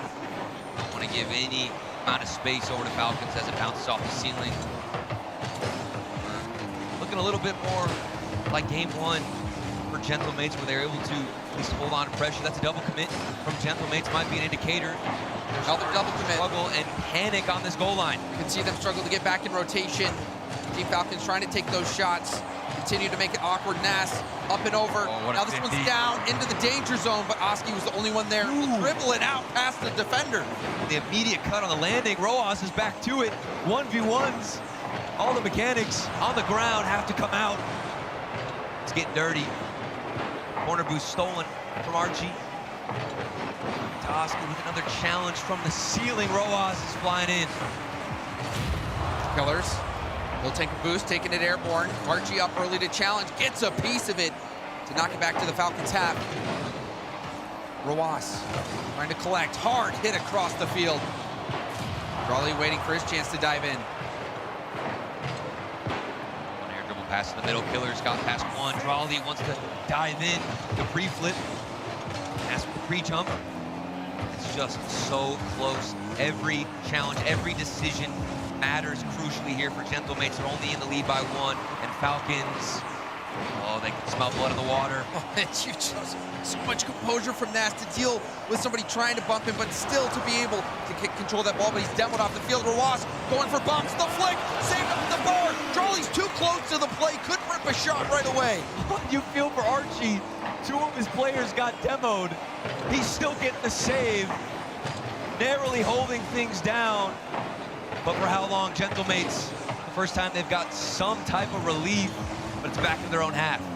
Wait, as I say that, Archie, mid-interception, it's going to go over to Nas. Maybe a double. He fakes it for Oski, and here comes the dribble. 1v2, 50-50 out. Falcons stay on. Oski tried to slow play it. That allowed Team Falcons actually to get back in position. Easily could have been another goal for Gentlemates. Now Killers, the 50 on Nas at the midfield. Archie wins it forward. Archie back down in front of the net. Didn't look like Oski had the best read there on the follow-up pre-flip touch from Archie. Speaking of that, man, he's going to get the clear, booming down to the corner. Nobody was there. Killers racing to get this ball. Another demo from Rojas, who's just been the most physical player out of Team Falcons. If he can delete them, there might be another shooting lane. Oh, their last chance, James. Saw that pass opportunity, but spotted out by Gentlemates as well. 50 will be sent all the way downfield. A single small pad is all Rawas has. He's looking for Drawley. Drawley pre-flip pass off the ceiling, backing up his Killers. He gets bumped off the ball, and that'll get cleared out. Oh, and that's a huge bump. You don't want to be in a 1v1 situation. If you're Archie, another demo, double demo from Oski. Which means that Nas is going to have some room to work with. Obviously not enough because Drawley has him red. Demos, passes in the midfield, pre-jumps, pre-flips. We're getting... Oh, miss from Oski. Drawley just needs to land the demo. And it's an open net. Team Falcons walk it in and tie it up. It comes down to the demo. Drawley versus Archie. And it also came down to that challenge that Oski made. He needs to get something on the ball. You cannot let them buy you unscathed. Just a touch, anything to give Archie more time as he's rushing to the goal line. But we got to put that into the pass. All he's waiting. 16 seconds to go. Killers wants to end it here. They're already on match point. Far and out. Here comes Raw, shot on target. Squishy save. And we're all tied up. He's going to try it himself. Killers in the air, going for a bump. Nash dodges it. It's out to the corner. Gentlemates, will they keep it up? No, they're going to hit it down and try to settle this in overtime. Gentlemates, a must-win game, facing elimination and get knocked out here in the semifinals. Meanwhile, winner here, your Team Falcons, move on to the Grands. Let's see if Game 7 is in our destiny. Drawley, big 50, pressure on Archie now. Archie up against Drawley, ball leaks out to Rawas. Rawas was trying to control it.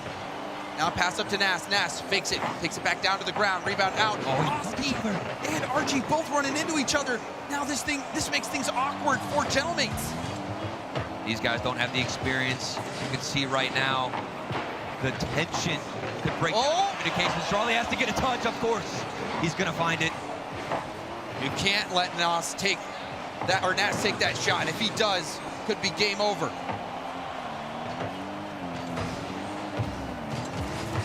The infield pass, Archie will rip it towards the backboard and hit off to the side. Another demo, lots of demos coming out for Gentlemates. Ball's bouncing. Oh, Nash didn't get a touch to clear. What is going on? A couple of mistakes from Gentlemates. They haven't been punished on it, but they're starting to panic. Rare misstep from Nas. But a bounce back to the corner. Archie with time, goes for the pass. Drawley blocks the lane. Rawas awkward. Still doing enough to get this ball out to the corner in a demo. Will get some space, but still low boost here for Drawley. Cracks are starting to form on both sides. We've seen awkward touches from Nas. A couple of whiffs, even Team Falcons stepping over each other in the rotations, not getting a touch. Rawas in the air. Finds the win on the 50-50. It's over to Drawley. Decides just to steal some boost, but Killers is alone. Now a shot towards net. Rawas jumps up. Low boost, but a big play from Rawas to allow that boost to be preserved for his brother. 50 downfield, lots of space for Oski. Oski got to get a good touch in. He does just that. Not past Raleigh, but he's basically trying to 1v3 again. Gonna get it, Archie. Chip shot in. Maybe he's gonna get the demo. Shooting win. Oski. It's safe. Another goal line. All players flying for Team Falcons. Rawas didn't have enough boost to get to it, but jumped just to block the lane. The cracks on both sides starting to grow larger. Ooh, almost a bump, Oski. We're going for mid-air bumps. We're throwing everything we have just to get through that. Bounce shot. Terrific shot. Flying out another one. It's a bump flying high. Killers bumps it out. When will this ball go in? Gentlemates are increasing their time on attack. Air dribble pass to Noah.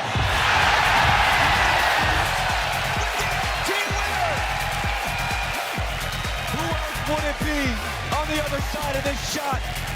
Of course, it's Nas for Gentlemates, ending the OT, and we're going the distance here in Boston.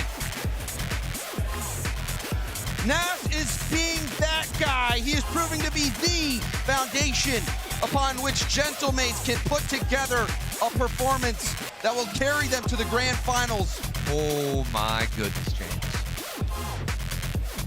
And he was the player that I was getting a bit shaky with towards the end of that game. You saw the weird break hits where he would just not find a touch, a couple of weird defensive blunders, and I'm thinking, wait, are Gentlemates starting to just disassemble here? On the defensive side, I was getting concerned, but Team Falcons, nowhere to be found in order to punish. I mean, Team Falcons even catching a bit of a break. Earlier, you saw that one bouncing off the crossbar. Looks like another double dinger bouncing off the crossbar twice. Didn't go in somehow. But in the end of that game, it seemed to be all Gentlemates. There was that one mistake from Oski that allowed Team Falcons to get back in it. But in the end, Nas, he has been him for Gentlemates. You can see the pop-off as well. Not only the leader on the field, but also on the bench. Looking at his teammates, saying, hey, we got this, guys. The emotional leader, not just the player out there making the plays.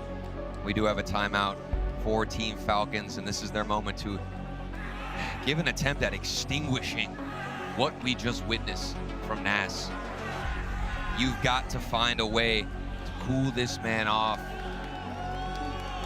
As he's even playing with the crowd, having fun, popping out of his chair. That's the man to stop. But on the side of Team Falcons, it hasn't just been all crickets, James. And you know what? I am remembering that Nas, he did play with Daniel and Atomic on land. So, you know, perhaps getting some extra support from that.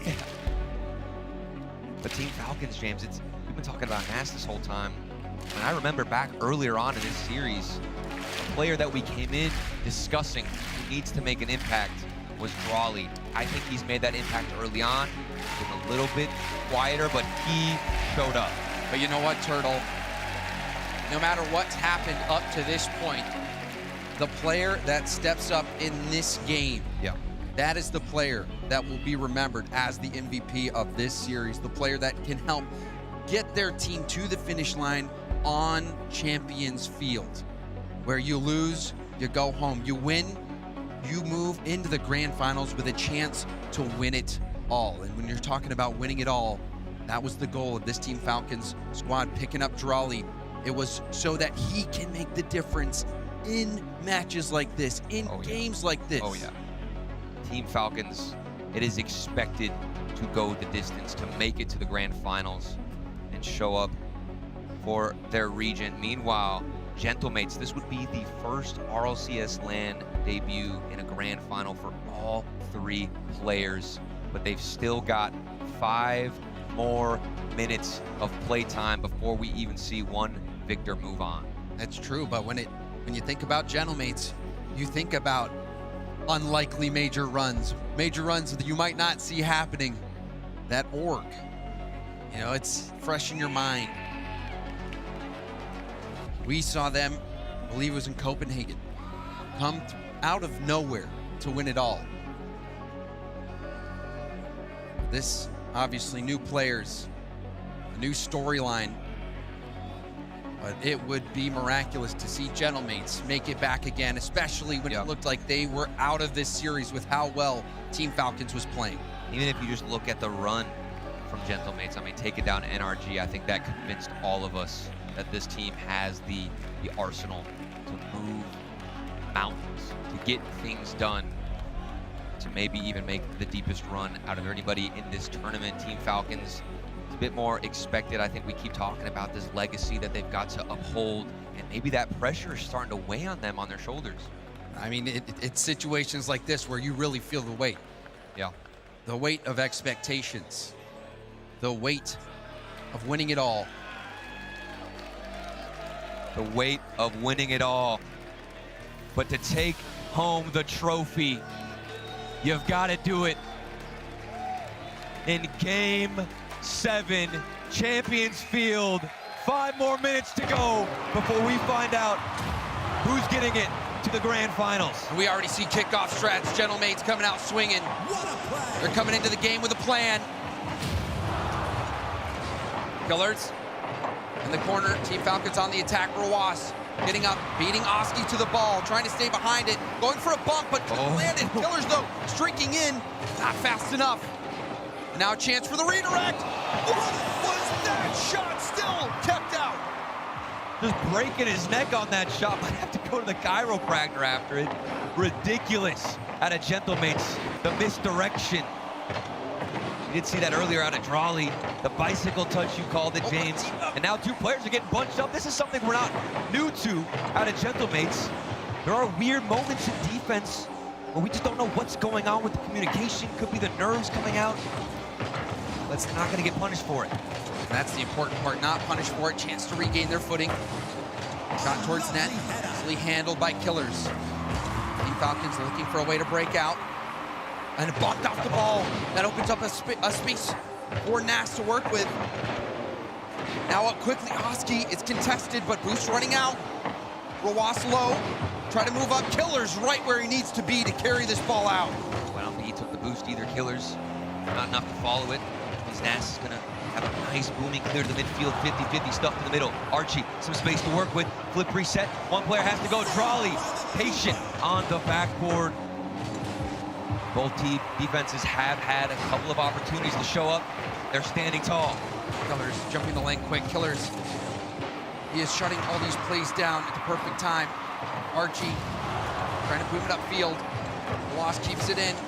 And Field, Oski's the only one there. Will catch it with the reset. Well, maybe didn't get the reset. Or didn't want to use it. Didn't have enough boost to follow that, and that's kind of been a common theme here for Team Falcons. They'll push forward, but not enough left in the tank to keep the momentum moving. Like this one from Drawley, he's just got enough to bring it to the midfield, but that's about it, as it gets smacked back down to their own end. You see that a lot in these tense game sevens. Sometimes you just boom it downfield, but there's a 50. Archie needs to get a stop. The bounce shot from Drawley! And he puts Team Falcons ahead! But everything started from Roas, from his own half. And he also made Archie jump.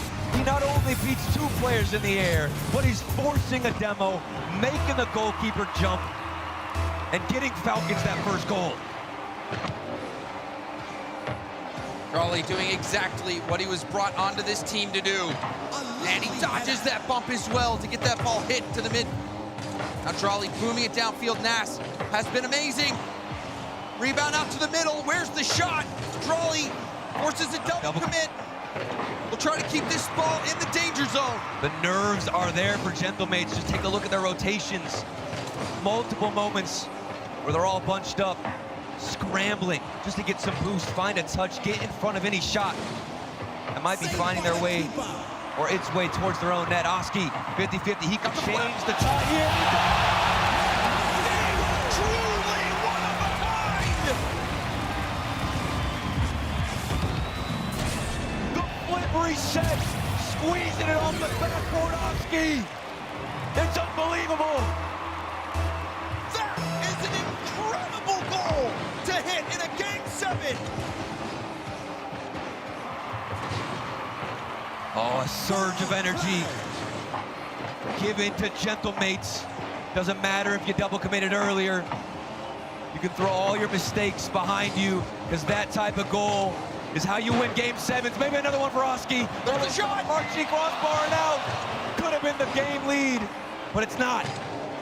Might as well be the Liberty Bell sounding for Team Falcons. That goal looked free, but somehow it doesn't go in. Team Falcons on the attack. What a save! It's a good sign to see Gentlemates getting back in rotation. More pumps, weird moments. Archie, solo play. Nass isn't gonna get the 50-50 or the pinch he wants. It's Roas has just a little bit of room to work with. Through the backboard, here comes Oski looking for that Archie connection, and we're back to the midfield. Oski no boost. Little back pass, Oski trying to 50 that ball through the corner.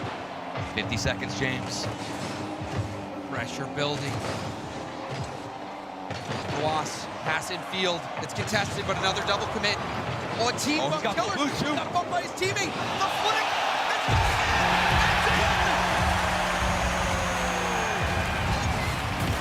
The catapult launch from Nass in the midfield. And all because of that collision. There was a team bump. Killers couldn't make a play on the ball. Might be the flick of his career to set them up for the grand finals. Oh, double commit though. We still got time to go. Roas goes forward. Killers full boost. Nass waiting on the backboard. Oski with the challenge. How will Team Falcons play this? Roas goes for a bump, trying to clear the path. Raleigh's bumping too. Killers trying to dribble it through. Gets around one. Pops it into the middle. Roas is up. Ball out to Drawley. A single pass. Goes for the pass to Roas. Roas going for the double. Nass got the touch. Killers. He's got to set something else up. The ball has not hit the ground. It's not over until it does. Oski wants to make sure he can slam it down. Oh, but Roas flicks it up. James, this game just will not end. It can't happen. There's no way. Nass, the 50 down. Team Gentlemates. 17 Falcons.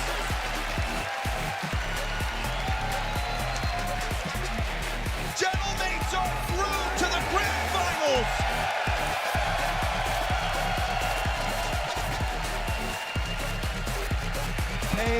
have done it. They beat NRG. They topped their group 3-0, and they're not stopping in the semifinals. One more series remaining for Gentlemates. And it looks like they're starting to take over Boston. What a crazy ride. And you know, that's gotta hurt for Team Falcons. It looked like they had done enough. A team bump. A team bump that opens up the smallest sliver. You think that maybe we'll be able to get back in time, but that Nas, he's too good. That flick, Nas all series long, and then also Oski with that shot. It just wasn't meant to be for Team Falcons. Gentlemates, they stood up. They passed the test. Yeah. And it took an immense effort to get to the grand finals, but they earned it. It was just a beautiful display from them. Truly a story just unfolding in front of us in that Game 7 where we saw a couple of weird defensive moments. They had to fight through the nerves, but then once things started clicking out of Gentlemates, it was over as we take a look at the highlights just to see how we got our first grand finalist. This shot from Oski to squeeze it against the wall, hit the flip, and then another one from Nas. Look at that flick off a team bump as well for Team Falcons, so you know that one's gonna sting. And then that shot from Nas as well. Nas was truly incredible. That was such an amazing performance by all of Gentlemates. And to hear more about it, let's head down to Leafex. Hey, Boston, it's the Gentlemates!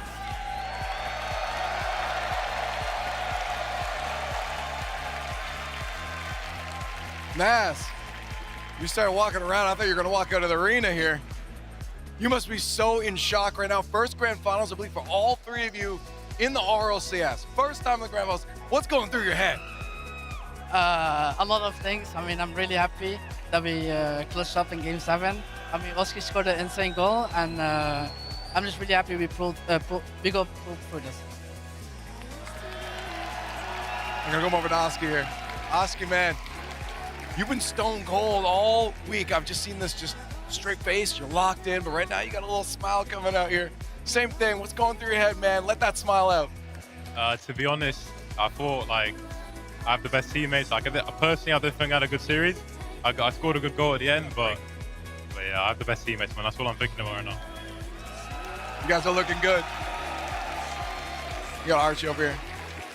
Are you guys surprised at all when you guys walked out here being a European team in North America? They started cheering for you guys even on the walkout, and you must have heard them in that series too, at least the rumble. Yeah, it was nice. We appreciate the fans, the crowd here. Thank you guys. Also the Gentlemates fans too. We love you, man. Let's keep the noise going. First time in grand finals for all three. It's Gentlemates. The pantheon of players who have played for the title of major champion grows by 3 here today as the Gentlemates have secured a spot in the top 2. What a run. Coming off, they are, again, reigning regional champions. And we thought, okay, it was a little bit of a slip up from Karmine Corps, but this isn't anything to go off of. And yet now here they are, top 2 in the world. And it's another classic match. I feel like the esports just peaking at the right time. We got this Boston Major where 2 fantastic games. Anyone can win this tournament. We talked about it basically right before the match. Falcons showed up. Falcons showed up big time in this match. And so it wasn't perfect gameplay, I think, on either side. There was some nerves, but at the end of the day, when it comes down to a Game 7, there's going to be those big mistakes like the team bump, but also those big plays like Oski with the pancake flip reset was insane. Yeah, I mean, just the level that was brought here. I mean, Falcons, they made sure Mates knew it wasn't going to be an easy series. Yeah. They showed up, they kept their form, so to speak, but Mates battled and battled hard. I mean, Oski, of course, he talks about how much he loves his teammates, but he's been having an incredible tournament. And to see Nas step up, I mean, even going into that Game 7, lots of parts. You could see the nerves of a Game 7, how it affects the players, but Nas held up. And I mean, it was just a well-earned trip to the finals for them. I mean, it was a well-earned trip by them. They just have to clutch game 2 Game 7s. NRG clutched it up against them. Falcons clutch it up against them. That's really what it comes down to. At this stage of Rocket League in 2026, these top teams are all so close. You're going to see 2-1s. You're going to see 1-0s. You're going to see a lot of overtime. Is it going to come down to your game 6, your game 7? Who can make the necessary plays? You see the locations on these shots, too. It's like everybody's just on. Every single person at this Atlanta event, I feel like we really are maximizing how long each series can be. And it's really because every single person is so good, is so talented at this level. And we got to talk about Drawley. A lot of question marks coming into this event. He hasn't looked like his old self. In this series, there was times when he was taking over and scoring some solo goals. He was making work happen to bring this to a Game 7. But it's just plays like Nash showing up. I love every time Nash scores, he's getting up, he's pulling the headset off, going to fist bump everyone on the team, showing he's a real team leader. Last year, we were talking about he has no ice. They're not clutch until finally that LCQ unlocked him. And now he's been unstoppable. I've been balling out. Absolutely, and I mean, to see that, you know, we always talk about it. You gotta earn it, and it's been the biggest thing here, not just for Naz, but for Archie and Oski as well. We know the caliber of players that they can be, but these types of series are the true test of what they have, the grit, the determination, and now they've made it to the final. Yeah, then one big mistake happens. First, we have the Oski goal, which was absolutely insane. And then the Twins actually team bumped there to open up the door for Nash to get that power flick into the net, the game-winning goal.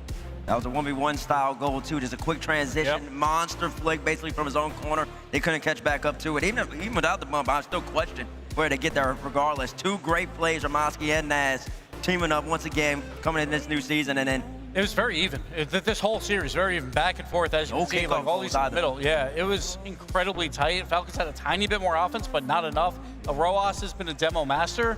Still did not matter. And the mates, you know, they're EU Open 3 champs. They're the EU champions right now. They're into the grand finals for the first time. And second time as an organization. Yeah. And the first time they were in the grand finals as an organization, nobody expected them to be there. Huge underdogs. They were incredible, and obviously not nearly the same level of underdogs in this situation, but still, if you before this event had been like predicted the one European team that's going into the finals, nobody was saying Gentlemates as first pick out there, Daz. Yeah, that's true. I mean, Gentlemates, this roster's been elevating and elevating as the season goes on. They've made it to the LAN stage. They've proven that they're LAN players, and now they await as, I mean, just one of the best teams. Look at this goal again.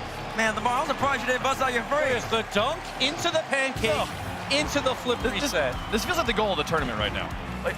It's like, it's a great one. He says it's a good goal. I mean, it's a big moment, but the goal of the tournament, I'm sure it's going to come later on. Wave. I hope so. I hope so. Listen, I'm surprised Lamar said it. Big-time players make big-time plays. Where you been at with that? I mean, listen, the Giant, he did what he had to do, okay? He absolutely did. He's a big-time player, and he has to make big-time plays. But, you know, it's one more. Also pass the next match. So I'm saving it for that, too. The next match is going to be an absolute barn burner, okay? But that being said, I got to recognize large Oscar. I was texting his brother the entire time. He was nervous going into the series, but that's that family love coming out here in the RLCS. And listen, they got the job done. So it's up to who can take the stage against them, across from them from now. And then I gotta note it. Remember, they made that big trade, as in Falcons. They made a big trade for Drawley. Finished third, fourth of the first lane. I'm keeping tabs on that all year long. To be fair, Drawley did finish higher than K-Corp.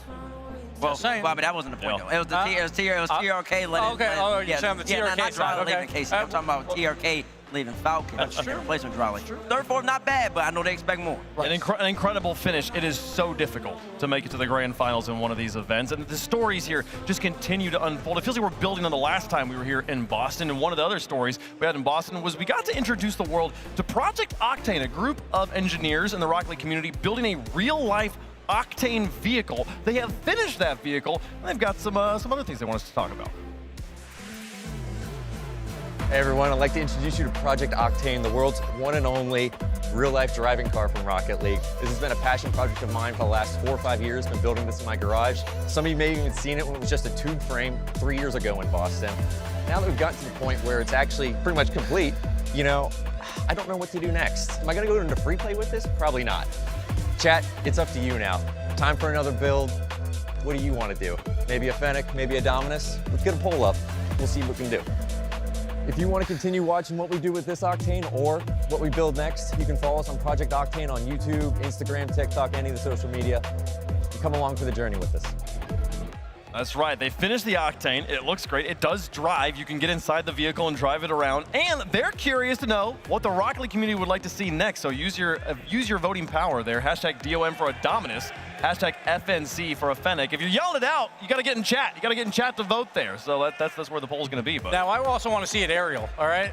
Okay, you might be doing a little too much. All right. Okay? We haven't tested the model's air capability next. Okay? We still got to develop the boost. What would you vote for, Dominus or Fennec? I want to see Fennec. Fennec? Yep. I think it's got to be Fennec. Fennec? Oh, give me a Dominus. The Fennec. I mean, Dominus is definitely different, so maybe that is better. Yeah. But that's the OG coming out of you know what? I'm siding with you, Dominus. Okay. Yeah, like a Fennec would be cool, but a Dominus I bet would be a two-seater. And it would just be vastly different from an Octane. Like Octane, Fennec are close. Okay, yeah. That's what I'm thinking. What you think, Bates? The Fennec. Fennec, okay. These new kids. What's the poll? I've heard we have the results. What's it going to be? The Fennec. Which vehicle is it? The Fennec. It's going to be a Fennec, of course. It's going to be a Fennec. There we go. Yeah. I mean, truly first place was a Merc, but we left it off the list. We knew it wouldn't be a fair vote to put up Merc there, but yeah. Okay, all right. Well, I'm excited to see what Project Octane does next. Go check out their YouTube channel. They've got more footage of how they built it, the process. Almost everything on that car was built like bespoke, unique for the vehicle. It's a completely unique frame and chassis they've got there. So if you're a gearhead or if you're a Rocket League fan, really, really cool watch. Folks, it's been an incredible day here in Rocket League, and we have 2 more barn burner matches. When we come back, Vitality versus NRG in the Grand Finals.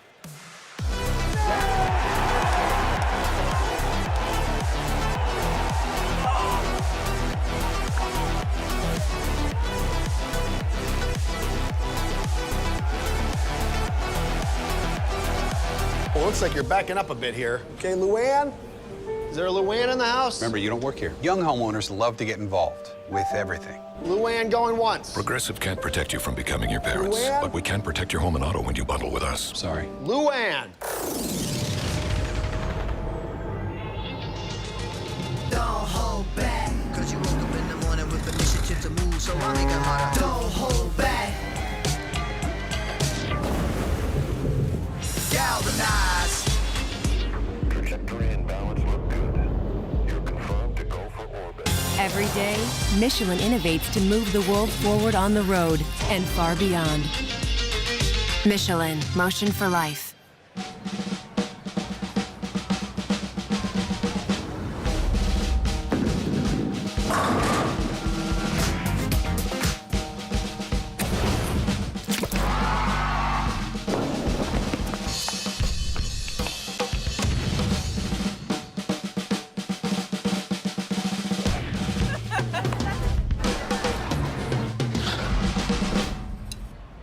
Book your trip at meetboston.com.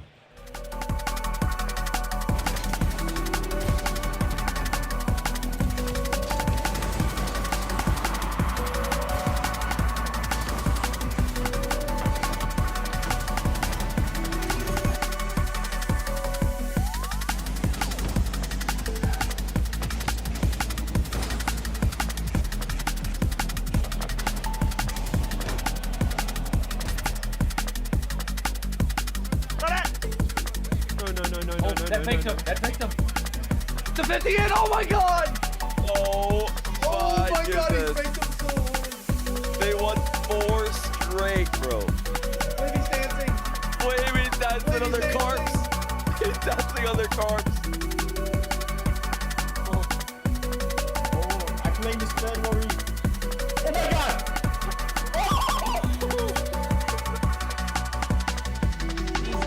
The communication, the levels to which this team have are going to affect their position once they get there. I predict the top 8. I feel like that is...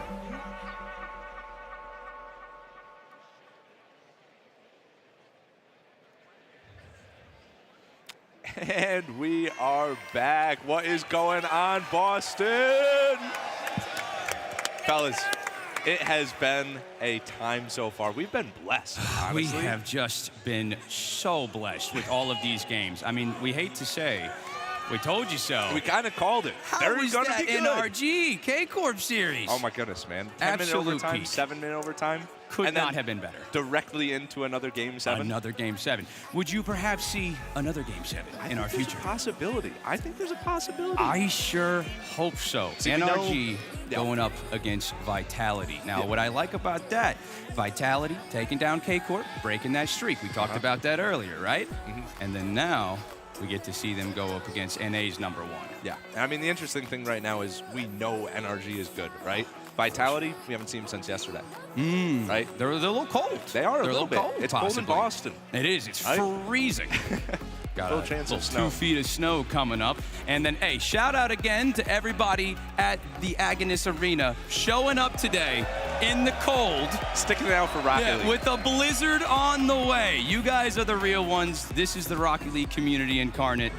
We appreciate you guys, right? You're sticking it out, man. The fellas love some rock, man. Of course. Tell you what, shout out Gentlemates as well, right? Gentlemates absolutely. making grand final is so sick to see for them. Yes, we Falcons absolutely played love it. well, of course, but I mean, Gentlemates making grand finals is wild. Hey, only one team can come out as the Boston Grand Finalist here. I did love watching Gentlemates. I love watching Nosh, man. I'm calling an early possible MVP for Nosh. That guy has been popping off this entire event, and I'm fully here for it, man. The goal of the tournament, that pancake goal on the backboard. God, the pancake. I think that is goal of the tournament.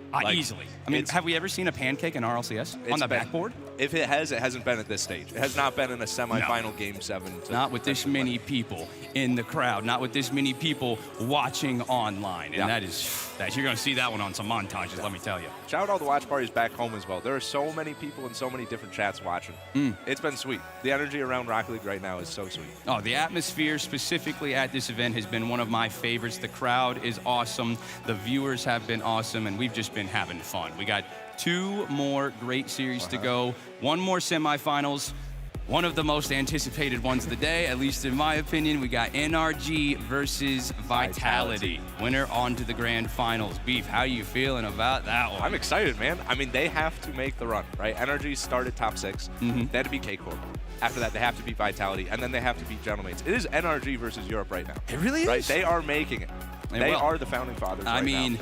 if Crossing they the take Delaware. down, they're taking down possibly every single big European team. If they are able to do it, Beef, does that answer the NAEU question? It's tricky, you know. It's a tough one. But there's a debate there, It right? is. Because they do kind of have 3 teams that made it. But That's a very good do you point. value That is a good one point. team winning it over the other 3 teams? Yeah, Like, but I don't know. what's the value of having a bunch of great teams if you can't take down one North American That is team? true. You know what I That is a mean? good You know point, what you I know? mean? I don't know.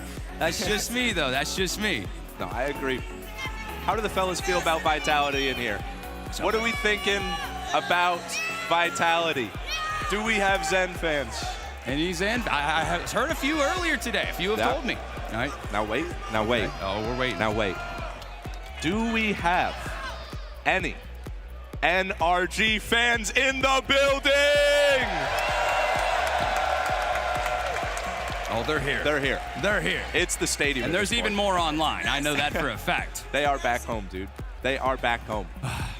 All right, well, right now we are getting ready. We already know Zen is ready to take the stage. We know Daniel, Beast Mode, Atomic are ready to take the stage. Do we know who is going to have some standout performances in this soon-to-be classic? I feel like every single time we talk about NRG, right? I feel like a lot of people online do it as well. Like Atomic, the real knowers know Atomic is the GOAT, right? Yeah. Atomic is insane. Maybe not of all time, but like of A little North less America flashy, right maybe. now. A little less flashy. Yeah. Getting the job done. Consistency, that's what matters, Absolutely. Beef. That's what always matters. People love Daniel in Beast Mode, but honestly, I love Atomic. I think Yeah. Atomic, obviously Daniel in Beast Mode are great, It's but not a hot Atomic, he is the player that's going to have a stand-up performance. If they are winning, it's because Atomic is having perfect touches on every touch, right? That guy is going to be in the right spot every time. Okay. Who's the X factor for Vitality? It's kind of an easy one. right? Yeah, I mean, like, all of Vitality need to play good. But you got to see Zen. You got to see Zen hitting some insane shots. If they want to take this one, he's going to have some incredible plays and clutch moments. That is what it's going to matter.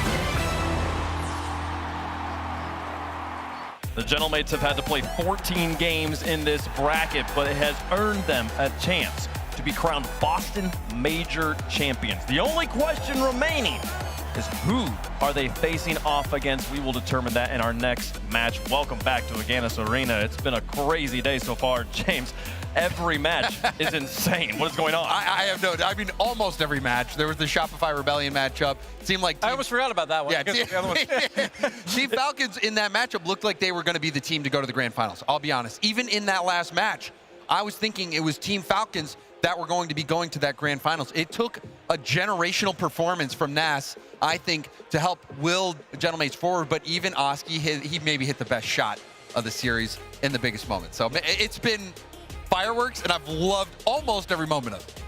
It's been, honestly, the sweep, just by contrast to the rest of the tournament, was incredible to watch too. So like it was what a day of Rocket League it's been so far. As we continue on here, two of the most famous, most legacy-built organizations in the history of the game here, Gibbs, about to clash for a chance in the finals. Yeah, the most popular probably team in North America, obviously in Energy, and then Vitality is the most popular player probably in Zen as well. So everyone knows who Zen is. Everyone knows who Energy is because they've been here since Season 2, and they're going to battle it out. Here we go. We got Vitality is back all of a sudden out of nowhere, and then Energy, like after yesterday, they're back as well. They've looked so good in that first match. This truly is a coin flip. I think Vitality's been here since Season 6, if I remember correctly. I think Season 6 was their first one. Yeah. They picked up a guy named Scrubkilla, some people might remember. Yeah, and they ended up winning a world championship. And also, if you go back to Season 8, when NRG got their meaningful, world championship at the end of an era, it was against Vitality as well. There is so much history between these orgs, and we're seeing more and more history be made every day. Yeah. They are 6-6 all-time across all forms of Rocket League 3v3 competition here. So this one will be for the all-time go-ahead in the series. I'm not sorry. I was looking at that. I was looking at that sign. But no, I will say too that I think this really is a legacy moment for both Zen. I think a lot of people look at Zen as a player who inspired all of the pros of the day to come in, have a perfect split, win a world championship. He was at a level that was so clearly, on his own level that it inspired, I think, all the other pros to try to catch up to Zen. Point. And then what we saw was Zen coming back down to earth. He came back down to earth, and even so much so that CJ put him 25 on his list of top scorers. CJ doesn't know what he's talking about. Yes, I agree with you 100%. But what I think that means is that Zen has been looking to get back to that level. And on the other side, you've got NRG, who I think right now is the disputed greatest Rocket League team of all time. You look back at history, what these three players have been able to accomplish, I think disputed, number one, but if they win this event, undisputed greatest team of all time. And not only that, they're world champion. Every world champion going into the next events, they usually fall a bit short. They get complacent. But NRG, they were complacent for one open, and that's it. And now they are back at the very top again. Another top four. I mean, 2 straight years of being top four. And the story for them this split has been the bounce back. They finished outside of the top 8. They had 2 points after the first open, and they are the #1 seed. The #1 seed. This team has bounced back already, and I think they'll do it. Oh, and then they put one of the hugest punctuation marks at the end of their story right now after their last match, and yet they got to write another sentence right now, folks. It's time for the final semifinal of the day. Who will face Gentlemates in the finals? Introducing first on the blue side, representing Europe. Emerging from the shadow of the blue wall, Zen has done it here before. Give it up for Team Vitality!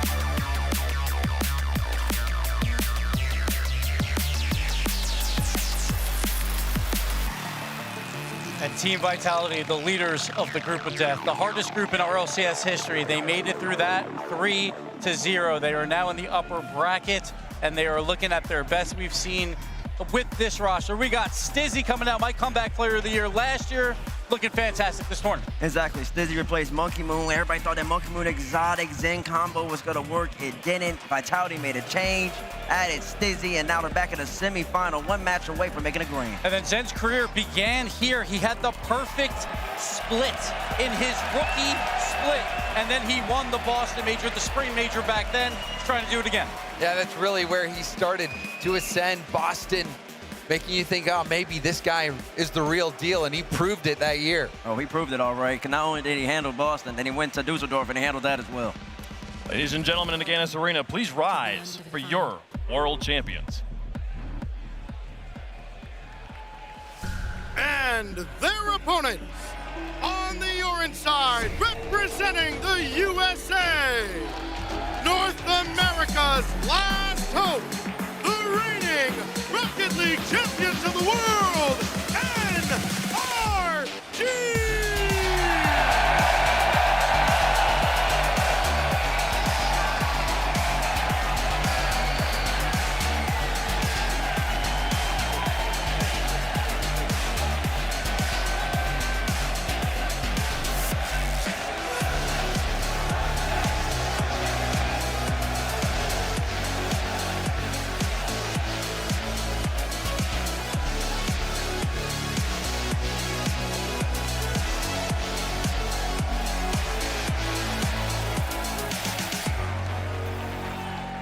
It's hard to believe that there are still people out there speculating and doubting this NRG team after they faltered in that first open. They bounced back, answered all the questions open 2, open 3, a few missteps here and there. They get in their group, Group A. A lot of people saying this group isn't that hard.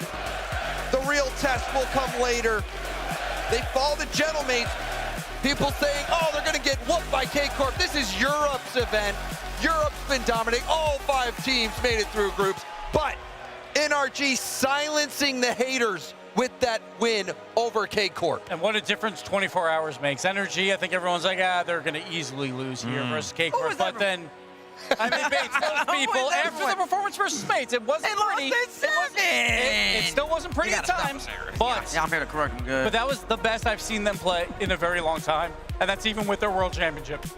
But K-Corp looked fantastic, but it doesn't matter now. Vitality's here. That's the next target. We got Daniel versus Zen. Of course, this is your matchup. Legends of the age here. Leaders of regions, leaders of world championships, MVPs in their own right, and here clashing in an important moment in their career. I know, they both came up around the same time. Daniel a year older than Zen, if I do recall correctly, and they were always compared to each other. Zen started off hot, immediately get a major championship and a world championship. Then he cooled down like James was talking about, gave Daniel time to catch on back up. Got a major and a world championship of his own, and now they're playing again. Actually, this is reminiscent of Copenhagen 2 years ago. Vitality played G2 at the time, same roster, and G2 ended up beating them in 7 to make the grand finals against the Mates who were waiting in the grand finals right now. Yeah, but that's all in the past, and it's this present moment, this match that is going to determine legacies.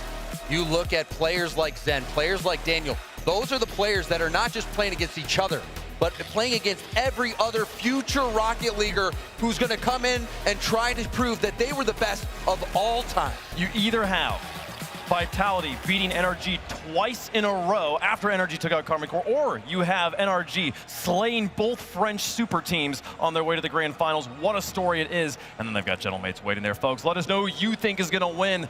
We'll make our picks on the desk. There's only really one person I'm curious about here, but James, I'm excited to give you the opportunity. Who you got? You know, I think it's obvious, but I believe it with my heart that the team that's going to win this series is NRG, baby. Give me the energy. There's been a lot of national pride. You say that? There's been a ton of national pride for me all day today. We picked energy. Is it continuing? So I'm going to continue with the national pride right now. I'm going to pick the hometown hero. I'm going to pick Zen. Vitality, give him to me right now. From Boston owned. Zen's going to take it in admit, it's not a bad pick. It really isn't. I mean, It's not a bad pick, but it is a little bit of a bait. I'm tired of the bait and switch, too. The bait and switch. I mean, the bait and switch is working, man. Listen, Vitality, the guy here reverse sweeping Carmine Corbett. That's a great W. They beat Falcons, a great W as well. Zen, you want to go back-to-back in Boston? And listen, I appreciate that tip, but it's not going to happen here. And you're playing the greatest team of all time. You're going to play NRG. Give me NRG in the W of Vitality, baby. You already know. They're cemented. The legacy continues. I feel like I'm going to regret it because they've been so hot, but there's something about a lower bracket run. There's something about coming off of the hottest win of your career in a long time, and NRG just beat the blue wall. Give me the world champs, baby. They're going to play for the title of Boston Major Champion. They're going to get it done. We'll see if they can get there. Face off against Gentlemates Vitality versus NRG on the coin, and it's going to come up Vitality for the coin. Coin's had a really bad event, though, so far, so that might work out in NRG's favor here. I mean, we're all winners here because we're about to watch another great Rocket League match. We had 2 in a row. This one's going to be great. The crowd's going to be electric. Let's get it going, Wave. Right down the middle again. NRG, narrowly fan favorites against Karmine Corps, narrowly fan favorites against Vitality, folks. It's time. It's the penultimate match. And what a contest to witness. The player of the age returning to the stage on which they wrote their first chapter versus the people's champion with the force of an arena supporting their cause. Each jersey with 2 stars. It's time to write the next chapter. Vitality versus NRG for a shot at the title. The king of the Games Arena is under siege by the kings of the world, NRG. He must pull up his defenses as the NRG looking to book their ticket to the grand final, but Zen stands in their way yet again. Here we go, as we always do at Manfield. Game 1, brought to you by Progressive Gentlemates Waiting. Will it be an all-European final, or will NA's last hope stand tall? Here we go. NRG have already played a ton of Rocket League today. They've had some time, but how will they come out of this one? Tell. Just getting that early start in this matchup going to be so big. Lots still, more Rocket League to play here even after this. But who really is going to take control of this series? Can NRG clean up the mistakes in their loss to Vitality earlier in this tournament? Atomic dropping it straight down, almost got the finish, but just off. As fast as NRG is, Atomic was too fast on that play. That's going to be deflected out towards the back wall. No clean opportunity for Team Vitality. Could waterfall down here as Zen running through. I don't believe that corner boost spawned for him, so he'll have to set up for midfield. And he'll be put to work on defense with beast mode attempting, and Zen sending him away. There's Daniel. He's going to back out of the play and lets Dizzy boom it downfield. There's Zen for the opening salvo, and it's sent away. Good stop there from Atomic. Daniel wants to send it downfield to him, but it's blocked out by Stizzy.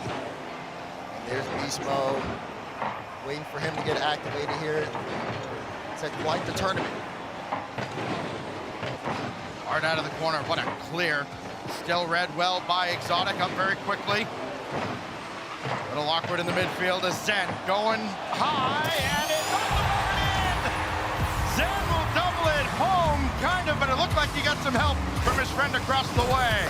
Yeah, Zen got the double straight down. You see beast mode off the back wall, looked to clear it, but got the wrong touch. Own goal there from beast mode, but Vitality will pick up the first goal. Just the pressure from Zen there for us in the air.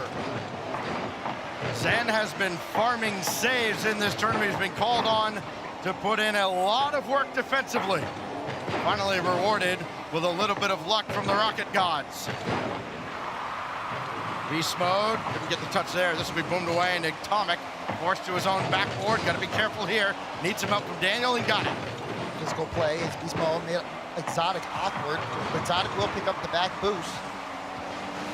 Stizzy can't get the cut, and Exotic went there as well. So a little awkward for Vitality, but he's in the right place at the right time. Getting Vitality long boost is going to be a monumentous task for NRG, but some of the demos able to open things up. No one wants to commit here, so Exotic will actually get this for free, bring it up to the midfield line before it gets 50 by beats. And a team in Vitality that is only conceding, on average, a goal per game. Everybody has had to fight for anything they've gotten from them. Watch out, smoke screen in front, and Stizzy will enough with as stingy as Vitality have been defensively. They get the demo on the back wall, and Daniel never had a chance. Look at how aggressive Exotic and Stizzy are up in the offensive front. Just able to force the errors here out of NRG. They have not been able to really handle the pressure to start this series off. It's just been a lot of control from Vitality, forcing, again, these demos, the threats of the bump have been so hard for NRG to play against.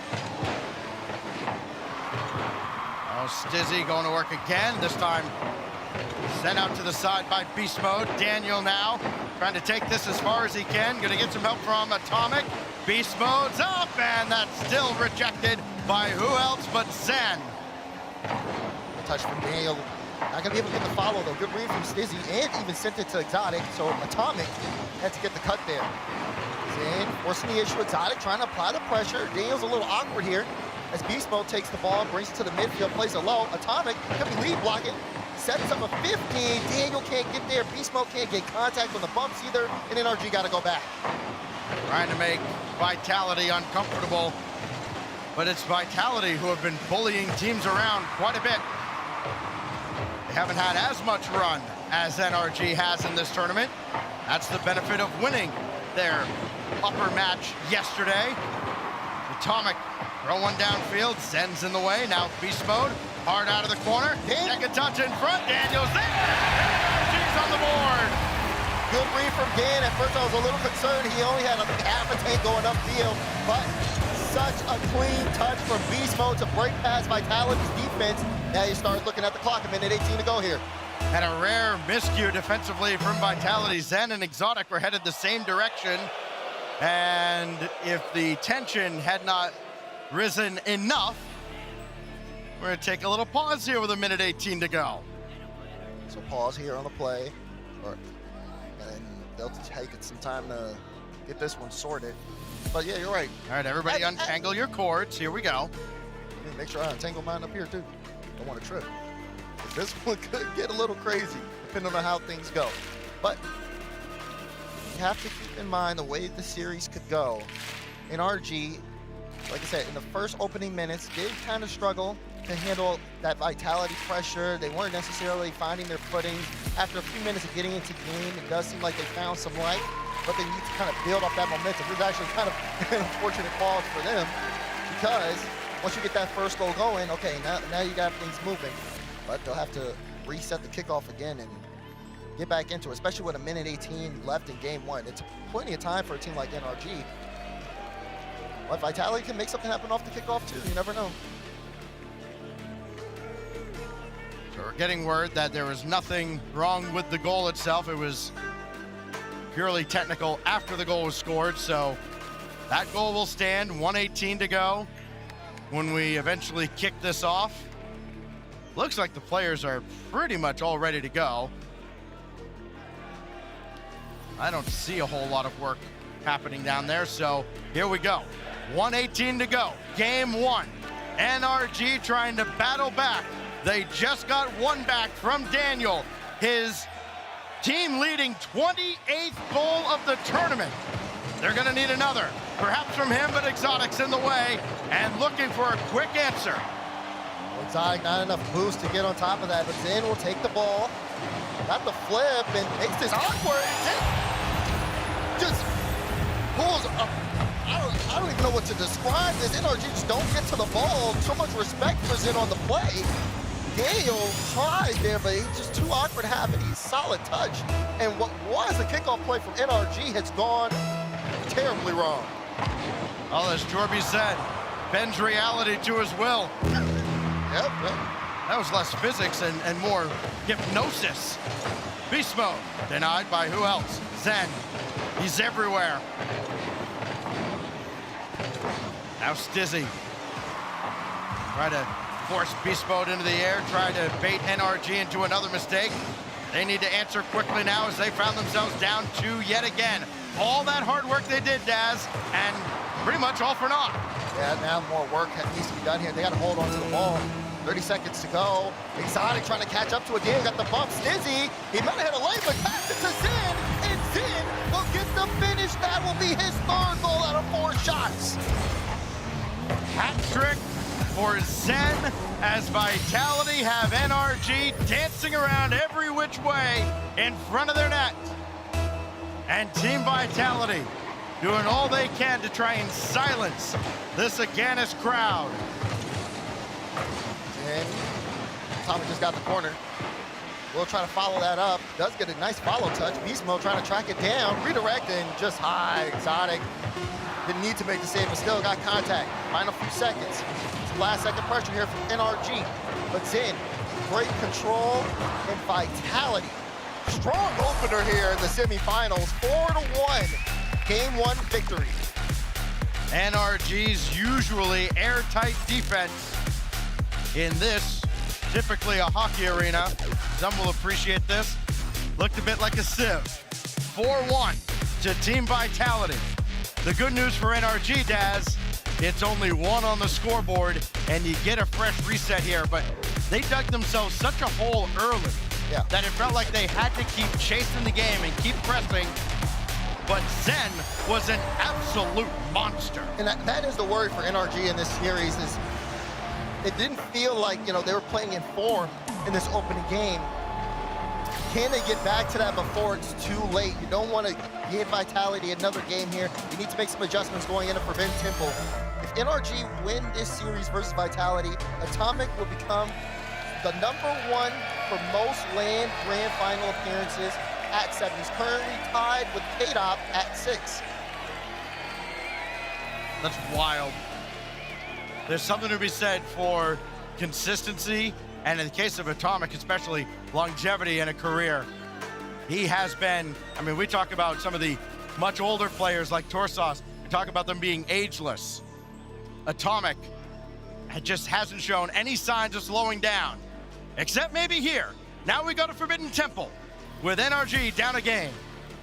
Greatness isn't given, it's earned. And Atomic will have to earn that one. Right now, Vitality in front. We'll see what changes here as game 2 gets started. Early possession has seemed to go in favor of Vitality, but NRG can always be quick to strike. Atomic is waiting on Zen's touch here. Now Atomic, good 50 kind of cut into play. Daniel crashes it. Looks to make it Exotic awkward, but here's Beast Mode. They have a chance, drops it. Atomic tried to go for it, but it was a good cut from Exotic. Zen didn't grab the midfield boost. Exotic will keep this in the zone though, and Zen will opt to steal some out of the NRG half. They could be in a lot of trouble here. Vitality has a lot of boost.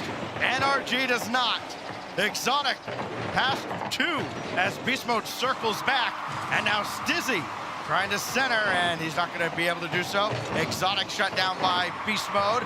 Zen finally will. He can do no wrong in this series, it seems, though it is still very early here in game 2. A little awkward for NRG. Vitality, though, passing in transition. Oh, Beast Mode didn't get that corner. Zen stole it, so Beast Mode had to throw it away. Demo on the play as well, as now Daniel's all the way back. So this offense very flat here for NRG, and Vitality can continue to push forward. So holding on to possession and really making NRG work to get any inch of field positioning. Stizzy on top of this one, looks for the 50, but Atomic there to deny. Exotic was waiting on the side for Beast Mode to just give him the ball, but he had to retreat back quite a ways to retrieve it. Exotic past 1, not past 2. Beast Mode booms another away, and we're gonna fall into this sort of pattern. Booming clears, 1 serve on the other side. That shot sent away by Daniel. Here goes Exotic. He'll slow it down some. Just nothing towards the net though for anybody whose name isn't Zen. Speaking of Zen, pass 1. Stays close. Couldn't get the corner from Atomic, tried to bump him. Stizzy played it slow, but Atomic enough time. A little awkward here for NRG. No clear breakout, as Vitality have done a great job of holding on to that midfield line, keeping the pressure on the orange half. Well, the other thing that NRG has done exceptionally well, they have not allowed Vitality to get anywhere near the center of their zone. Nothing more than just a testing ball here and there. Another ball sent out to midfield. Stizzy will have another look. Daniel and Beast Mode both back. Easy stop for Daniel. And he can go chase this down, but Zen just a little quicker. Oh, there's a bump down below, though. And what a play by Atomic. Just getting a piece, and Beast Mode the save saved on a shot that tried to go behind him. It was critical. Beast Mode got that touch. Another stop there from Beast Mode.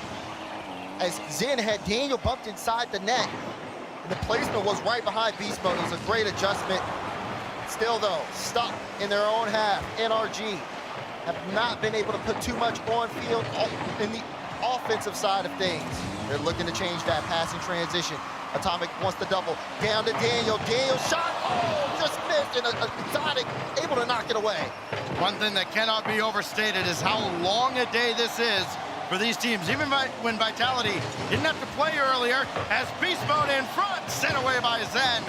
Another opportunity brewing perhaps for NRG. These players were all queued up waiting midway through game 6, I believe, of the previous series, ready to come out here, and they had to wait while that masterpiece wrapped up.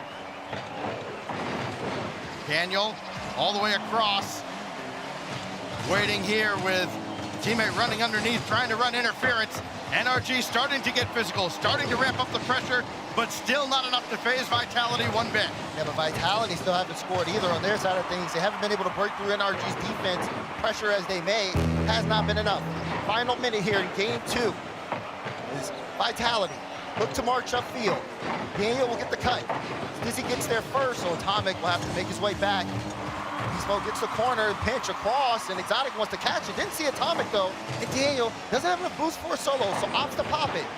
Possession changing back and forth between these two teams. No one with an edge. Daniel might have let that one get a little too far away as Zen dives in, but Beast Mode will collect this, does not get access to the corner boost, but Atomic's got plenty to work with. Burned all of it, only to have Stizzy take it away. Daniel score! Oh, what a play by Stizzy! Stizzy stays on top of this one, and again takes it from Atomic. Beast Mode goes up expecting a hit from Stizzy, but Stizzy has no way of making contact there. You gotta play the ball there, and unfortunately for NRG, they make a critical mistake here in game 2. So Daniel throws one right at Stizzy. Looking to catch Vitality when a team would be most vulnerable after scoring a goal. But now they gotta work, down to 8 seconds. Daniel looking for a teammate, got the demo, but one man down, no problem for Vitality. Beast Mode will try to center again. Zen has it easily. Need a second touch. Over towards Beast Mode, no contact, and Vitality are halfway to the final. Back-to-back game wins for Vitality, but for that one, they had to work a little bit harder, Stacks. Again, NRG, great job on the defensive end. Beast Mode had 4 saves, but again, it just took one miss from him. And all of a sudden, down 2-0 in the series. And Kings of the World kind of in a bad spot right now. 6 demos in that game for NRG. They tried to make Vitality as uncomfortable as possible. Did not bother them one bit.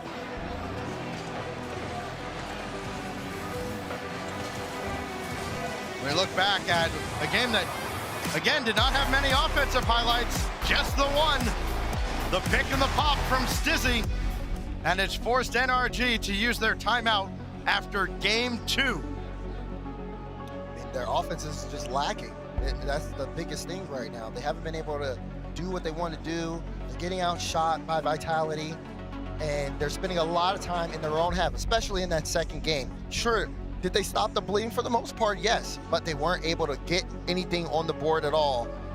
And in a situation where your tournament life is on the line, this is a perfect time here for Matt to call this timeout. There will be no panic at any point in this series. These players, all 6 of them, really all 8 of the personalities on that stage, include the coaches. They've seen it all. They've been in this spot before. Beast Mode, he's brought a team back several times from the brink of defeat. And this Boston crowd is gonna rally behind them as well. You can see it, you can hear it. If you were here, you could certainly feel it. But NRG is gonna need that and a whole lot more. They gotta do something within the walls of DF8 Stadium to turn this series around. Timeout coming to a close. With one of Rocket League's most iconic fields, the backdrop, for what mentally must feel like as a must-win for the North Americans. This crowd is ready to roar, but NRG have to do the work on their end. It's been a great tournament, especially for a player like Daniel.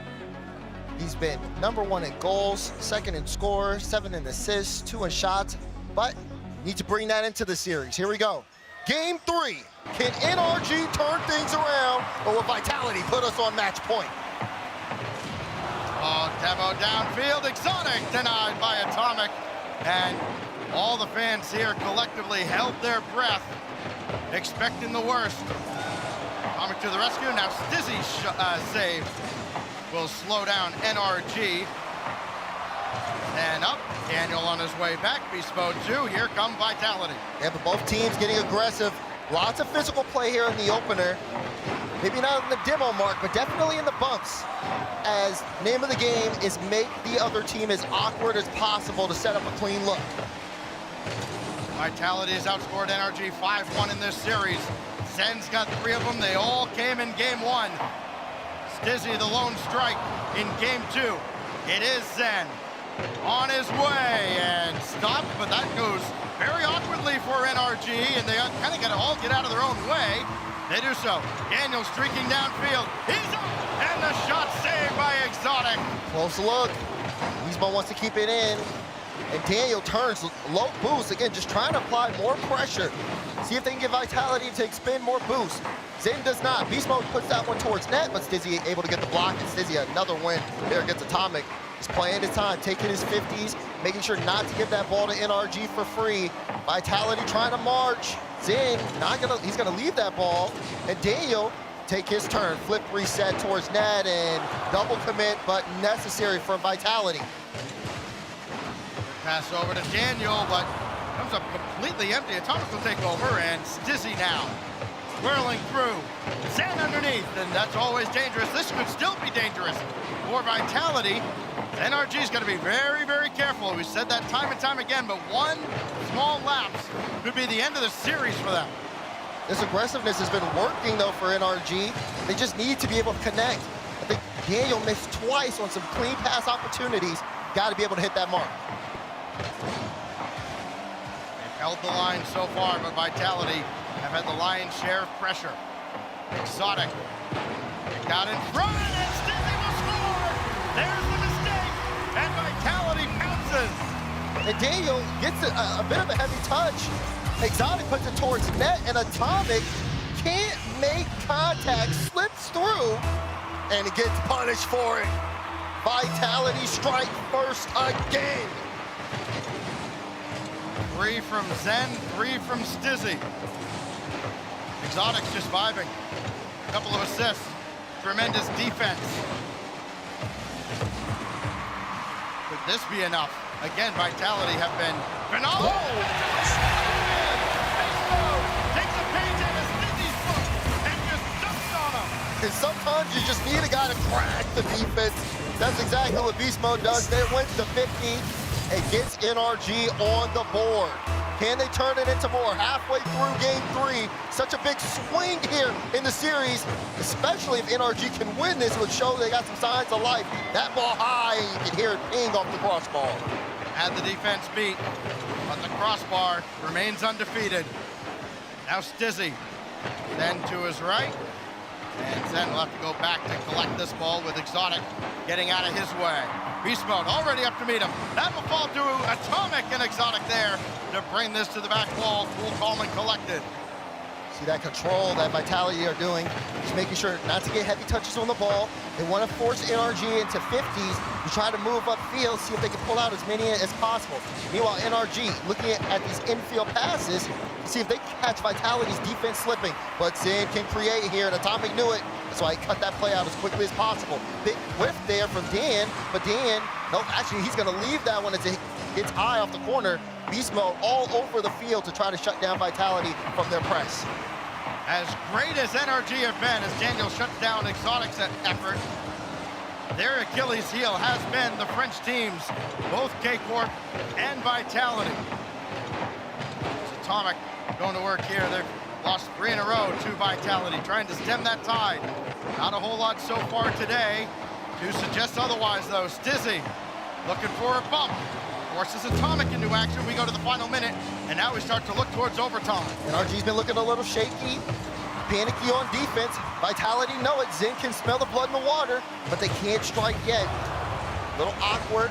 Atomic will sail it downfield. Exotic using a lot of boosts to get that cut. All for Daniel to just keep the ball. Tries to hit the double to Atomic. Forces it in front. Beast mode. No, not strong enough. Not strong enough. The birthday buff still ever present for Zen. This is downfield. Stizzy has to turn on this, and it was off the mark. So Zen has all day to get back to it. There was not a lot of boost to work with collectively for Vitality. Beast mode denied by Exotic. That's been a theme, as Exotic's defense has been superb.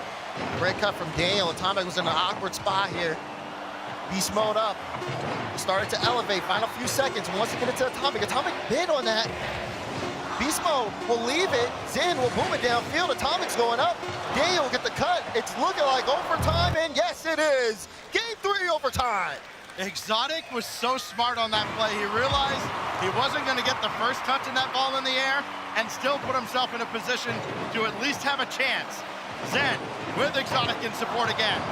It'll be Stizzy that dives in instead and needs a demo for his efforts. And Daniel will bring this one through the center. Bounce downfield and Zen's all over it. Good pop, though, from Daniel. Threw off the defense for a moment, except Zen got there quickly. Vitality playing the 50 game. Oh, team bump happening here. Daniel wants to take advantage of it. NRG has to turn around, though. Zen, he's been so effective on these solo efforts to bring the ball upfield. Wants to go the distance, but Daniel will be there to deny as, again, the OT continues on. Dizzy, flip reset, trying to use his flip to get one last bit of contact. NRG up to the task. That's a great read by Atomic, but Stizzy was up faster. And we're gonna get out of the first minute of overtime. And still, tense moments here at Aganis. This crowd knows how important Game 3 is for NRG. Bit of a team up there between Beast Mode and Atomic. Atomic let Beast have it. Now teams chasing this one. 50 in favor of NRG, but Stizzy into the midfield. He can't get the cut. Good cut there from Daniel. And Exotic force a touch. Stizzy gonna stay on top of this ball to throw off Beast Mode. Oh, but Beast Mode gets past 2. Zen in the back, full boost. Tried to get it mid, but Zen, great read on the play. Looking for a flick, trying to buy Exotic some time for a bump, but Atomic was the one that got the stop. Will we see a double here? No. Pressure from Vitality as NRG are trying to race back. Oh, Stizzy didn't have enough to elevate that ball any. He'll try again now with the full tank. No, he's gonna leave it behind for Zen. Indirect for himself. And again, no, Atomic is up there and avoids contact in the air. Ball, boom to Daniel. Low boost here, wants to play the 50. It's a good win. NRG though, stuck in this corner. They gotta get out. Vitality, kind of have them in a bit of a hold here. And it is gonna be, can NRG find a hole? Can we see a bump from them, or are they going to be able to take their time to hold off this attack while they get boosted up? Demos are happening, but wait a second, Daniel with a break. He sees a Beast Mode mid, and Beast Mode will put the shot on, but in with the block. Could see into the future. Oh, now Beast Mode and Daniel, let's just say, helping each other downfield. That'll take a high hop, and Atomic's all over it. You just feel like it'll be kind of a long sustained pressure that eventually ends in overtime. Vitality trying to wear down NRG, make them burn all their boosts, get them out of position, force them into a mistake. That goes way downfield. Easy catch for Stizzy. He's got Beast Mode with far more boost in the tank. Beast Mode can't do anything else on the crossbar. Wanted to bump so bad. Daniel shot blocked by Exotic. Atomic wanted to crash the lane. Beast Mode wanted to get it center. Not enough. Dan peels off. Chance there, but Stizzy stretches. Beast Mode got the demo on Zen. Thought he could open up a lane for the shot, but Vitality's defense holding on. NRG trying to steal back the momentum here of Game 3. Overtime has been dominated by Vitality. NRG is alive in the semis. And it's Stizzy with the critical miss. Leaves it open, and NRG get the job done. Timeout successful, still down in the series, but Bob Lasatu at least is breathing a little bit easier after that win. You're gonna see some real goofy looking numbers in just a moment. It would be fitting that Beast Mode's the one that scored. He took 11 shots. He took more than almost the entire lobby combined in that game and finally breaks through an OT. Beast Mode was very aggressive in the offensive end, so it shows there. Exotic had 5 demos that game. That combined with so many bumps that we ended up seeing off ball. These guys play the game so well on a regular level that you have to do anything you can to give yourself a moment to just put a shot on. That's how tight the competition is at this stage. And even for just a moment, everybody had to wait because you saw Zen in the frame and you thought, there's no way, right? There was no way. NRG gets the overtime winner on a breakaway. 20th overtime goal for Beast Mode. You remember how Jack and Vatira were kind of trading that record back and forth yesterday. One behind apparently Jack. Plenty of time to get it today, especially if NRG continues the run. Utopia Coliseum, the site of Game 4. Can NRG level it up? Here we go. Kickoff in favor of Beast Mode. NRG want to get it up and running quick.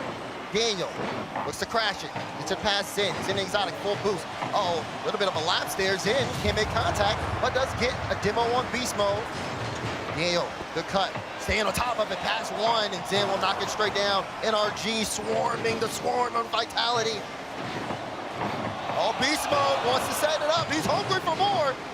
Defense, though, holding on for now. It's been a hot start here to Game 4. Don't let Beast Mode get unlocked. He's lethal. Vitality have already learned the hard way. Now Atomic up to the skies. Daniel waiting. That's never going to get to him. Stizzy was there first. Beast Mode tried to skim that, didn't get the touch. Atomic playing it close. Ooh, took his time there. Saw Zen crashing. Stizzy wants to make an impact. Sends this one off to the side. Zen able to meet it. But again, giving that possession away to NRG, not something you want to do. Both teams respect each other a lot, though, as the ball's been booming left and right up the field. Atomic was looking for Stizzy there. Beast Mode quickly off the ceiling to recover. He's got to scramble back. Daniel will throw it forward, and Beast Mode cut in as well at midfield, but Atomic will be the one to take over now as NRG unable to find the connection on their own end. Now they're forcing Vitality to play a little more defense than they would like. Hasn't been a problem for them so far in this tournament. Again, still averaging just the 1 goal per game. This series hasn't done anything to affect that. Daniel down in front, and Stizzy sweeps it away. Doing a good job getting some of these cuts, but need to see him activate a little bit more offensively. Oh, double commit between Stizzy and Zen there. Maybe NRG can apply a little bit more pressure. Atomic trying to beat Stizzy. But it goes to Zen, and Zen wants to put it on target, but it's sent to Beast Mode, who will clear it all the way downfield. And you can see how aggressive NRG are trying to make Vitality. Atomic wants to get that bump there. Good stop there from Daniel, but this one has been such a fight for control. Zen's got nothing in the tank. Circle around, living off pads as this goes to the backboard, and he'll just feather that over to the side. Needs a demo there, and Stizzy's in the way of Beast Mode. Wants Exotic downfield, caught by Atomic. Looked like both sides looking to exploit some weaknesses. Still, we remain scoreless with a save made, going across the goal line by Stizzy. Another save there. Now Stizzy playing it close. Exotic looking for the double. Exotic, no! Blocked out by Daniel. Stizzy catches this one, has Zen mid. Can he get it to him? Not looking likely. Zen to Exotic. Blocked out this time again by Daniel. And NRG trying to turn it the other way. Will this outlet be the one? Stizzy bring it all the way down. They're giving Vitality a little extra time and space here. Daniel the save. Last line of defense comes through for NRG. Oh, Stizzy. More pressure, good stop for Beast Mode. Exotic, dangerous spot. Double goes down, and Beast Mode there to meet it. Vitality really putting on the pressure here. NRG may have a breakaway chance. Beast mode, no, he can't do too much with it. Maybe a chance for an infield. Daniel goes up, wants to play 50s instead. They're trying to boost on Vitality, see if they create a lane. I think I see one. 2 in a row for Beast Mode. The win by Daniel, the slam by Atomic. Vitality all caught in the corner. Aganis comes alive again. NRG has to hold on for 83 seconds. Beast Mode looking for insurance, finding none because Zen's there. That's a good pinch all the way downfield, but Stizzy wasn't ahead far enough. Now Exotic picked his spot. Stizzy's there, what a save! Big shot, great save from Beast Mode. He's having a game, and at a perfect time too. Final minute. NRG want to equalize the series, but they gotta start Vitality or look at the strike. And you know you're gonna get their best shot. Zen barely keeps us in. Loose in front, and Zen shot now. Exotic! An equalizer! Vitality not giving up without a fight.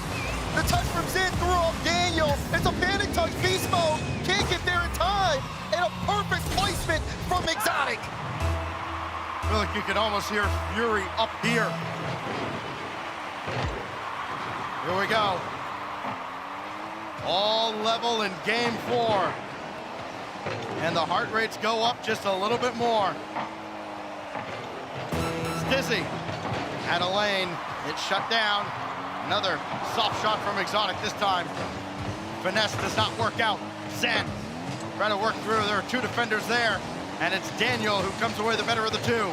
Daniel, shot on, saved away by Stizzy. Oh, Beast Mode a little awkward, has to trail back. Is anyone gonna cut this? Final few seconds. Tied up game. Can NRG make a play here? Maybe a lane here. Atomic wants to stay on it. Hasn't popped up. Maybe can Daniel get there? Zin trying to get the cut, but Stizzy comes away with it. Wants to get the dunk, but Beast Mode sees it and denies it. And another overtime here in this series. With that little bounce there, you thought maybe this could stay up into the corner for one more trip downfield. Not the case. Atomic very quickly off the wall. Flip reset, not able to get by Zen. He'll try again to beat Zen. And you can try all you want. You have to get by somebody else. A little awkward there. You see Vitality have to kind of trail back.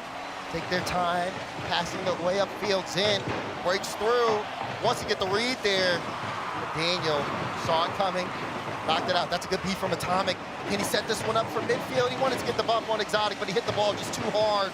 Now Beast Mode needs to make a stop here. NRG, their attacks show signs of life, but just not enough to get past Vitality. Not the best touch here from Zen, so it's gonna give NRG a bit of room. But he did at least steal the boost out of the NRG half. So that slowed them down. They weren't able to get downfield. That's off the crossbar, loose in front, and only popped up. It is desperation right now for NRG as Vitality are swarming. Exotic for Stizzy for the win! Stizzy strikes! And what a sting it feels on the NRG fans! Vitality put the series on match point. NRG gave them their best punch, but the counter punch was too strong. Triple match point for Team Vitality, who are yet again absolutely brilliant in defense, and they keep this high-power NRG offense at bay. Wow. Remember how lopsided the shots were last game. NRG 17-8 over Vitality in game 3. Not the case here. Complete role reversal as Atomic doesn't get anything near the Vitality net. And this one has completely flipped on its head. That pressure from Vitality, just too much from NRG. Again, a couple of opportunities, but now you see the world champions with their backs against the wall. As Vitality, Zen wants to win in this building again and will go through the Kings of the World to do it.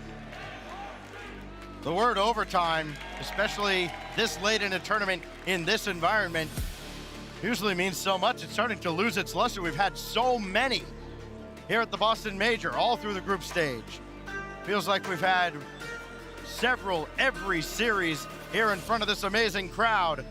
There is no timeout left for NRG. There is Parc de Paris.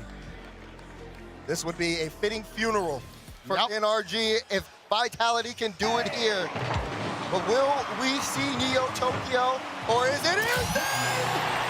Says yes! Wow.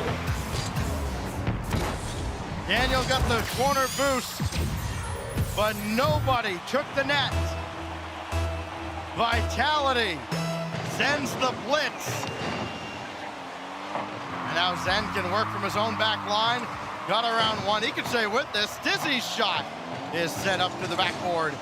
And we will settle in, but NRG find themselves already not just 1 foot out of this tournament, but already in an even deeper hole. Zen, flip reset, can't dunk on beast mode. Oh, but Stizzy missed. So Daniel, 1v1 situation versus Exotic. Great read from Exotic to get the stop there. Both Stizzy and Zen with boost, and Atomic with none. He tries to set this up for NRG, but it falls flat again.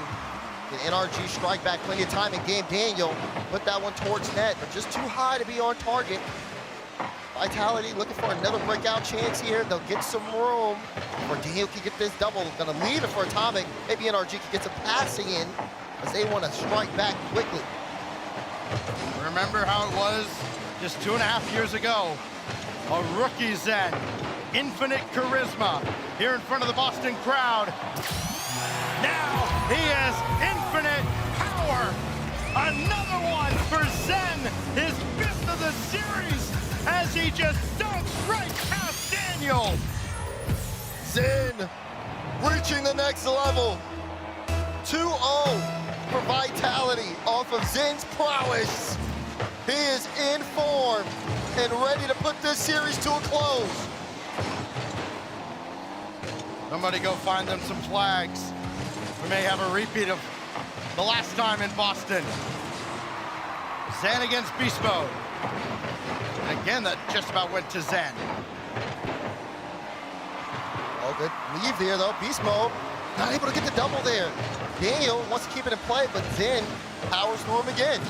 And even then got the demo with no boost. So now Beast Mode will have to stay on top of this ball, try to force it past Dizzy again. I mean, Vitality are trucking through NRG right now. Ignore the numbers, and certainly not to minimize how important Stizzy and Exotic have been. They have been outstanding.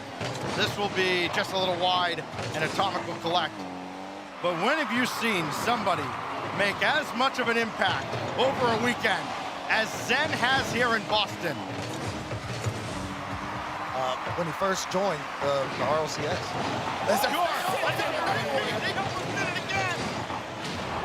Oh my goodness.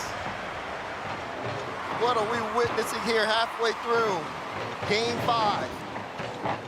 And NRG still scoreless. Still can't get out of their own half. And Vitality are giving them no room to breathe. Oh my God, another demo.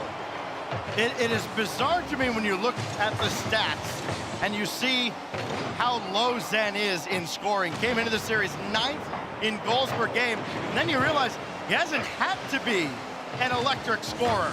But when he has scored, it has been impactful.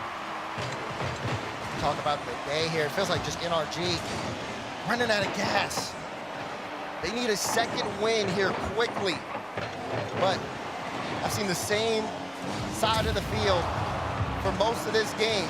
A little bit of a breakout here from Atomic. Gets it off the corner. Exotic can't make contact. Beast Mode is backwards. Daniel trying to crash it, and he does. The ball sent straight to Zen. Vitality. Kick this ball and seal it all the way back, and NRG will have to go the length of the field once more. Time running out for the Americans. Zen for Stizzy. This could put it away. Exotic makes it free for Vitality. Starts with Zen getting a beat on beast mode and Stizzy just making sure Atomic can't get a touch. Wow, what creativity for Vitality. Everyone getting involved here as they are trying to seal the deal here in the semifinals. How nice of Zen getting an assist. Just a little selflessness, that's all. Here's Stizzy making the save on the crossbar. Atomic follow, denied by Stizzy again. And RG want to have a chance. They have to score now. Spell can't get the cut. Atomic on top of the ball. Puts it towards net, but Zen another clear. Daniel stays close to this one, but again sent to Zen. And now he's going to put it in a tough spot. A little bit of miscommunication here. Beast Mode turns on it. Atomic didn't have the boost. Oh, Beast Mode, not enough. Oh, Daniel forces it in. NRG strike, but they got to race the clock. The clock is a mortal enemy at this point. But Zen still kept out Beast Mode. But Daniel at least gets one. It's just a little sly smile there from Zen, like, I can't do everything. He just about has in this series. Exotic flips that one by Daniel. It's well wide to the corner. Here goes Atomic. Keeping all his options available, but all those options mean nothing when Zen's in the way. Stizzy, is it on target? It is! And there's some people who had hope after that last goal. And it's snuffed out by Stizzy. Hope turns to cope. Just like that. Wow. Team Vitality. Okay, it's not a clean sweep. But my gosh, again, another dominant defensive effort. And they have just taken the life out of this series as another one shut down by Stizzy. We said Zen's name a lot, I understand. Stizzy has been an incredible defender. I mean, of course, it's one thing to not allow shots in the first place, but when called upon, Stizzy has been like a contortionist, keeping NRG out of the net. Zen looking for one last exclamation point. It will not happen. Team Vitality, all business, headed to the finals in Boston again.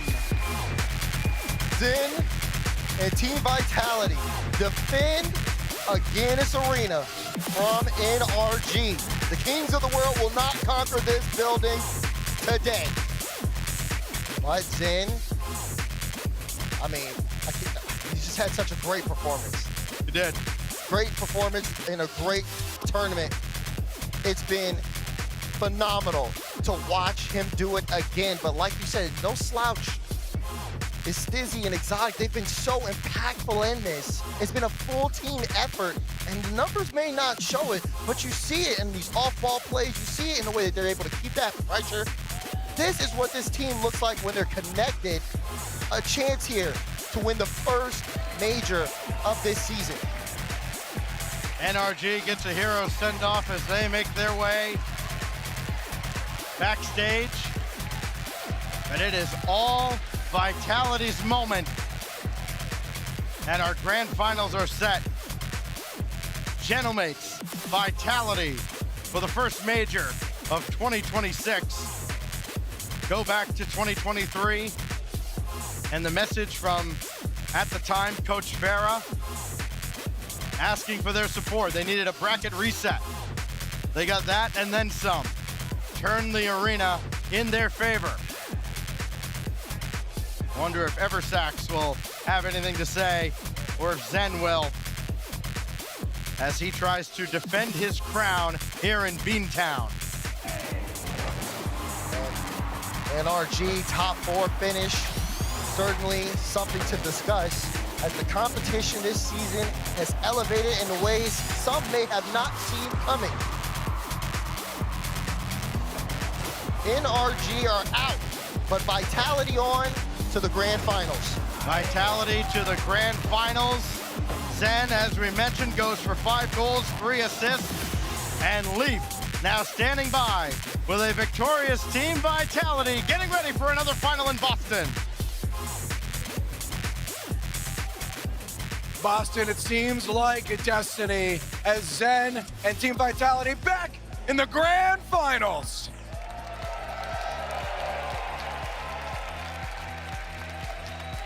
Zen, looking at the gameplay first, You guys had ups and downs throughout the season so far, but it looks like you're finally starting to click. How amazing does it feel now playing with these guys? Do you feel like you're in the right spot? Alors c'est vrai que du coup Zen, si on regarde un peu sur le travers de la saison, vous avez eu des hauts et des bas. On a l'impression que maintenant vous avez l'air d'avoir atteint votre niveau, un niveau supérieur. Comment ça se passe avec les gars? Comment ça s'est arrivé? Je pense déjà qu'on a beaucoup bossé, ça a beaucoup aidé. On a enfin trouvé nos marques, notre type de jeu qu'on veut appliquer. Et là on arrive et juste on abat. So yeah, I think we of course we worked a lot, but I think we finally finding the sweet spots, you know, the perfect lane play we wanna play, yeah. So now we're just here, you know, to beat everyone. Fair, and you're looking like you can going into the grand finals. Gentlemates on the other side.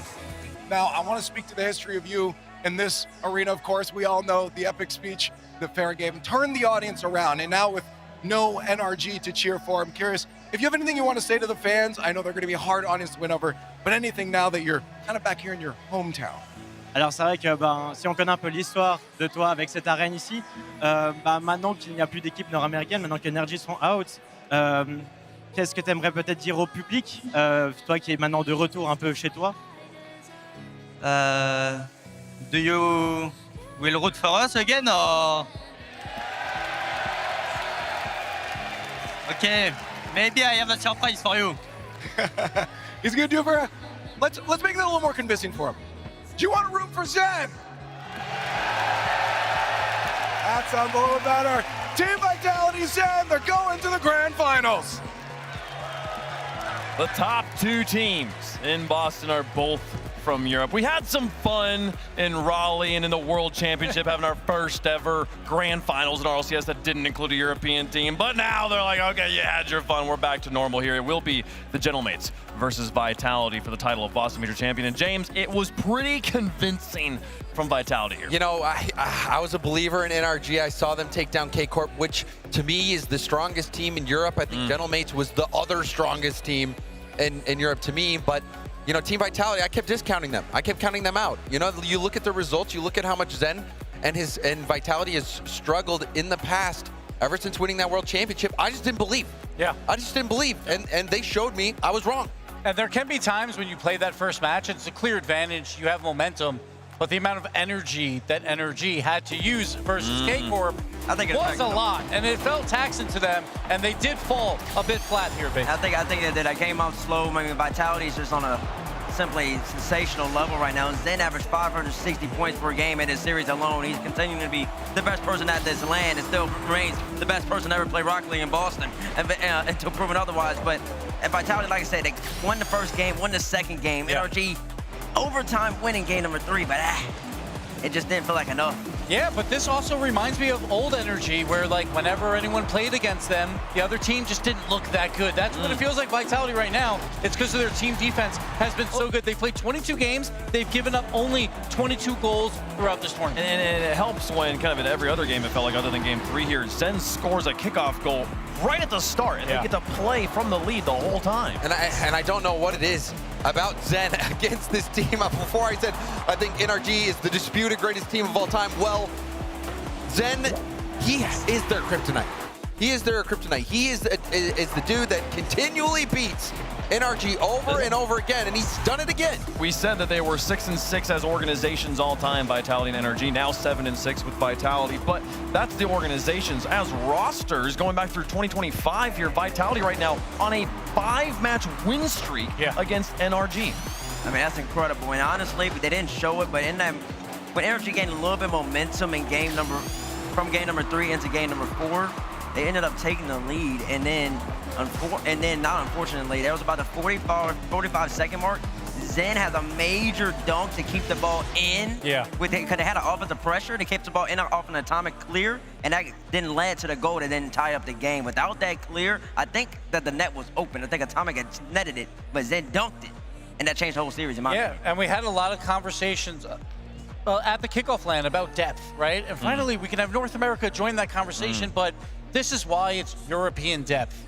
The two teams that no one expected to be in this final, Mates and Vitality, are here. It's not even K-Corp at this point, and K-Corp is that heavy European favorite. That cannot be said in NA. Like, if NRG gets bounced early, there's no two teams that you would expect to make a grand final. So Europe showing why they're the best region yet again. I mean, it's the brand of Rocket League that they play. It's simple, it's clean, it's precise. They don't go for anything too crazy. They're very effective on the bumps, and I think all four, honestly, 5 of their teams that are here, and then also even like a Man City, their defense is superb. They've really perfected that, and they're really bringing every single scoreline down to a 1-0, a 2-1, or something like that. And if that happens, you see the Rocket League Twitter going out overtime. Because these European teams love to play it. I want to talk for a moment about the runs both of the teams who are now in the finals have had to get here and how dominant they were. I mentioned in the last segment of like, oh, Vitality's now beat NRG twice, and I think I was mixing up how the upper round ones went. It was Gentlemates that took down NRG earlier yesterday, but Gentlemates, they beat Shopify Rebellion,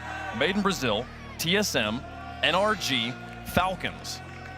Vitality beat Twisted Minds, Space Station, Carmine Corps, Falcons, and NRG. And again, now, if they were to win here, they'd be the Gentlemates. Yeah, and that was the hardest group in RLCS history. We've been talking about it for weeks, that group is so difficult. And honestly, most predictions had them finish in 3rd or even 4th in that group. Yet, Vitality and Zen have made it back to a grand final. It's been a long time coming, but Zen's finally back. And Stizzy's been the X factor. I mean, you look at the Vitality team without Stizzy. They bring Stizzy in. Look at the success they're having. Stizzy also helped propel a Dignitas team all the way to a grand final when people were like, what the heck is Dignitas doing in a grand final? Common denominator, Stizzy. So I think Stizzy, he has shown his promise. Spanish Rocket League, this guy is the guy for them right now. It used to be CRR. But I think Stizzy is slowly showing everybody that he is a top dog in the world. Vitality or Gentlemates, whichever team comes out on top here in our grand finals will have quite the story. And honestly, getting to this point already, such an accomplishment for both these teams. I can't wait to find out which of them is going to hold that trophy. There's only 2 teams left. I mean, hey, they sent 5 European teams. They had a good time. Statistically, they had a better chance. Sure, that's fair, but also huge amount of points for these 2 teams, because obviously K-Corp had a huge lead in Europe, but now Mates and Vitality, they're guaranteed at least 20, possibly 30 points. So the top 3 in Europe for like World Championship seeding is pretty locked up at this point. So now they're going to need those 2 spots below it. And I will say, too, that you look at how competitive EU is a region, those points are invaluable. You can see upsets happening in EU, and maybe through some crazy series of events, one of these teams, finishes outside the major spots. So this is a huge result for them. But still, I think, when you're looking forward, especially if you're Zen, Zen, when he came onto the scene, people were thinking that, watch this guy's career. This guy looks like checks all the boxes for the greatest player that we'll see, the generational player that we'll look back to and be like, I lived and watched during the era of Zen. Well, he has an opportunity to really get back on that level with a win here, and I think that's the big storyline for me.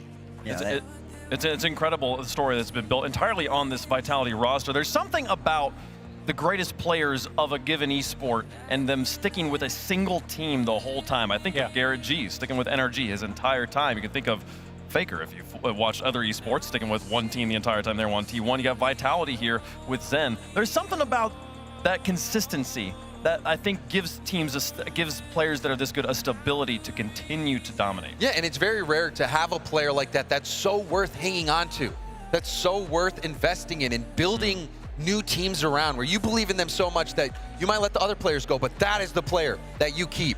That is the player that is the key to success. It makes me sad because I want to see Vatira and Zen on the same team. I just want to see what happens, but I feel like both organizations are like, no.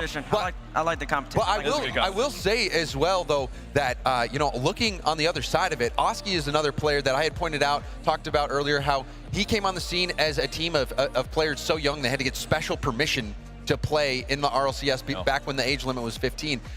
He was another player that a lot of people were saying this guy could be a special player. And he was looking like the best player on his team all the way up to, I think, today, where I think Nas actually surpassed Oski as the highlight player on that squad right now, the performance that Nas put up. Yeah. And so, I'm really excited that, yes, Zen is an established product. He's been around. A lot of people are watching him. They love him. They've seen what he can do. But this might be the beginning of a new arc for one of these players. Sure. Yeah, because I feel like last year with Zen, so many questions for the last 2 years, like where has this been? But Nas as well, it was a running joke that he's just not clutch, and he would lose all the time. With M80, yeah, the M80 disaster. Yeah, exactly. So for 2 years, it was about, oh, you can't do this. You can't make it to a LAN. Finally does with the LCQ. Actually battles Energy rather well there, and now he's in the grand finals, and he's leading his team. He's getting up out of his seat, and he's really trying to propel this team to a major victory, which is insane to do it after only like 2 or 3 lanes. The question still remains, though, the grand finals of a major. We've seen so many teams be the best team in the tournament by a mile and collapse at this point. So will the Gentlemates be able to get it done against Vitality, folks? That is our grand finals. The match is set. The players are preparing. We're going to take a quick break. When we come back, we will crown a champion here in Boston. Don't go anywhere.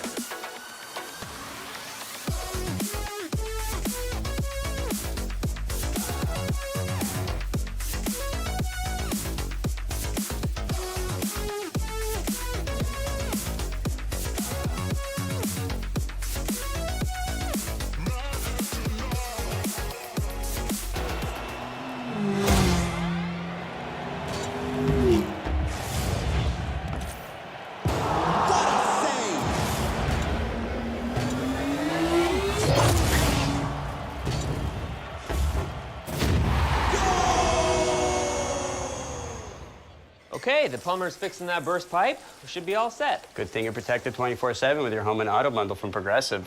Oh, I'm sorry. I'm just trying to figure out the right caption to post about this. Maybe something like, I have protection, just need a lifeguard. What about that emoji with a shocked face? Or maybe flooded with emotion. That's too much. Try, Tuesdays are cray. You know, technically, you don't have to post everything that happens online.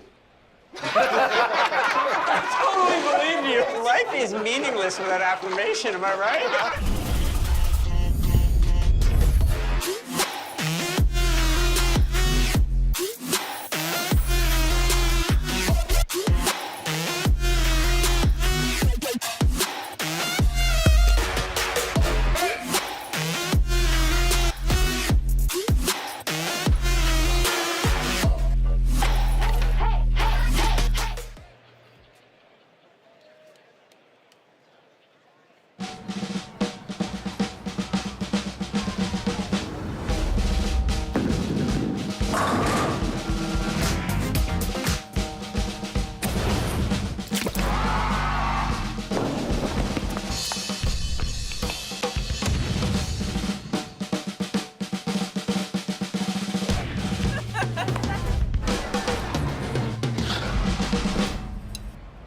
Book your trip at meetboston.com.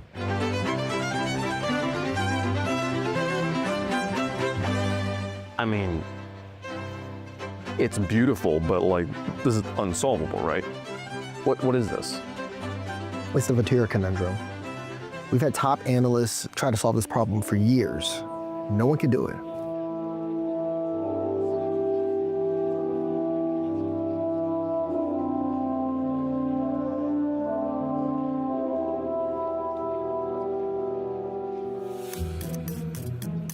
Like, surely there's something we haven't tried, right?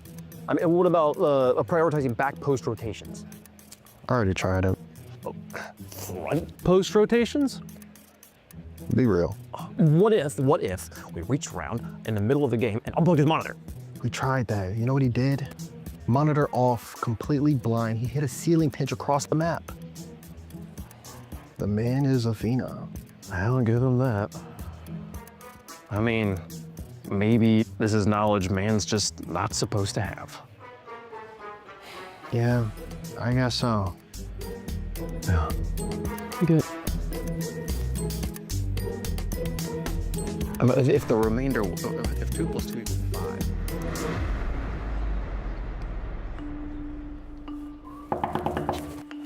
Who did it? Who?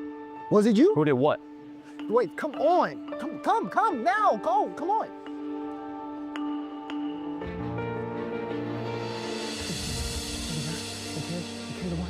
I can't believe what I'm seeing.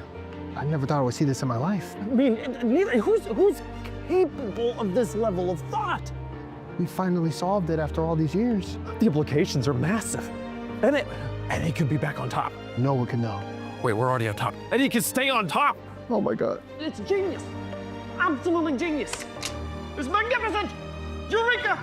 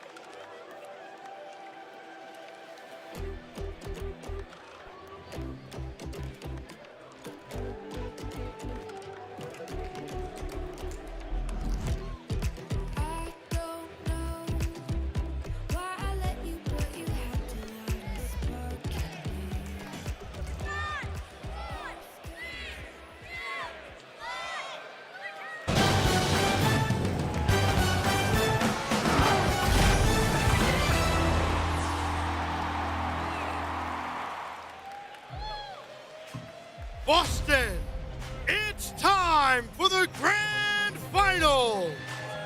Two teams take the stage, but only one will earn the title of Boston Major Champion.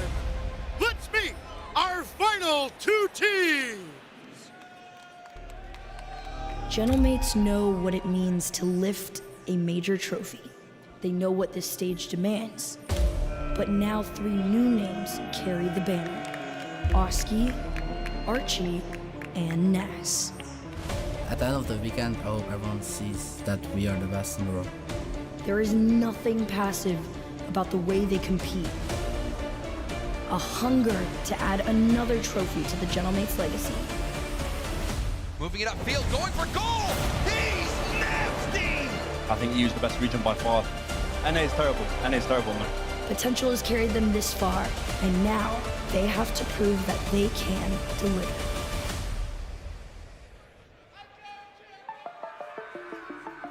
Please welcome to the stage, on the blue side, the EU #2 seed, led by Coach Nasky, the team of Archie, Nas, and Large Oscar. They are Gentlemen!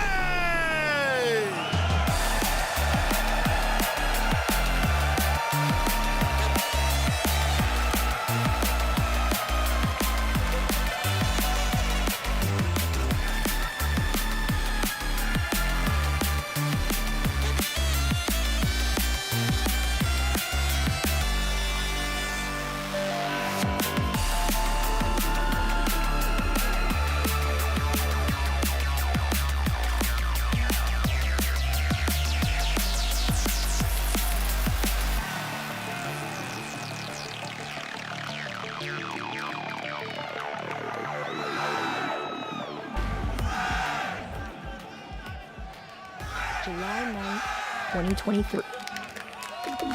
959 days since Team Vitality lifted a trophy in this very arena.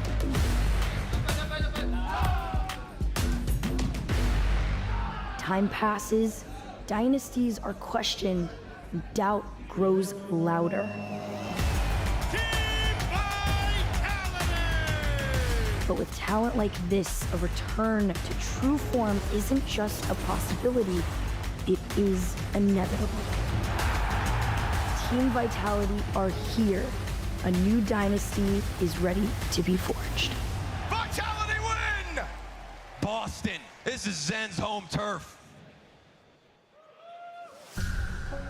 Boston, here they are, led by Coach Eversax. It's Exotic, Dizzy, and Zen.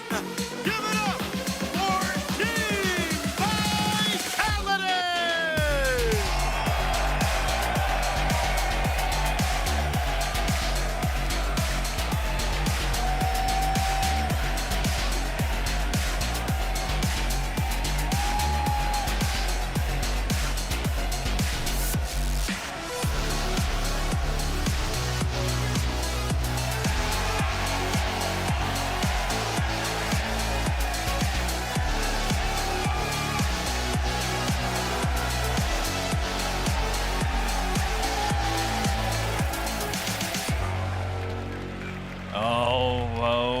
Zen has learned from Farah. He's got the Boston sweatshirt on. He understands where he is and what it takes to become a major champion. But the Gentlemates are here. The EU 2 seed is their first grand final for all three of these members. And honestly, it is very difficult to win in your first grand final, but if anyone could do it, it would be Large Oscar, because he has performed exceptional all split long. He sure has performed exceptional all split long. His birthday is actually tomorrow, and boy, wouldn't that be a great birthday present to get his first major victory versus RLCS land victory. You got Archie in the middle, made EWC land final, didn't get that one done, third, fourth world championship, now you got Nas. And Nas, he truly is nasty. He has been the MVP today. He's helped get Gentlemates to this point. But like you guys said, like you heard from Turtle, Boston feels like Zen's home turf. It sure does feel like Zen's home turf. You see what he's doing. By the way, his birthday passed up on, I believe, on the 20th.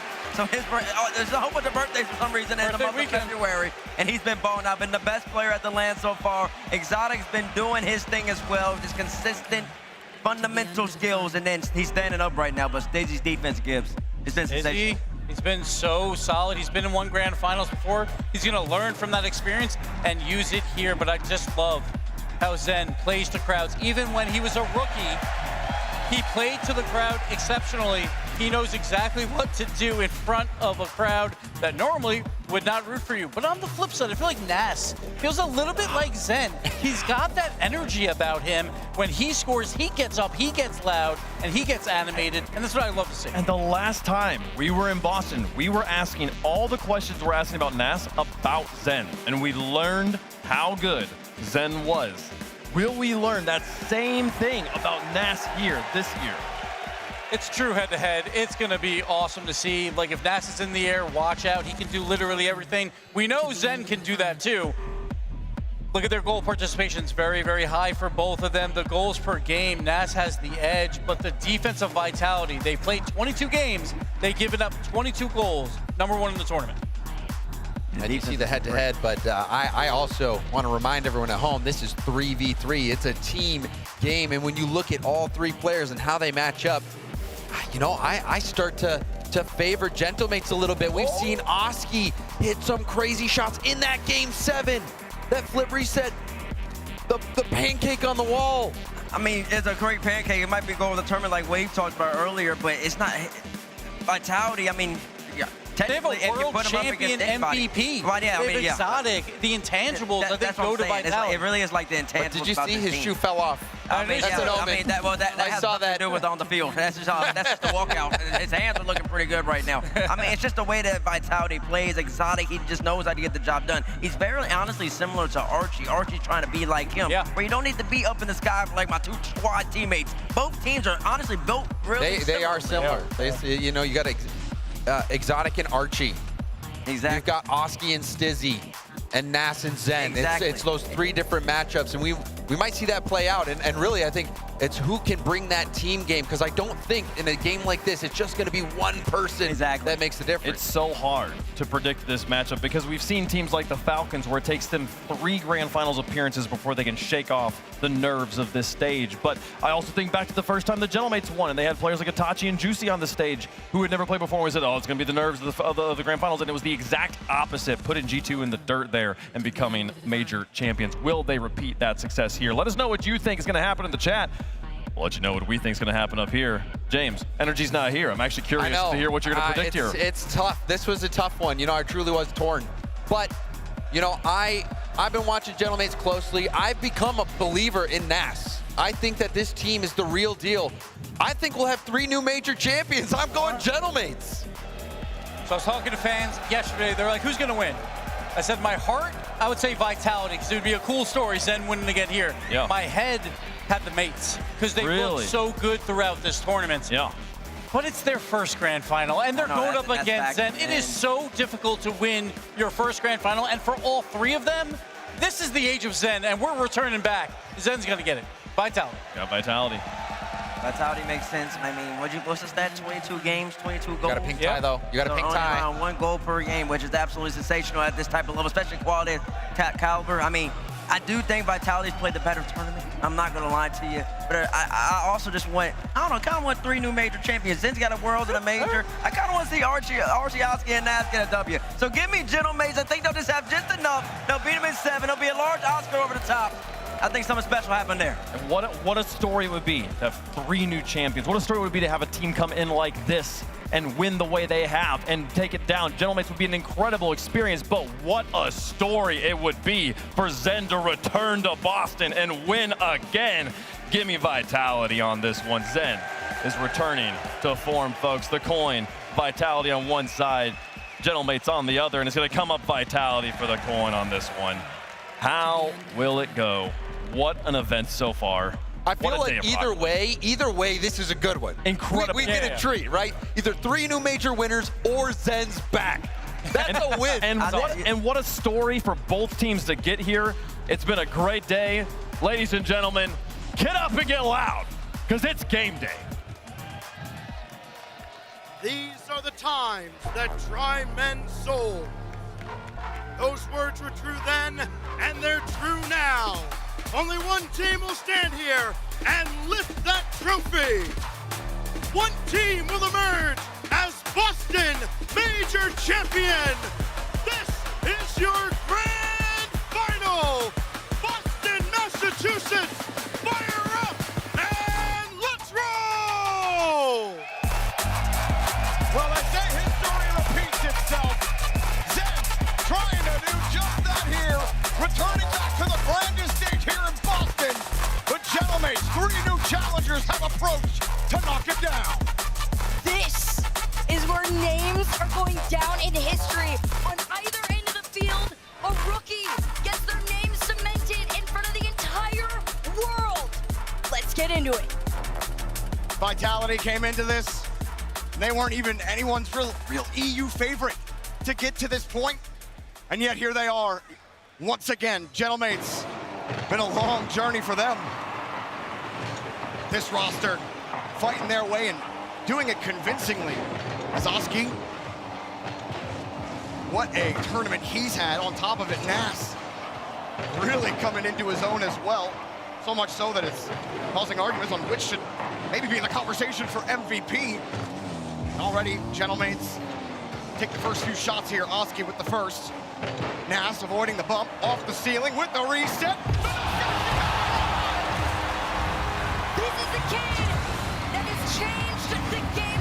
Look at the thought process on this. He takes the time to fake out not one, but two members of Vitality and puts it straight in the back of their neck. An immaculate gameplay from Nas all week long. And he starts the grand final like that. Nas again going quick. Right back to Oski. He's lit the stage on fire! He's going for a record hat-trick on this one. They know he's feeling himself. The bump onto Exotic, straight onto the nose of his car from Oski. Gentlemates, welcome to your final. Right in front of Zen, no less. Never been here before, but certainly acting like they have. Exotic, right off the kickoff. Vitality don't sleep for too long. This is a great response from Vitality. It almost deadballs just a tiny bit. Exotic to cheat up enough to have the power to take this shot. Vitality's response has officially come through. 3 goals in 41 seconds. Lots of explosions here early on in the grand final. Bump on Oski. Gentlemates trying to create a free lane. Vitality make a nice move thanks to Zen. Weak touch from Exotic. Stizzy on top of it. Archie up high. Nas forced to the back wall. Vitality gets set up again here in the midfield. I actually have to concede space. Nas got right on top of the ball. Couldn't bump Exotic, having to avoid some more traffic. Not a ton of free space, but 50 works it back over to Nas. Vitality stabilizing here on defense. Little pass over to Zen. Zen from the ceiling. No space given on the backboard from Oski. Much expected. Who's had an incredible series. And Boston Major. Same for Nas. Over 1. Can he get past Dizzy? No. Archie opts to play this one a little slower around the corner. No challenge. And here comes the Gentlemates' official attack. Oh, Oski. Well defended by Vitality, but Gentlemates have been here for a minute. Stizzy. Also his debut here in a grand final. Could be his very first victory, or rather hasn't had a victory yet, excuse me. No debut, Stizzy. Zen on the wing. Flipped out to the side. Zen getting down. A little bit of help, a little bit of space. Has recovered well enough, but enough time for Gentlemates to get in the way. Vitality weren't really able to get any kind of offense going. Zoski sends it right back to the orange half. Really good passing play between the Gentlemates. They hand it off to whomever has the most boost in the tank at the time. Archie's turn next. Oski tries to clear a path. Vitality's touch does play this out into the corner. Stizzy to Zeng. Has to play it slow. He doesn't have too much in the tank, and Nas keeps the mates at least in the mid until they can help him get this ball across the line. But Exotic has other plans. It pinches down onto the ground towards the net, a little wide. Zen gets his own boost. A little bit of space here. Vitality keep getting these little bumps. Just forcing Gentlemates off point of the ball. Buying themselves a chance in front of the box. Stizzy, his ball 50'd out. And moving forward, Oski trying to improv at the end there.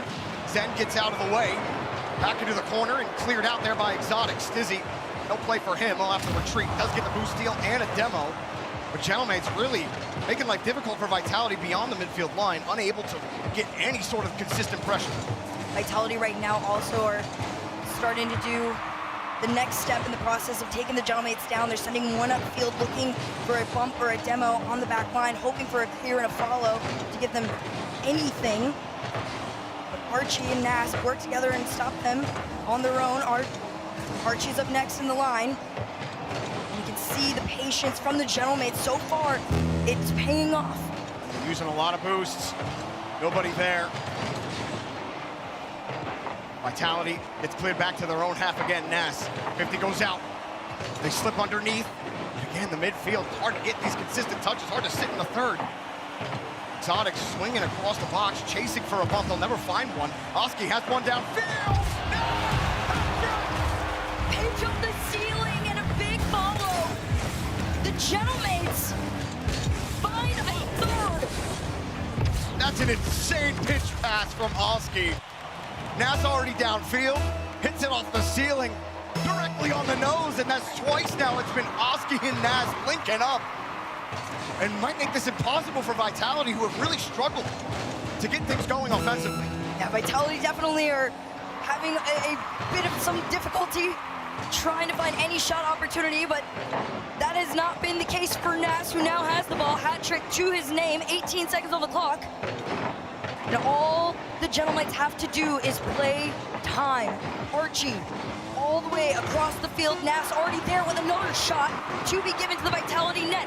They clear it downfield. Oski to catch. It's a time gone down. The Gentlemates have taken game one in the series. They started off with fireworks at the very start of the game. At the pre-show at the start of the day, Nas put up on the board as a potential MVP candidate. And he hits a cross-field banger to open it up. Then a give and go between him and Oski. And then a pitch pass from Oski. And Nas didn't have to do too much work, just had to make sure he placed it right. And Gentlemates stunned Vitality here in game number one. I mean, for now, the Gentlemates completely understand that one, for starters, Nas is borderline in flow state. Look at that smile. He's so happy to be here. And he looks great. He's being set up in the most perfect of ways, but even on top of that, the pressure isn't breaking him. It's helping him thrive. Remember when Zen debuted in Boston the first time we were here? Pretty much looked the same, very comfortable, like he had been there before, and Nas is looking quite comfortable himself here. Enjoy the Nas montage. It's just gonna be a bunch of Nas. Even right there, great move, a great setup with his teammate. Vitality struck back with just a kickoff goal, and that's the most offense they had. They really weren't able to work Gentlemates at all in the blue half. I remember watching Vitality even earlier today. So good at controlling the ball, so good at forcing teams to play their pace, even doing it yesterday as well. Vitality were looking excellent all playoff long, but Gentlemates finding a way to get one over and really look dominant in game one. Vitality have to respond now here in game number two. Gentlemates have started off right on the foot that they wanted. A lead on Vitality taken in such high confidence. Of course, Zen is gonna want one back from that. Pass to Exotic, has to get cleared out into the corner as the mates try to slow Vitality down from here. Nothing in the corner just yet. Vitality forced back. Good cut there from Stizzy. Not a ton of boost, he'll need some support. Archie picks the pocket on the pass, forces Zen to have to work back. And Archie, on every roster he's on, feels like he's always an unsung hero, always a stalwart defender, and still just quietly consistent for Gentlemates. The glue that helps keep this team stuck and looking good. Here's Stizzy trying to make the move. Zen forced back again. Here come Gentlemates, who just start right where they left off in game number one, taking a shot just wide off the post. Zen there. That was a big save from Zen as well, just barely off the mark, like you said. The Gentlemates, granted, these are still quality attempts. Exotic to the backboard. Hopes the 50 is still in their favor. Oski a little dangerous on the attempt. Although the clear does come through for the mates, Vitality regain possession. Vitality finally getting some extended looks here in the blue half. Next step in the process, some quality shots. Trying to get bumps as well. As soon as they get off ball, Gentlemates quick on their recoveries, able to get back. Gentlemates, Didn't have a lot in the boost tank. Archie actually found a canister. Everyone else on small pads. Vitality, though, really wide stance on their rotation. No one there for a quick follow-up. Nice catch from Nas. The guy who's coined the term, Zen touch on the other side.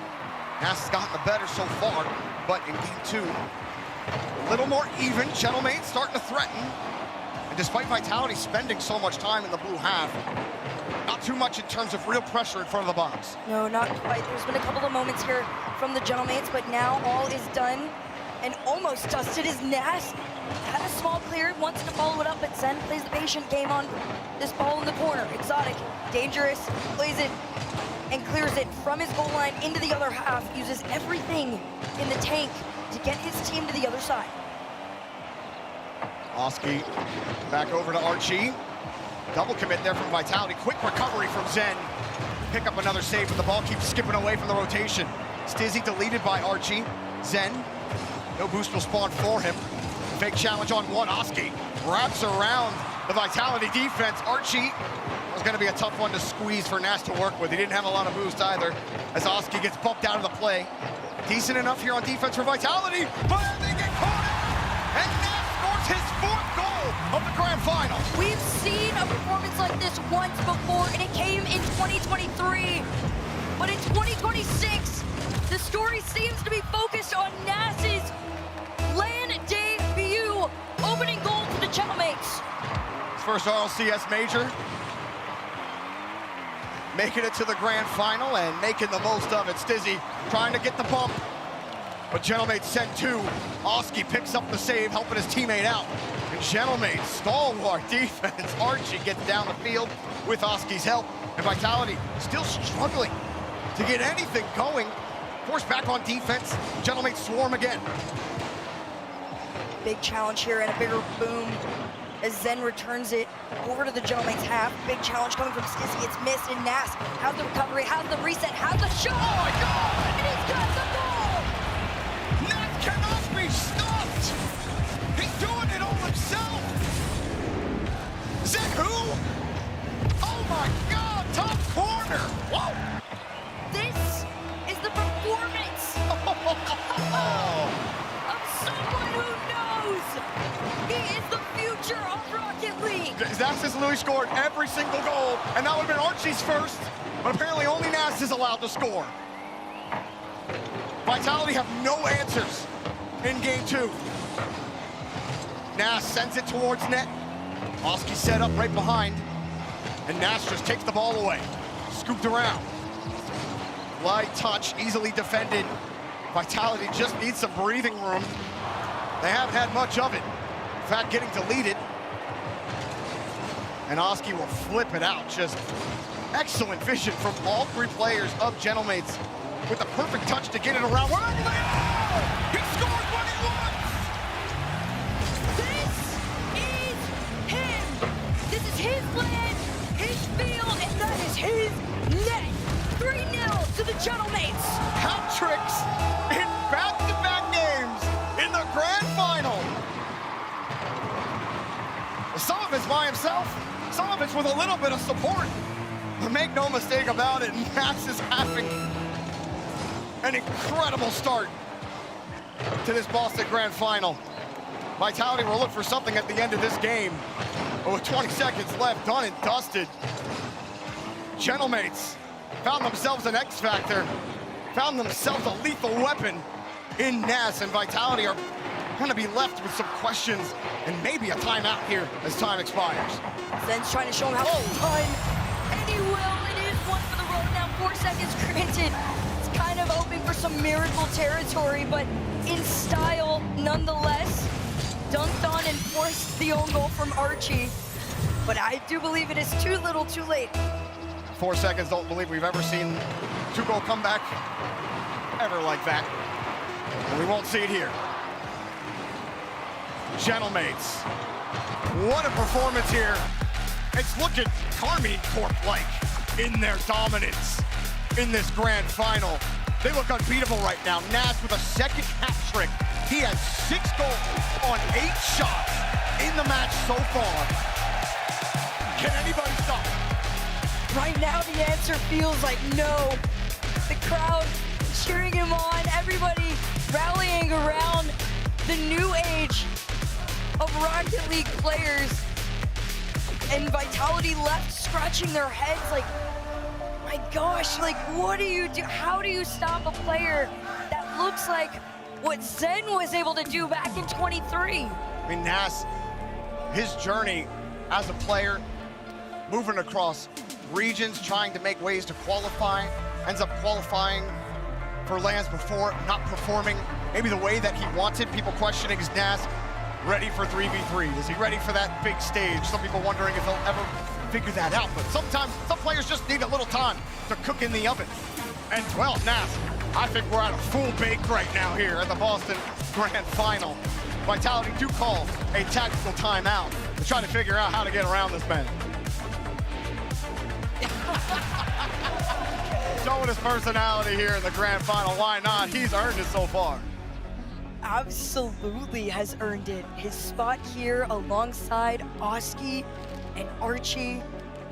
This has been a long time coming. They've been on so many rosters since the beginning of Rocket League. And it seems like Nas was the missing puzzle piece. But for Vitality, they're trying to figure out what has gone awry since facing off against the mates. Sometimes your chemistry, it all just comes together at the right time. Powers get together, convergence, and make some funny things happen. But this timeout, Vitality will try to get things figured out. As Exotic looks on. It's got to be a tense 60 seconds here. Thought maybe this would go a little different. Vitality looks so strong coming into this grand final.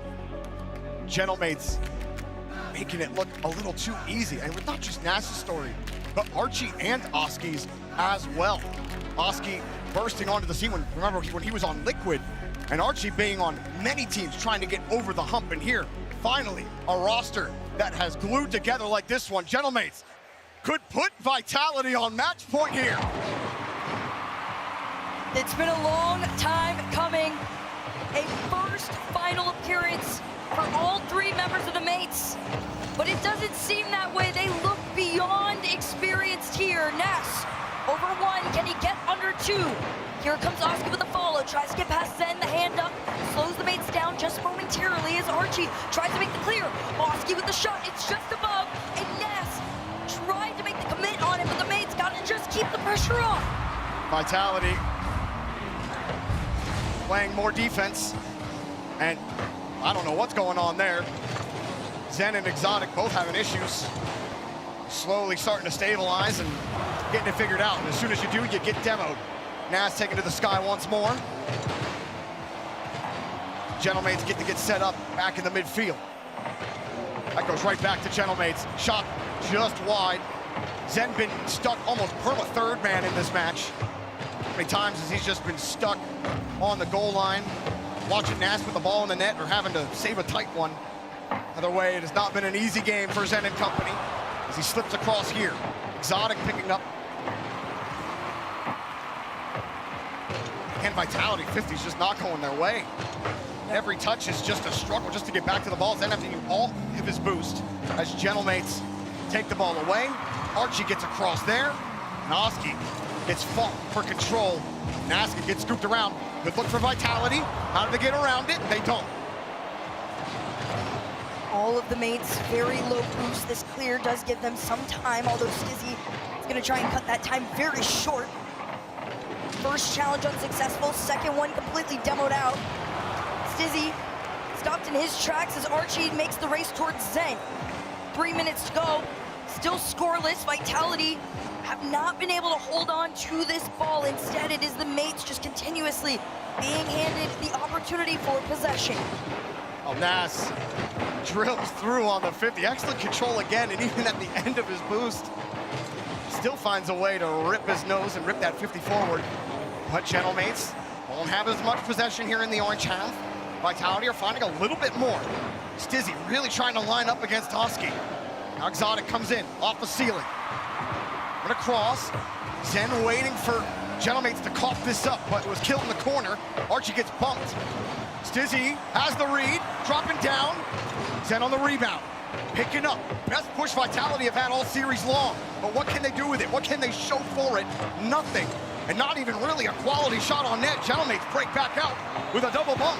Oski almost scoring himself, but it was off the post and out. This fight for this ball continues. Stizzy over one. Can he get anything to show for it? No, it's Nas to Oski. Oski off the sidewall. The mates just playing the patient game here. Exotic wanted to get it out. Instead, Archie just completely cuts it off, and Zen regains control for Vitality. Does he have the space? Not at all. Pop up and a booming clear for Gentlemates. And another 3+ minutes of gameplay without a goal. Oski, nothing off the ceiling. Touch gets away from him. Archie launches a shot on net. Rebound comes out for free. Nas trying for the catch, reset off the ceiling. On target, but no power. Archie demoing Stizzy, trying to harry the rhythm of Vitality's rotation. Nas waiting on the wing. Actually turns off underneath Oski. Still Vitality finding ways to get behind the ball. Doing well enough on defense for now. Not with the break. Hard clear out, and Gentlemates respond. Vitality wanting to find any bit of hope in this series right now. A lot of it has just been cut short or not given it all. Oski and Stizzy battling it out. It's Oski with the win, although Exotic does get a touch. It's Archie's boost control that allows them out. Nas the opportunity, but the high board is covered. Gentlemates also not getting as many quality opportunities as they would like. Stizzy looking a little better on these pushes as well. Able to get to the backboard, able to at least get a bump or two. Next step, can you get the clear shot? Stizzy! This is the other player that everybody was supposed to have their eyes on for quite some time. Took him a little minute there, but he's in it. Zen to Stizzy. You see how he tilted his car up, knew that ball was going to be challenged by Oski. Knew he had to try to force that ball through. Excellent car orientation there from Stizzy, boosting through it, making sure he bought himself a chance at the goal. Stizzy was the one that got brought in from the Dignitas roster, and despite their success, he felt like there would be a little bit more with Vitality, and they might find it here. And he got close before Stizzy did. He's got another chance on Vitality. That held on defense. Got the only goal they needed. As Stizzy puts it down, and the ball is still in the air. Nas, downfield to Oski. Vitality want to put it on the ground, and they will. No sweeps today.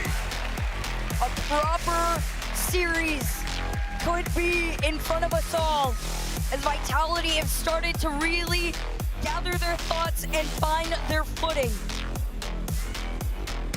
Took them just a moment there, but yeah, Gentlemates got stuffed that time for sure. I mean, only 3 shots on net for them. And despite Vitality, it felt like they were on their half for a lot of that game. But Vitality much better on defense, able to get those clears out. Nas did not have free reign to do what he wanted in that game. And Gentlemates were left completely scoreless. Which is completely valid. I think if you had seen the performance that Nas had given in the first 2 games, anybody would know the simple answer would be to shut Nas down. And that would solve about 50% of the problems that were going on at the beginning of the series. And it did work, and now finally some space given. Stizzy allotted the time to be able to do what he does best, go onto striker mode. That was why he was brought in. He's a clutch factor. Excellent goal there. And now Vitality have a chance to rocket right back into this series and tie things up. Zen getting that assist for Stizzy, trying to make this a series. It really felt like we might have a runaway grand final there for a second. Who knows? The pendulum hasn't completely swung back to center. Gentlemates could stuff them right here in game number 4. Who's get Vitality, and they force a game 6 on Neo Tokyo. Off the kickoff, Exotic goes for the demo and the clear, but Archie immediately takes it away. Oski was already trying to go for the cheat up, so the mates are trying to play this one a little bit cheeky, but so is Vitality. Here comes their pressure right past Stizzy. Vitality will have to play this one back from the mid. Exotic just has to beat Oski there. Almost found a way to a dunk. Gentlemates defender had gotten demoed. Exotic just couldn't stay behind that ball, rather. Still, Oski will take a quick shot. Somehow Nass wins that boost. Doesn't matter though, Vitality get the clear. Archie sends it right back. Oski has not left. Archie setting up one for Nass and denied. Exotic gets there at the point. No clean shots yet here for Gentlemates in the opening minute. Exotic getting around one, Zen playing off, seeing Oski there. Doesn't want to commit. More risk for Vitality. Nass having to make this save, and he's got it easily. Nice catch. There's a reason this series feels so intensely close. Vitality number 3 in goals, 2.23 to their name. Just ahead of the mates that were number 4 with 2.19. So statistically, these two could not be any closer to each other. It got low scoring quickly in the last game. Only 1 goal scored by Vitality late in the game as well. Bouncer coming across. Archie makes sure that there are no questions on that rebound. Nass is not going to get there. Exotic playing it as well, and Vitality look much more comfortable, but hang on. Redirect off the bar. Nass almost finding another. Just a little bit too high off the mark here, but it's not going to stop them from trying again. He leaves it. Archie going to call himself off. He opts for the boost steal, and Stizzy tries to make the clear, and the mates lurk around Vitality. They take their shot opportunity. It is a little slow. It's Zen with the save and Stizzy with the clear. Follows it down. No 50 allotted. Gentlemates getting a couple clean looks at the net. Nass failed Musty. Archie sticking around the corner. Nothing more he can do about it. Midfield, still Oski's trying to get around Exotic, going for that hard touch, but the second part is actually getting around Exotic. He couldn't. Archie next up, getting bumped out of the way. Exotic in front on the 50. Clean touch for Zen. Heavy underneath Zen for the bump. And Zen is here. Show him how it's done. Zen recognizes the power on the ball and goes, no, you're out of my way. A classic demo play to put Vitality in their lead. The last 2 goals scored by Vitality. Gentlemates, after ripping 6 in the first 2 games, have been left scoreless so far in the last 7.5 minutes.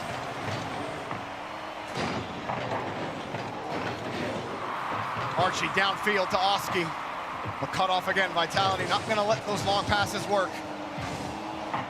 Nass needs to get it to safety. Zen happily takes his corner boost. Going out wide. Zen avoids the bump. Gets a flip reset as well. You can't outdo the blueprint. Zen carries this ball. He got bumped off the play, but had enough in the flip to push it back into a center for Exotic. It's just so hard when you have to move so far to the left to get the reset, then punch it to the right. You beat 2 defenders on the play. It says, hang on a second. I thought this was my home turf. And he's showing you why right now here in game number 4. Zen just trying to 50 it forward for Vitality. This 2-goal lead is really good for this squad. It's a favorable position for sure. Stizzy 50s it all the way onto the other side of the field. And the mates can't gain possession of this ball. Instead, it's Vitality just playing the time. 1 shot towards the net, doesn't even have to be on it. It's just enough to frustrate the mates. Gentlemates trying to find something, anything that will work. But the ball keeps getting ripped off their bumper. Archie forced out by Exotic and then deleted for his efforts. Stizzy actually going to get this ball, but Nass diving in quickly. Wants a pass to Archie. That's a tight pass. Vitality had it all covered, and now no one on Gentlemates has any boost. Everyone's got to leave and get something. It's a really good plan from Vitality to force them back, whether they like it or not. Archie enough, though, to keep the play. Tried to go for the 2v1. Not quite working out for him there. Oski, same as well. It's a lot of these slow shots because nobody has anything in the tank right now. Nass has to reset number 1, tries to pass off over to Archie. 30 seconds on the clock. Vitality still contain their lead. That's a poor clear. Almost dumped. And that would have put the game to rest here, and Vitality would have tied up the series. They still just may. It's looking all Vitality right now. Gentlemates take their time. They're going to need time on the clock, plus a goal. But Vitality aren't letting it happen. Chewing all of it up as Vitality have rocketed right back to the series, and we've got a ball game here in the grand final. A proper series between two of Europe's best. Like I said before, these two could not be any closer. Whether it is goals per game, whether it is shots saved, they are one behind the other everywhere, all across the board. So something like this is expected to be back and forth, so it's a matter of who's going to have their clutch moment. And this game was all Zen.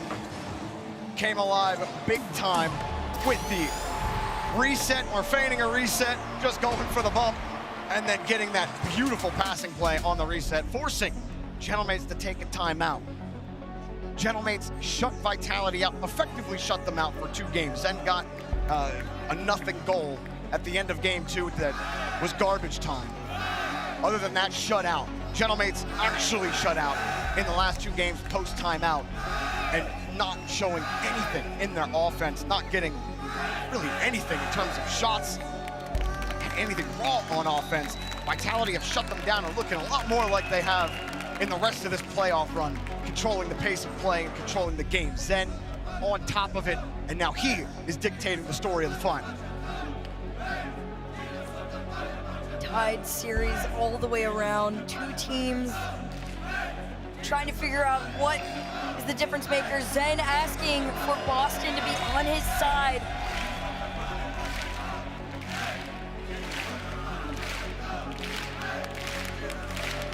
Grand final debut for Gentlemates.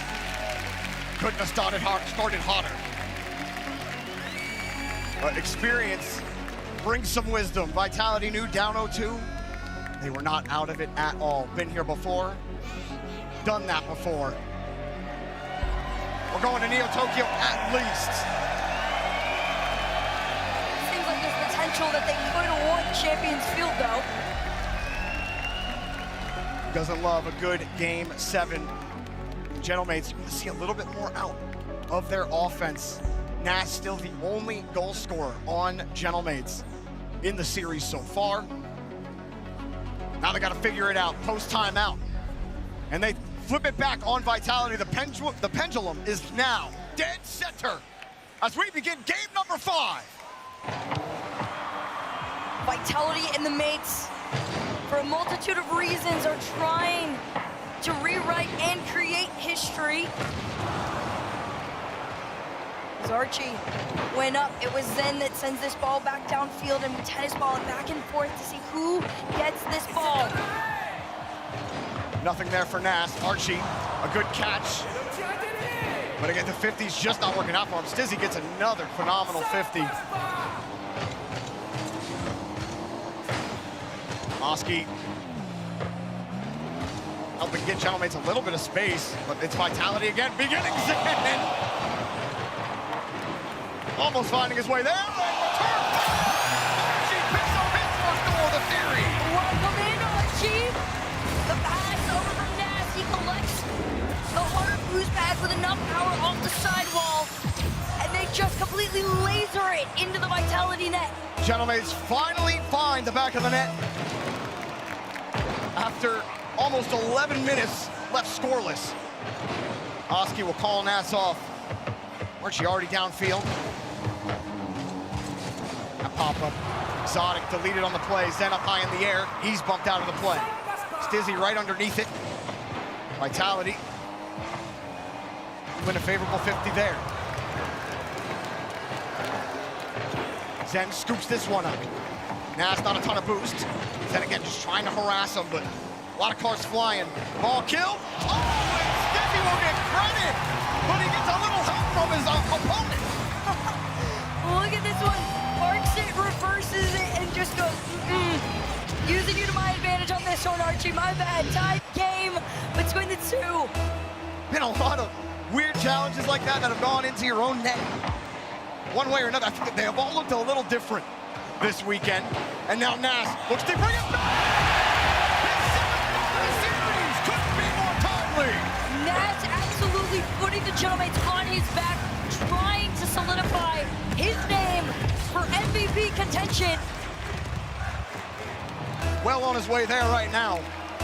With another goal to put Gentlemates in the lead. They don't even blink after Archie's own goal. Here comes Stizzy. Like catch, did what looked like a 2-on-1 there. Oski was in the area, tried to control the ball, and now a pop for Archie. Here He stands still on this one. And look at it, look at the way it hits off the back of his car. Nobody there, nobody in the right spot or place from a Vitality. And that cushion lead to the Gentleman's. It's gotta feel great. Now Archie scoring really 3 out of the 4 goals here in game number 5. Helping Vitality out a little bit. Might need a little bit more, maybe from their own teammates. As Zen pinch back out, he gets the pass. Stays on the ground. Archie scooping around, really coming alive in this game on the forefront. And a huge clear for the midfield caught by Oski. Oski sets it down. Next up, Nas gets a piece of it, gets all of it. 50 back dead in the corner, and Vitality continues to kill it, but the pass back to Gentlemates, keeping the pressure up here.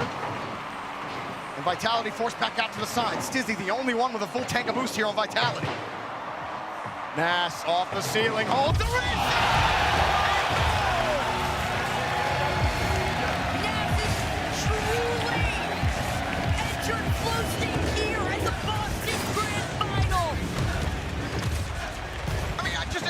Unreal performance, goes quiet for 2 games, bursts out of the box again. I mean, how many debut grand final performances has a player had like this? Well, we've seen it once before, and it was in 2023 when Zen showed himself to the world here in Boston. And you thought nobody would be able to recreate that magic again, but Nas is trying to do it in front of his own. To the backboard, just wide. Didn't have any boost. That first touch to the back wall had to be perfect. Oski with a reset. Oski, no doubt. Cleared out in Vitality. They need something, anything, to try to force Gentlemates back, and they go for the pinch. That would have been crazy. One of the most intentional pinch attempts that we've seen this week. Stizzy going to cross it, but Nas throws it right back in front of the box. With a 3-goal lead and 1:30 left, it does not feel like enough time here for Vitality. No, it does not. Time completely dwindling in front of the eyes of Vitality, down by 3. Stizzy trying to be the clutch factor off the ceiling, had the flip, and even on no boost, the Gentlemates time their challenges to defend perfectly. Zen wants to force it down, tries to go to Exotic. The demo just knocks him off any attempt to make the shot, and the Gentlemates take the wrong. As Stizzy was also downfield, nothing that Vitality could do. Now waiting for Nas on the back wall. Stizzy helps out, makes sure Archie can't get that rebound. Now Vitality. I think he got pre-jumped there. Somehow Oski was already long in the sky. He'll move out now, let Archie go in.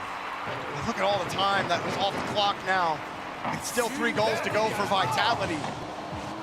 Each game has really been one-sided outside of that 1-0 win that Vitality had to get themselves alive in the series.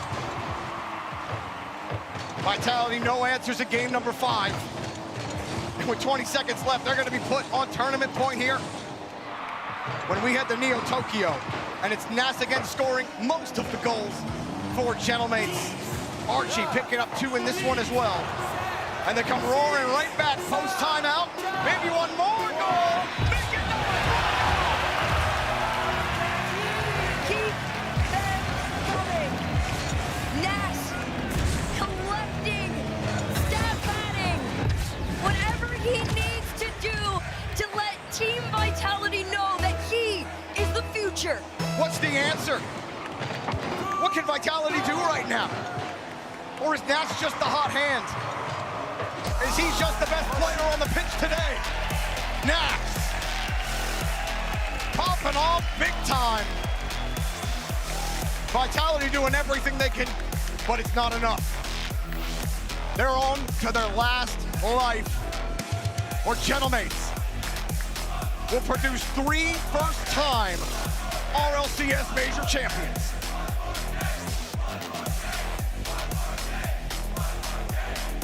The crowd cheering one more game. The mates have traveled all the way here to see if this squad can give another title to the Gentlemates banner. Good Exotic, 92 points in that one, not what you want to see. If you're on Vitality, they just got to do more to produce more, to create some value on the other side. Rocket League is just such a crazy game. Like, all 3 of these players of Gentlemates have been playing the game for years, have been playing forever, have made it to lands, have been able to compete, but have never gotten this far. Never quit, just needed the right orientation. It's not a Rocket League. You just gotta put the right pieces together, even if you've been playing for 5 years. And here we go, and all of a sudden Nas is like, oh yeah, I'm that guy today. Like, and Oski, all tournament, like we were arguing at the start of the day. Is it Oski or Nas on Gentlemates who's having the best? Like Gibbs and teammates, they were arguing with each other on the bus. They couldn't decide. They're the ones who had to choose for it. And now Nas is like, well, I think we made the right choice, maybe, in this grand final. Just crazy. What an esport. What a time. Gentlemates, 1 more to go to clinch the RLCS Major victory. Vitality truly are running out of time if they cannot figure it out here. If it is the same story, it'll go down terribly, but Zen's gonna try to take it out. There's one man in this lobby that wants it real bad. Well, 6, but Zen really wants it. He'll pick it up again. He's been scoring when Vitality needed it. Doing everything he can to keep Vitality in this match. Zen absolutely wants it more than most. This is where he made the historic name for himself. There's something poetic about it all, too. Nas is in this lobby, absolutely borderline farming, with the title, I'm Zen, in front of Zen. Literally a title in the game, and Nas is doing it against him. Oski will start this one off. Nas will keep it going with a heavy touch. Vitality get this early goal. Have to force Champions Field. Gentlemates getting bumped a bit on offense. No boosts for Vitality.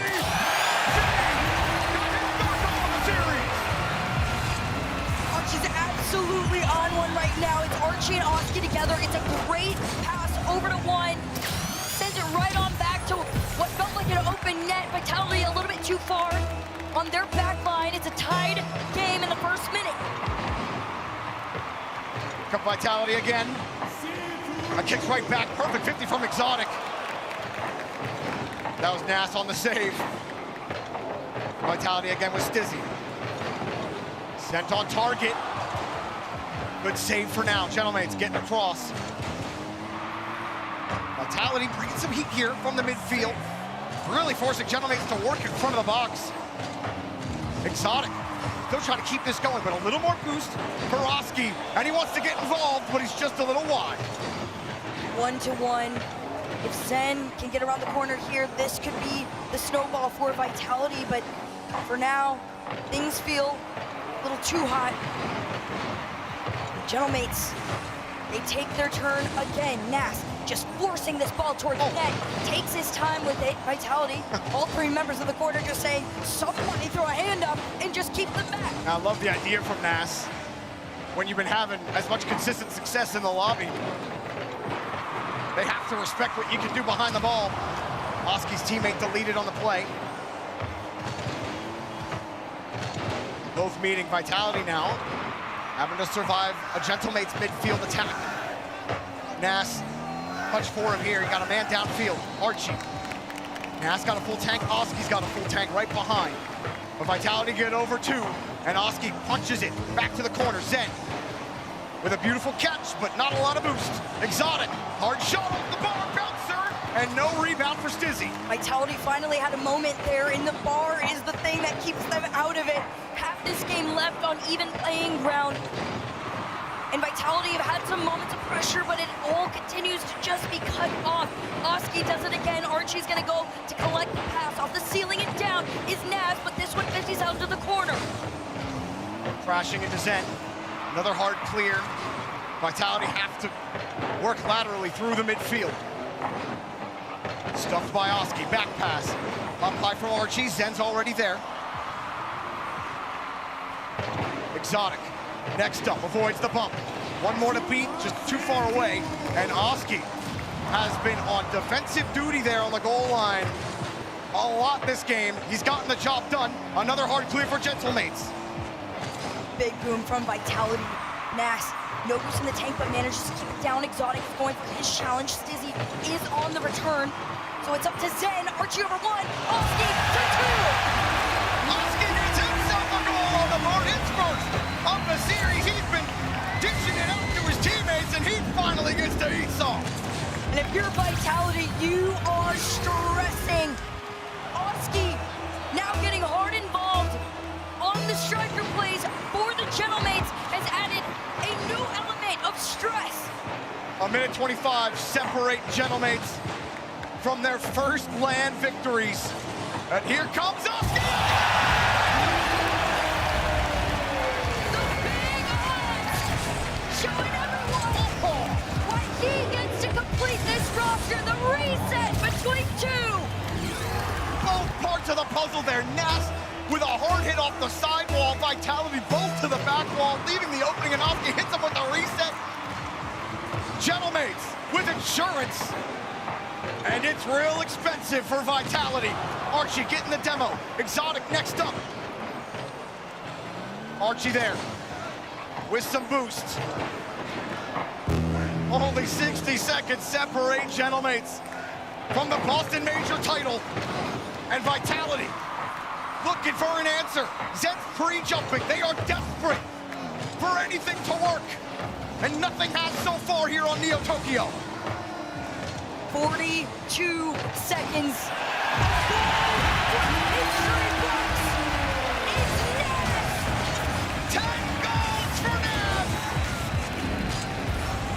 And with that 10th goal, he has officially broken the record for the most goals scored in a LAN Grand Final. Welcome to history. Welcome to the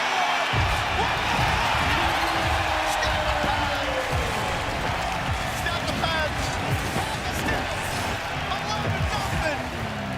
11 whatever. You get what you want, Nas, when you play like that. 5-1, I can't even get my thoughts straight, Hercules. 35 seconds away. With a player like Nas on their side, it's Stizzy to try and give Vitality a fighting chance. Literally nothing short of a miracle for Vitality. You gotta score 3 goals in 31 seconds. You need something to work on every single kickoff. There's just not enough time on this clock. There is a world, and I will say that every time we enter a kickoff, as we go on in, it's Exotic on the next. Nas, the one person you don't want to have it, passes it off to Oski. Oski reset over one. Zen trying to keep Vitality in this Boston final, but it is Oski to deny the pass to Nas. It's his day. It's his tournament. It's his weekend. It's his month. It's his esport. Nas! This has to be one of the most iconic Grand Final debuts on the kickoff. A denial, 12 seconds on the clock. Vitality, watch as the Boston Final fades away. And Archie, Nas, and Oski solidify themselves in Rocket League history. Gentlemen, rewrite the script.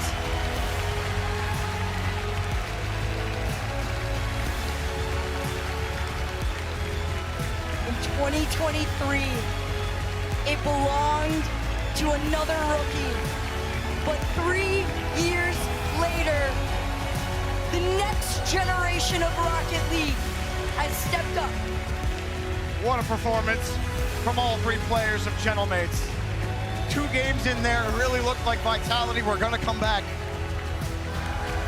Gentlemates completely shut out. Naz opened up with 6 straight goals and then came right back. What a tournament for the Gentlemates.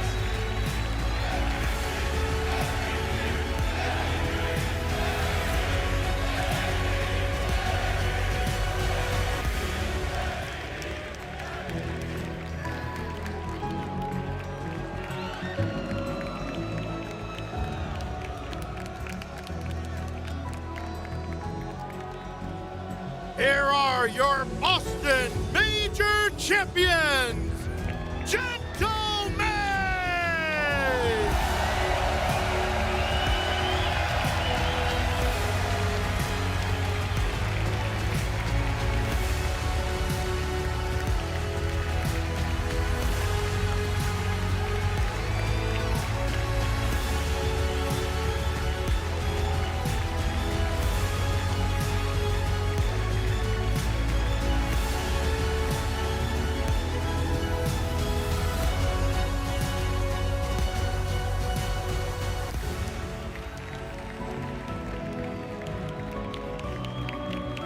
The Championship Awards, joined by Leaf.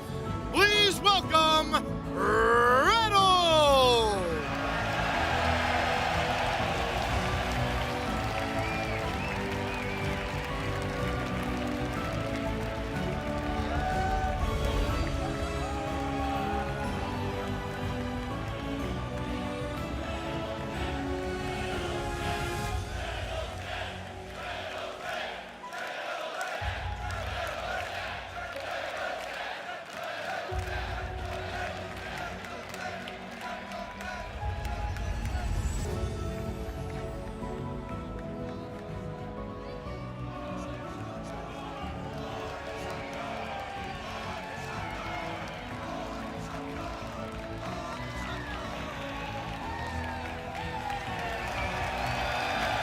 And your Boston Major MVP,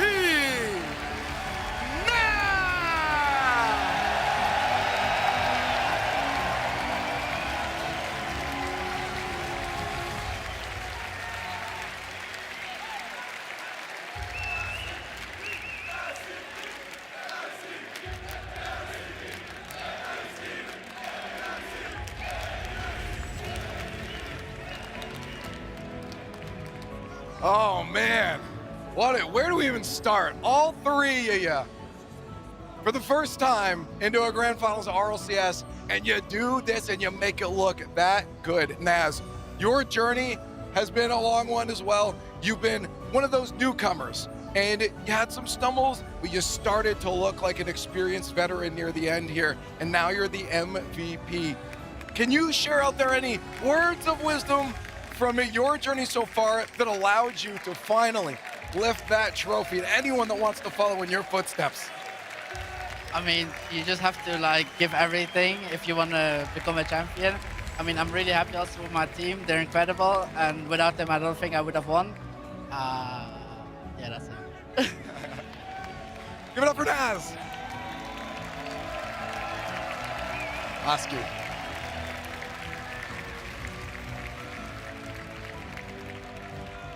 It's been a long journey for you too. Now, I need to know, I guess, at one point, because you talked about how incredible your teammates were, you also got to give yourself some credit because you were looking super good. It takes 3 to win. But tell me, at what point did you realize these 2 were the ones that were going to let you be standing up here right now as a victor? I think it's just who they are, man. Like, Nas is genuinely the nicest guy I've ever met in my life. And as a teammate, he's incredible. Archie is, I'd say, Nas and Archie are my top 3 teammates I've ever had. And Snasky is the best coach I've ever had as well. So that's all I can say. And it makes sense. Archie, a man. I feel like you're one of the most underrated players. People don't talk about you enough, but they're gonna be after this. Because no one else is standing up here at this moment. So I want you to talk to the world. You got the green suits back there. You got people at home. You have the mic because you just won, and they can't talk anymore.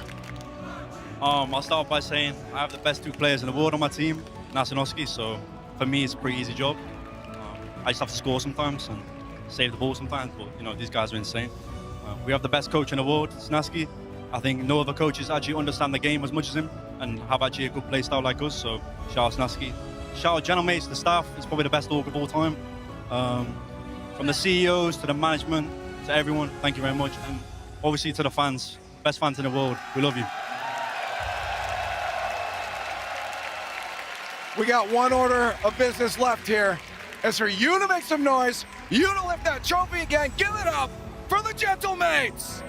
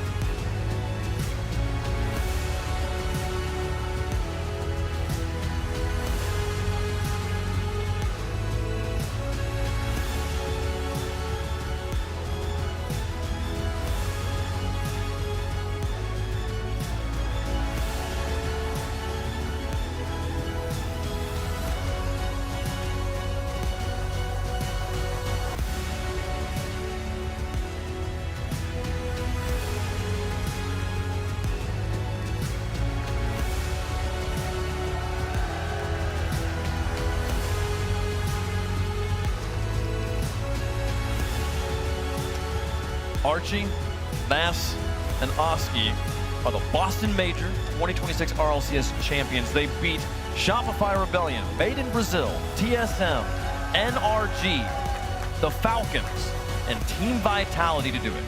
That's the first time since fall of 2022 that the first time 3 grand finalists actually hoist the trophy and get the win. Back then it was Gen G, Mobile One Racing with Abjack, Chronic, and Nolly. Huge performance from them. I was concerned. I thought there'd be nerves, but we saw it with Nas, and the ultimate performance from him, there was absolutely none. It feels like we witnessed a star being born here in Boston at this event with Nas. What he did is a run and a moment that we will never forget in Rocket League Esports. Turbo Pulsa, Killers, Kronovi, the 3 players who had tied for the record of most goals scored in a grand final on LAN and RLCS at 9. He just beat it by 3 and reset it at 12. 2 goals per game, shot 52%, and again, against the #1 defense in the tournament. They had given up, Vitality, 22 goals in 22 games. They gave up 17 goals in the 4 games that the Mates won here. It was unheard of. Vitality only gave up more than 2 goals once this entire tournament. Every single game that the Mates won, they scored 3 or more. Truly a dominant performance. Yeah, and it was not an easy path. Gentlemates had to take down NRG, the reigning world champions, and then they had to go through Team Falcons, who were the grand finalists at the World Championship, and then Zen, who's trying to return to greatness, motivated by his legacy to take that team down when they're in their first grand final ever. This Gentlemates team, this was jaw-dropping. It was stunning to behold. I mean, Bates, when we got our bracket set, we knew the 8 teams were going to play in the playoffs here in Boston. We knew there was no chance of a Mickey run. It was the bracket was too stacked, and yet still, it feels like such an impossible accomplishment that Gentlemates are sitting here as victors with the teams they had to go up against. I mean, it started off, they were down 3-1 against NRG, and they still dug deep in. Then they really showed the world that, listen, we can become major champions. And ultimately, winning that series, getting that little buff over to the semifinals, that gives you such an advantage. You get to watch. You don't have to play that extra quarterfinal game. And then after that, I mean, they played a great series against Falcons and then handled Vitality. That was the turning point, like in this tournament for them. They were up by 2 goals with less than a minute to play versus NRG, and NRG took that game to go up 3-1. Most teams at that point would crumble. Exactly. But the Gentlemates battle back, won 3 in a row versus the world champions to have that extra life, to have to only play 2 series today. Exactly. And at least be wondering, what does this mean for Europe? Is this now the team? All the talk before this was K-Corp, this, K-Corp, that. But with this performance, with winning EU Open 3, now winning the major, I don't think there's any doubt that this is the best team in the world right now. This is the best team in Europe as well. It's one of my favorite feelings. The moment right after, or just the days before we get another competition, kind of the little mini off-season that happens after a major, where for just a little bit, that question that itches in the back of every Rocket League fan's mind, the reason that Rocket League esports exists at all, the question of who's the best at this game, for just a little bit of time, the question is answered definitively, and I don't have to think about it for a little while. Right now, it's the Gentlemates. Yeah, and what are the best players in the world capable of? And to see what they can do. And I think that's where Nas really just, he delivered. He delivered this event. Oh, absolutely, and we talked about all playoffs long, that defense was playing so well. So many games were 1-0, 2-1, and then Nas comes into a grand final and puts up 2 goals per game. It was insane. Yeah, every single coach should be watching that gameplay because, I mean, Vitality, nobody could crack them. Nobody can score against them, and they out here scored 3, 5, and 6. And you love this style as well. Archie, he keeps the team safe. He keeps the team grounded. Oski as well at the beginning of this run, he was the guy. Oh, he was the guy. You know, he helped get them through the group stage. He helped get them to this point. And then on this stage, it seemed like Nas, you could tell even just his reaction to scoring those goals on the stage in the grand finals, the aura was there. He had that emotional lift to his team as well.